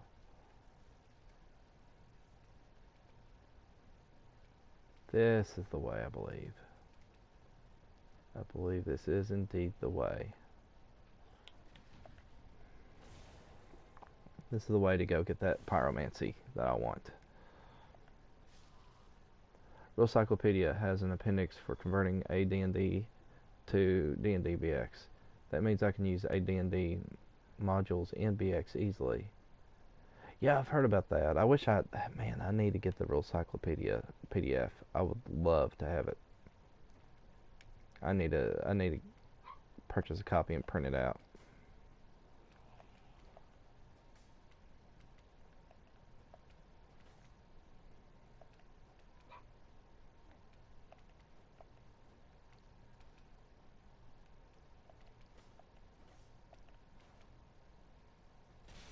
Oh shoot.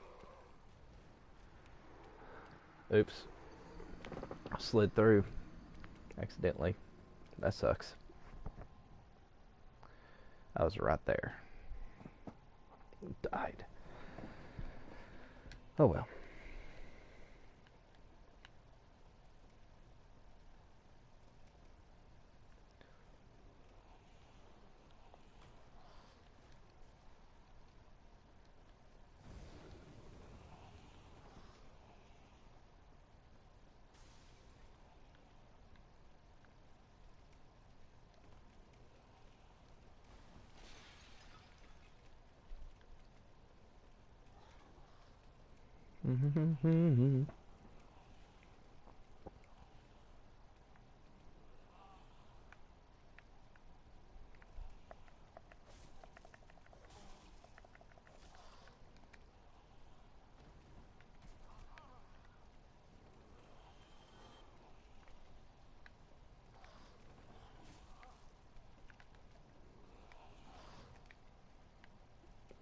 We're going to climb up.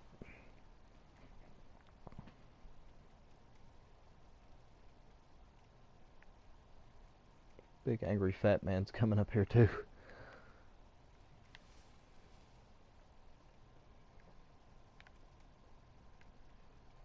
It's a good thing we got rid of the blow dart guy.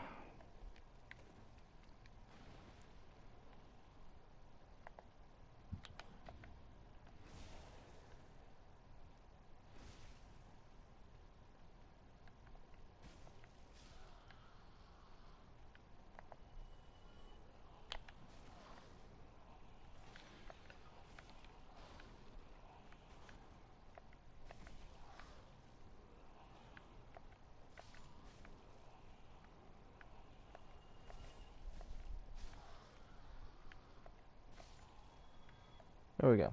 Get all the guys off me. Now,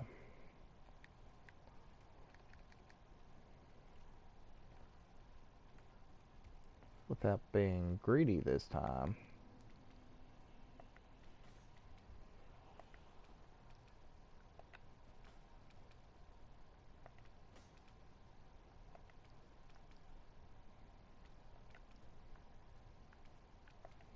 let's kill this chaos demon here from the backside. We'll eventually get it. There we go. Power Within, which is a good pyromancy.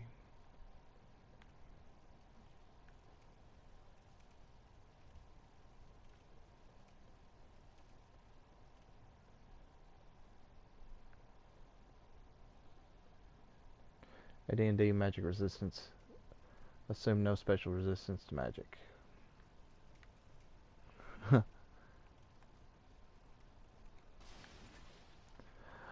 I would love to play AD&D. I'm just not familiar with it at all. I know they have a bunch of retro clones, but I've heard a lot of people say that the retro clones are like, because I know the whole point of AD&D is number crunching. Like that's why people want to play it.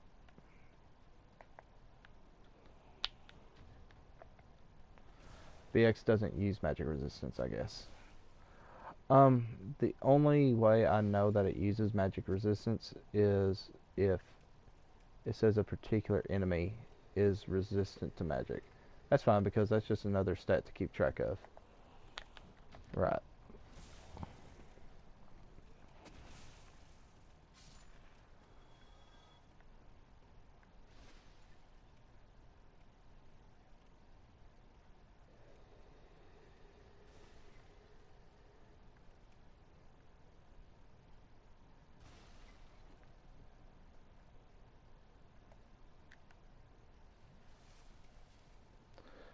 We're finally near the base of Blacktown.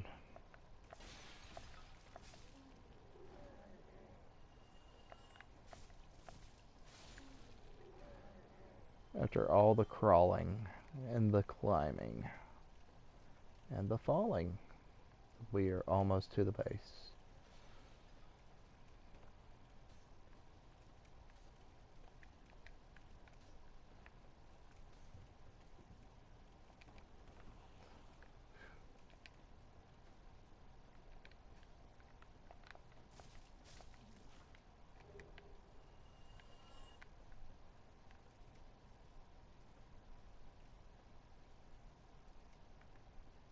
Anyway, I don't know what that guy's doing, but let's get the Wanderer Hood and the Falchion.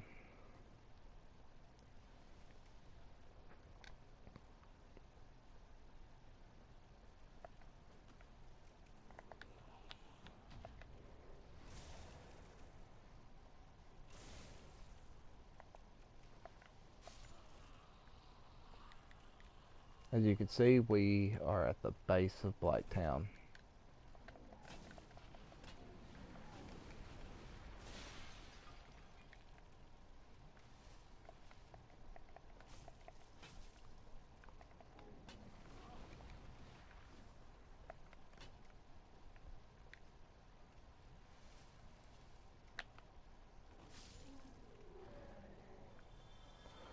We are now in the poisonous swamps of Blacktown.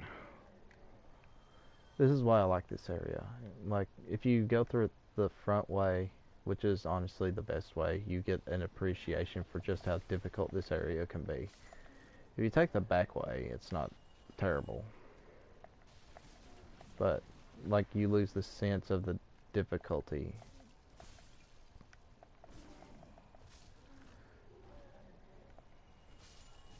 Because every player is pretty much unanimous in their opinion on this place.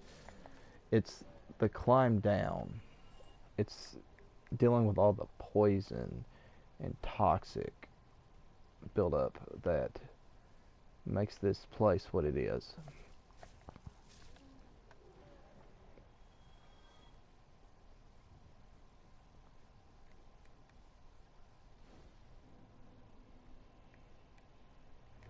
And finally we can rest.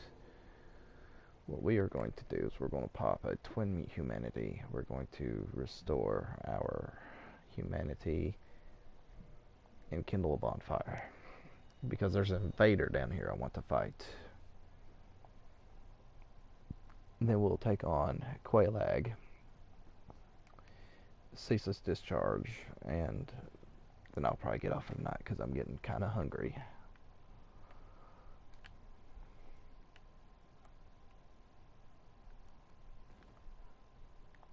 But there's plenty more to explore.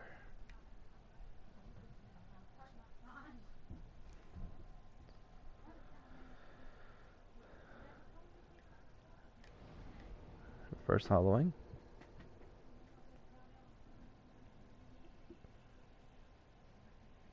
Kindle. Alignments will have to be converted. I'm only going to allow players to be lawful or neutral. I'd play the chaotic creatures.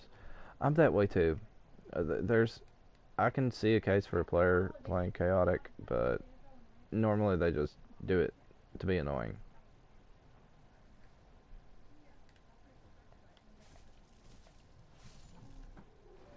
Man-Eater Mildred. Alright, Man-Eater Mildred. Let's fight.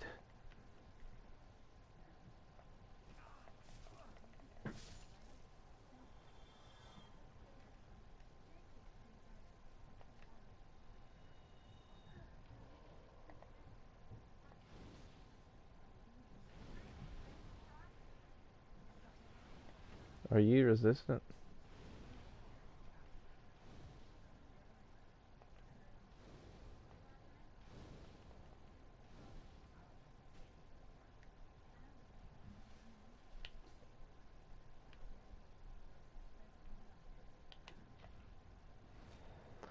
Adventures are designed for heroes to stick together and solve problems. Yep.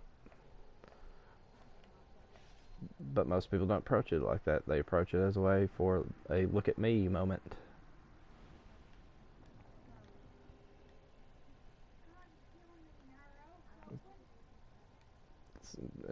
Like people choose to use it as a look at me moment, and it's idiotic because nobody plays chaotic right.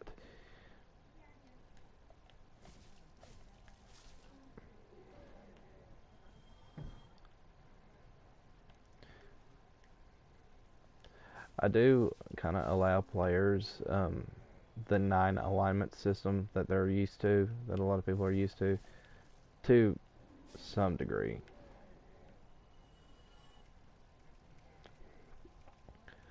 I personally don't like the 9 alignments very much because people just end up playing it very terrible. Like the lawful stupid, for example. It has caused issues between players at the table when they act evil or chaotic neutral. Right, exactly. So like I usually give people the option to play lawful or neutral. I have done chaotic, again, not opposed to it vehemently, but it usually is a bad idea. I think my thing is I also don't allow players to, like, if I am using 9 alignments, I don't allow people to play chaotic evil, like, at all. Like, because I don't even allow them. I don't think they're not even allowed to play chaotic or evil, really.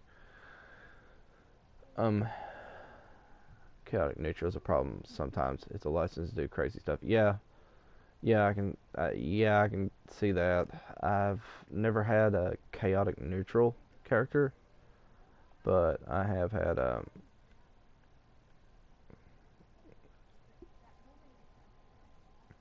to use Flash Sweat.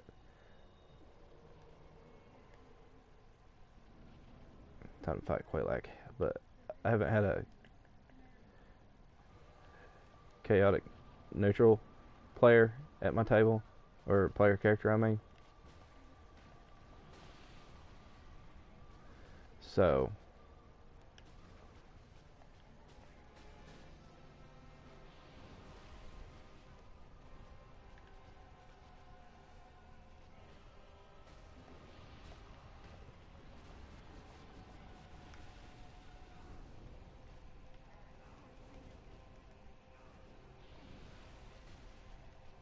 boy, I got stun locked in that lava.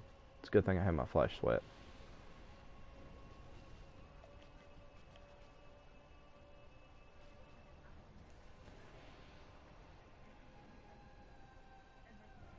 Okay.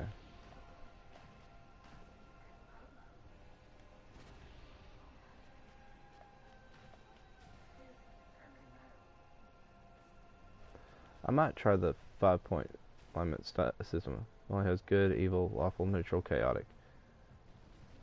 Hmm.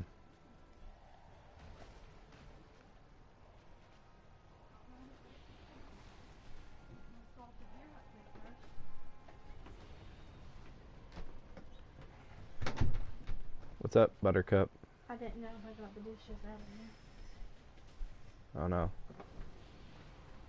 Oh, I thought she was going to do AoE. Oh no, she is now. Surprise! She's going to do it again. Oh, never mind. Please tell me I didn't She try. died. Oh. You pick one of the 5 instead of just 3 of them, right? Huh? Oh, you're talking to Yeah. Alright. I found my glitch problem. Let's start there. I keep going into town too early, so I had to restart the game. Mm-hmm. I'm gonna play Sims. So we're going to continue to get our pyromancy stuff. We're going to take on another boss very soon after this. Very easy. So, because he's really a joke. I mean, there's an easy way to cheese him. You don't have to stand up and fight him. Which, here's an illusionary wall. Talk to this guy. He's gonna be like, yeah, I want to join.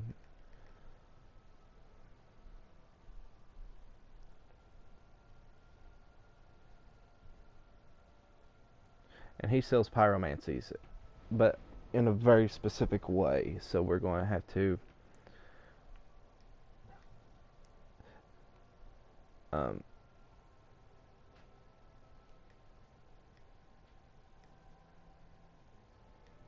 we're going to join the covenant. Now that we've joined the covenant, we are going to we're going to back out. We're going to go kill that other boss, because that will come in handy. His souls will come in handy for upgrading our pyromancy flame and for buying more stuff.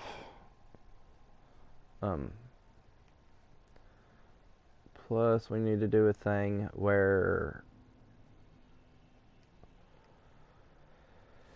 it's going to be boring, because I have to get infected and then wait 5 minutes, and then it's just stupid. Let's just be honest.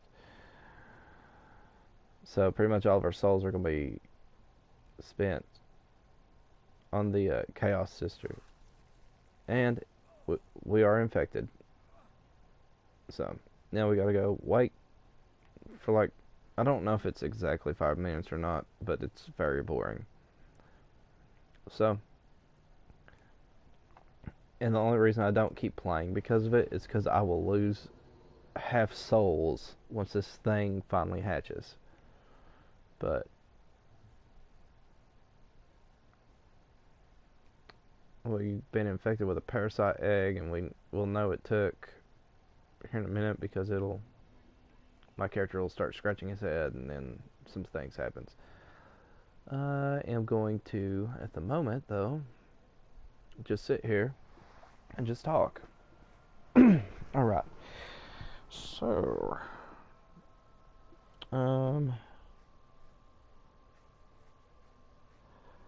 I would love for, because I've seen ads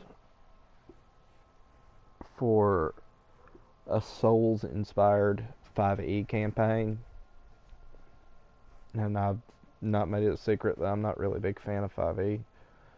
I would love for somebody in the OSR to essentially make a setting like that, which I guess that's kind of what I'm doing with the Harrowing Halls.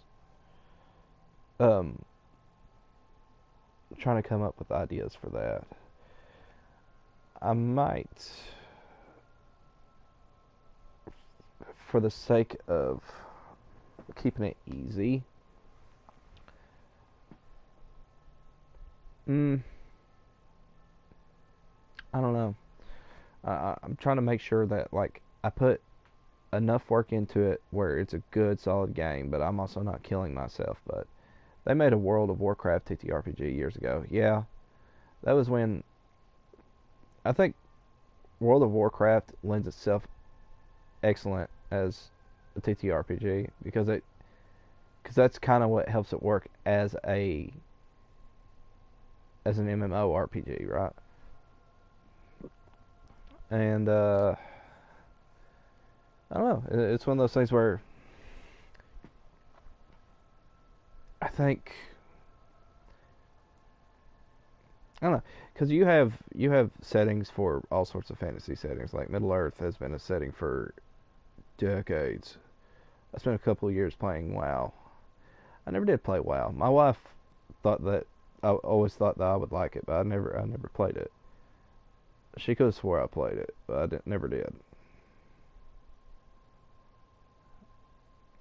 I wouldn't mind it. I wouldn't mind playing it. I think the most experience I had with WoW is that um, episode of South Park where the boys are playing WoW.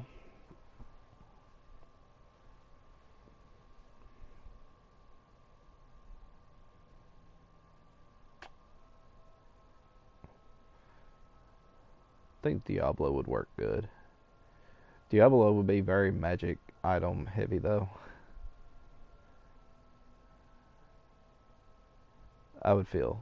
I would feel Diablo would be very. I think Skyrim and other MMOs are a better version of WoW.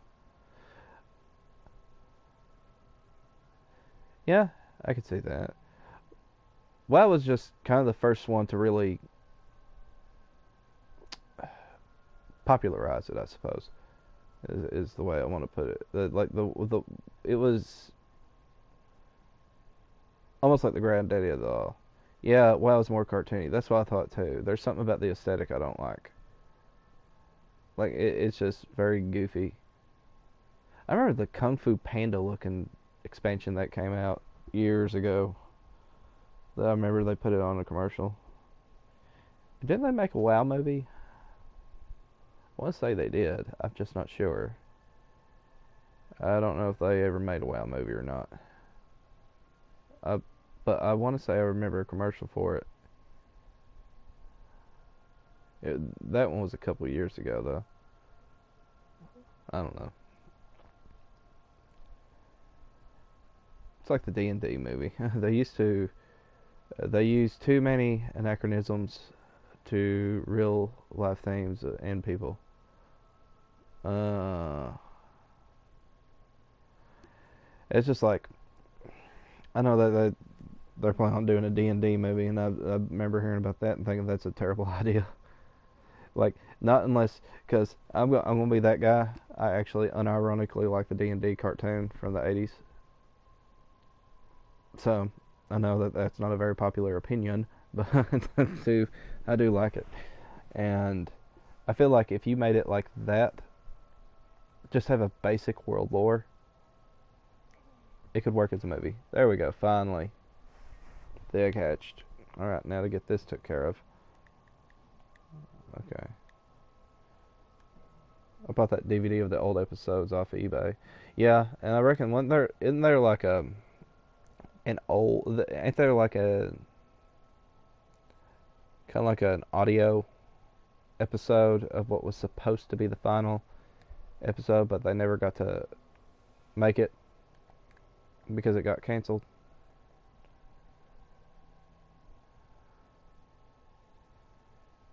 Where is my hood? There it is. Okay, now I haven't heard about it. I think it was something that they Poison Mist and Toxic Mist. I think it was something they made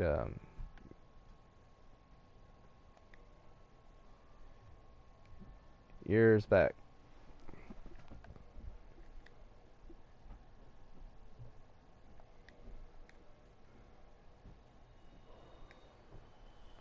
Like when they did like a particular official release of the movie of the episodes of the cartoon. I want to say. I don't know though. I could be wrong. I could just be rambling off mistaken facts from the top of my head. I want to say that there was like audio, like voices of the final episode, but there was never no animation made yet for it because like they knew it was going to be canceled, and so supposedly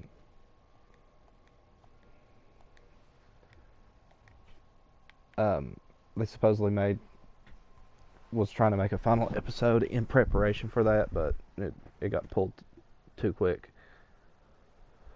All right, let's go fight the ceaseless discharge.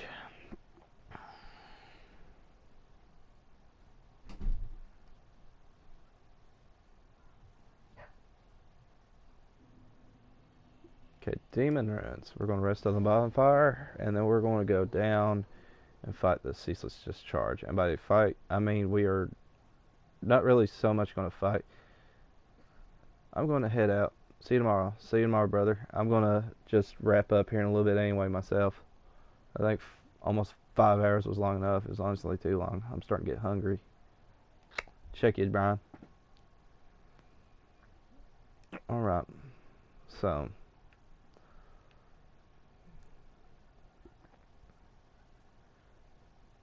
We are going to head for ceaseless discharge. This is going to be a very easy fight. It's not even going to be a fight.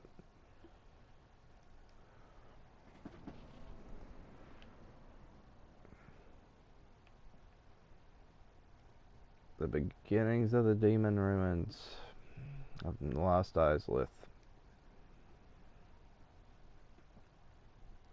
We're going to get his sister's clothes, and then we're going to run, and then we're going to smash him off a cliff.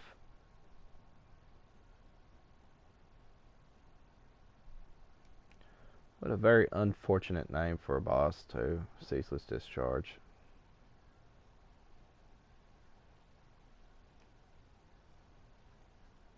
There he is. Hey, buddy.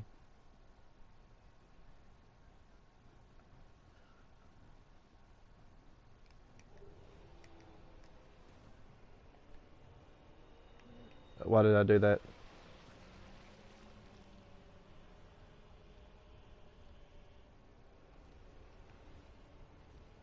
That's the wrong thing to do.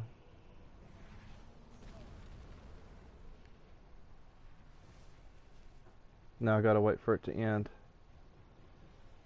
No.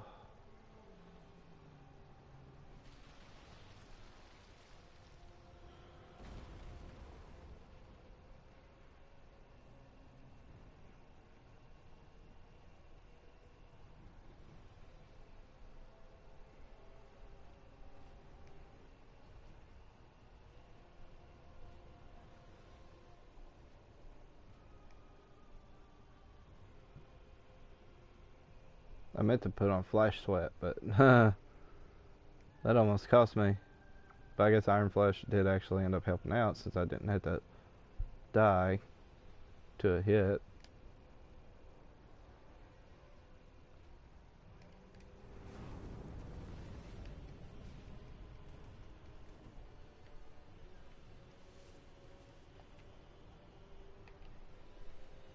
Just in case. Oh, you going down, boy.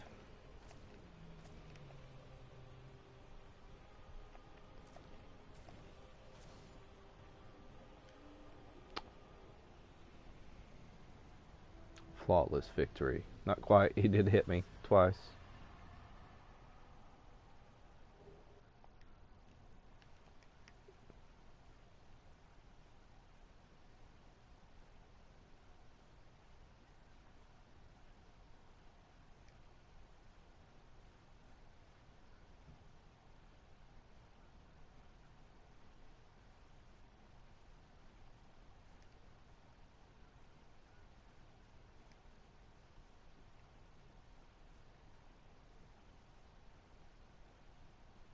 I wonder how much flash sweat affects whenever you're going to be walking with the orange ring in Lost Isleth.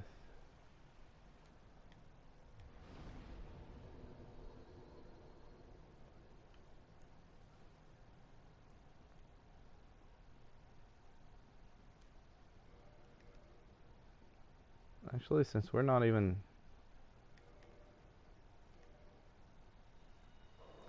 going to be utilizing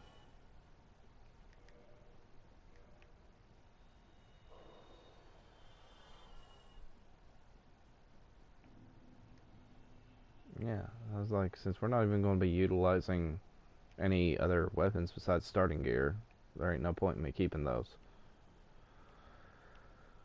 Let's go talk to Quilag's sister. We're going to start buying spells, and then we're going to start upgrading, because she's the only one who can upgrade up to plus Ascended +5.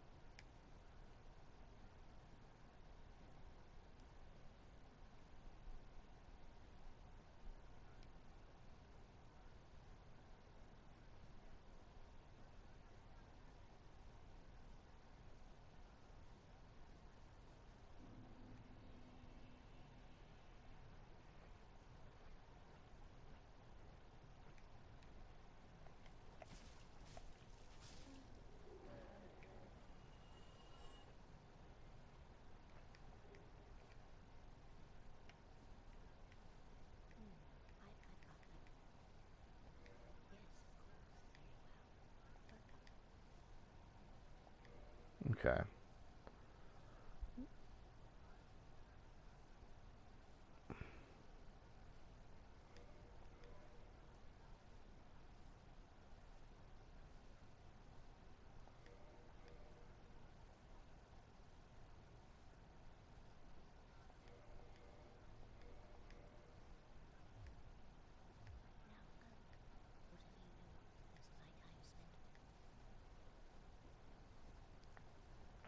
Alright. So,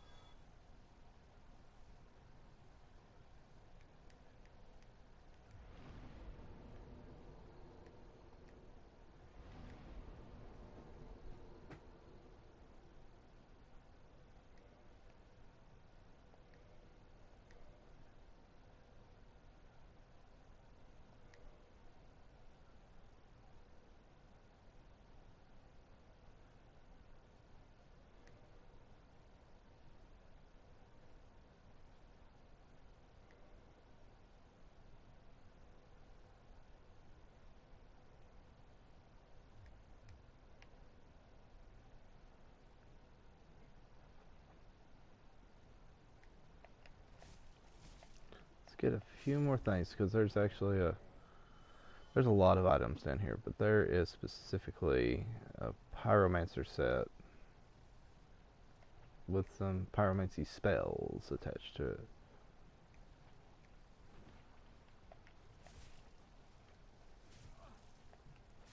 Sit down, boy.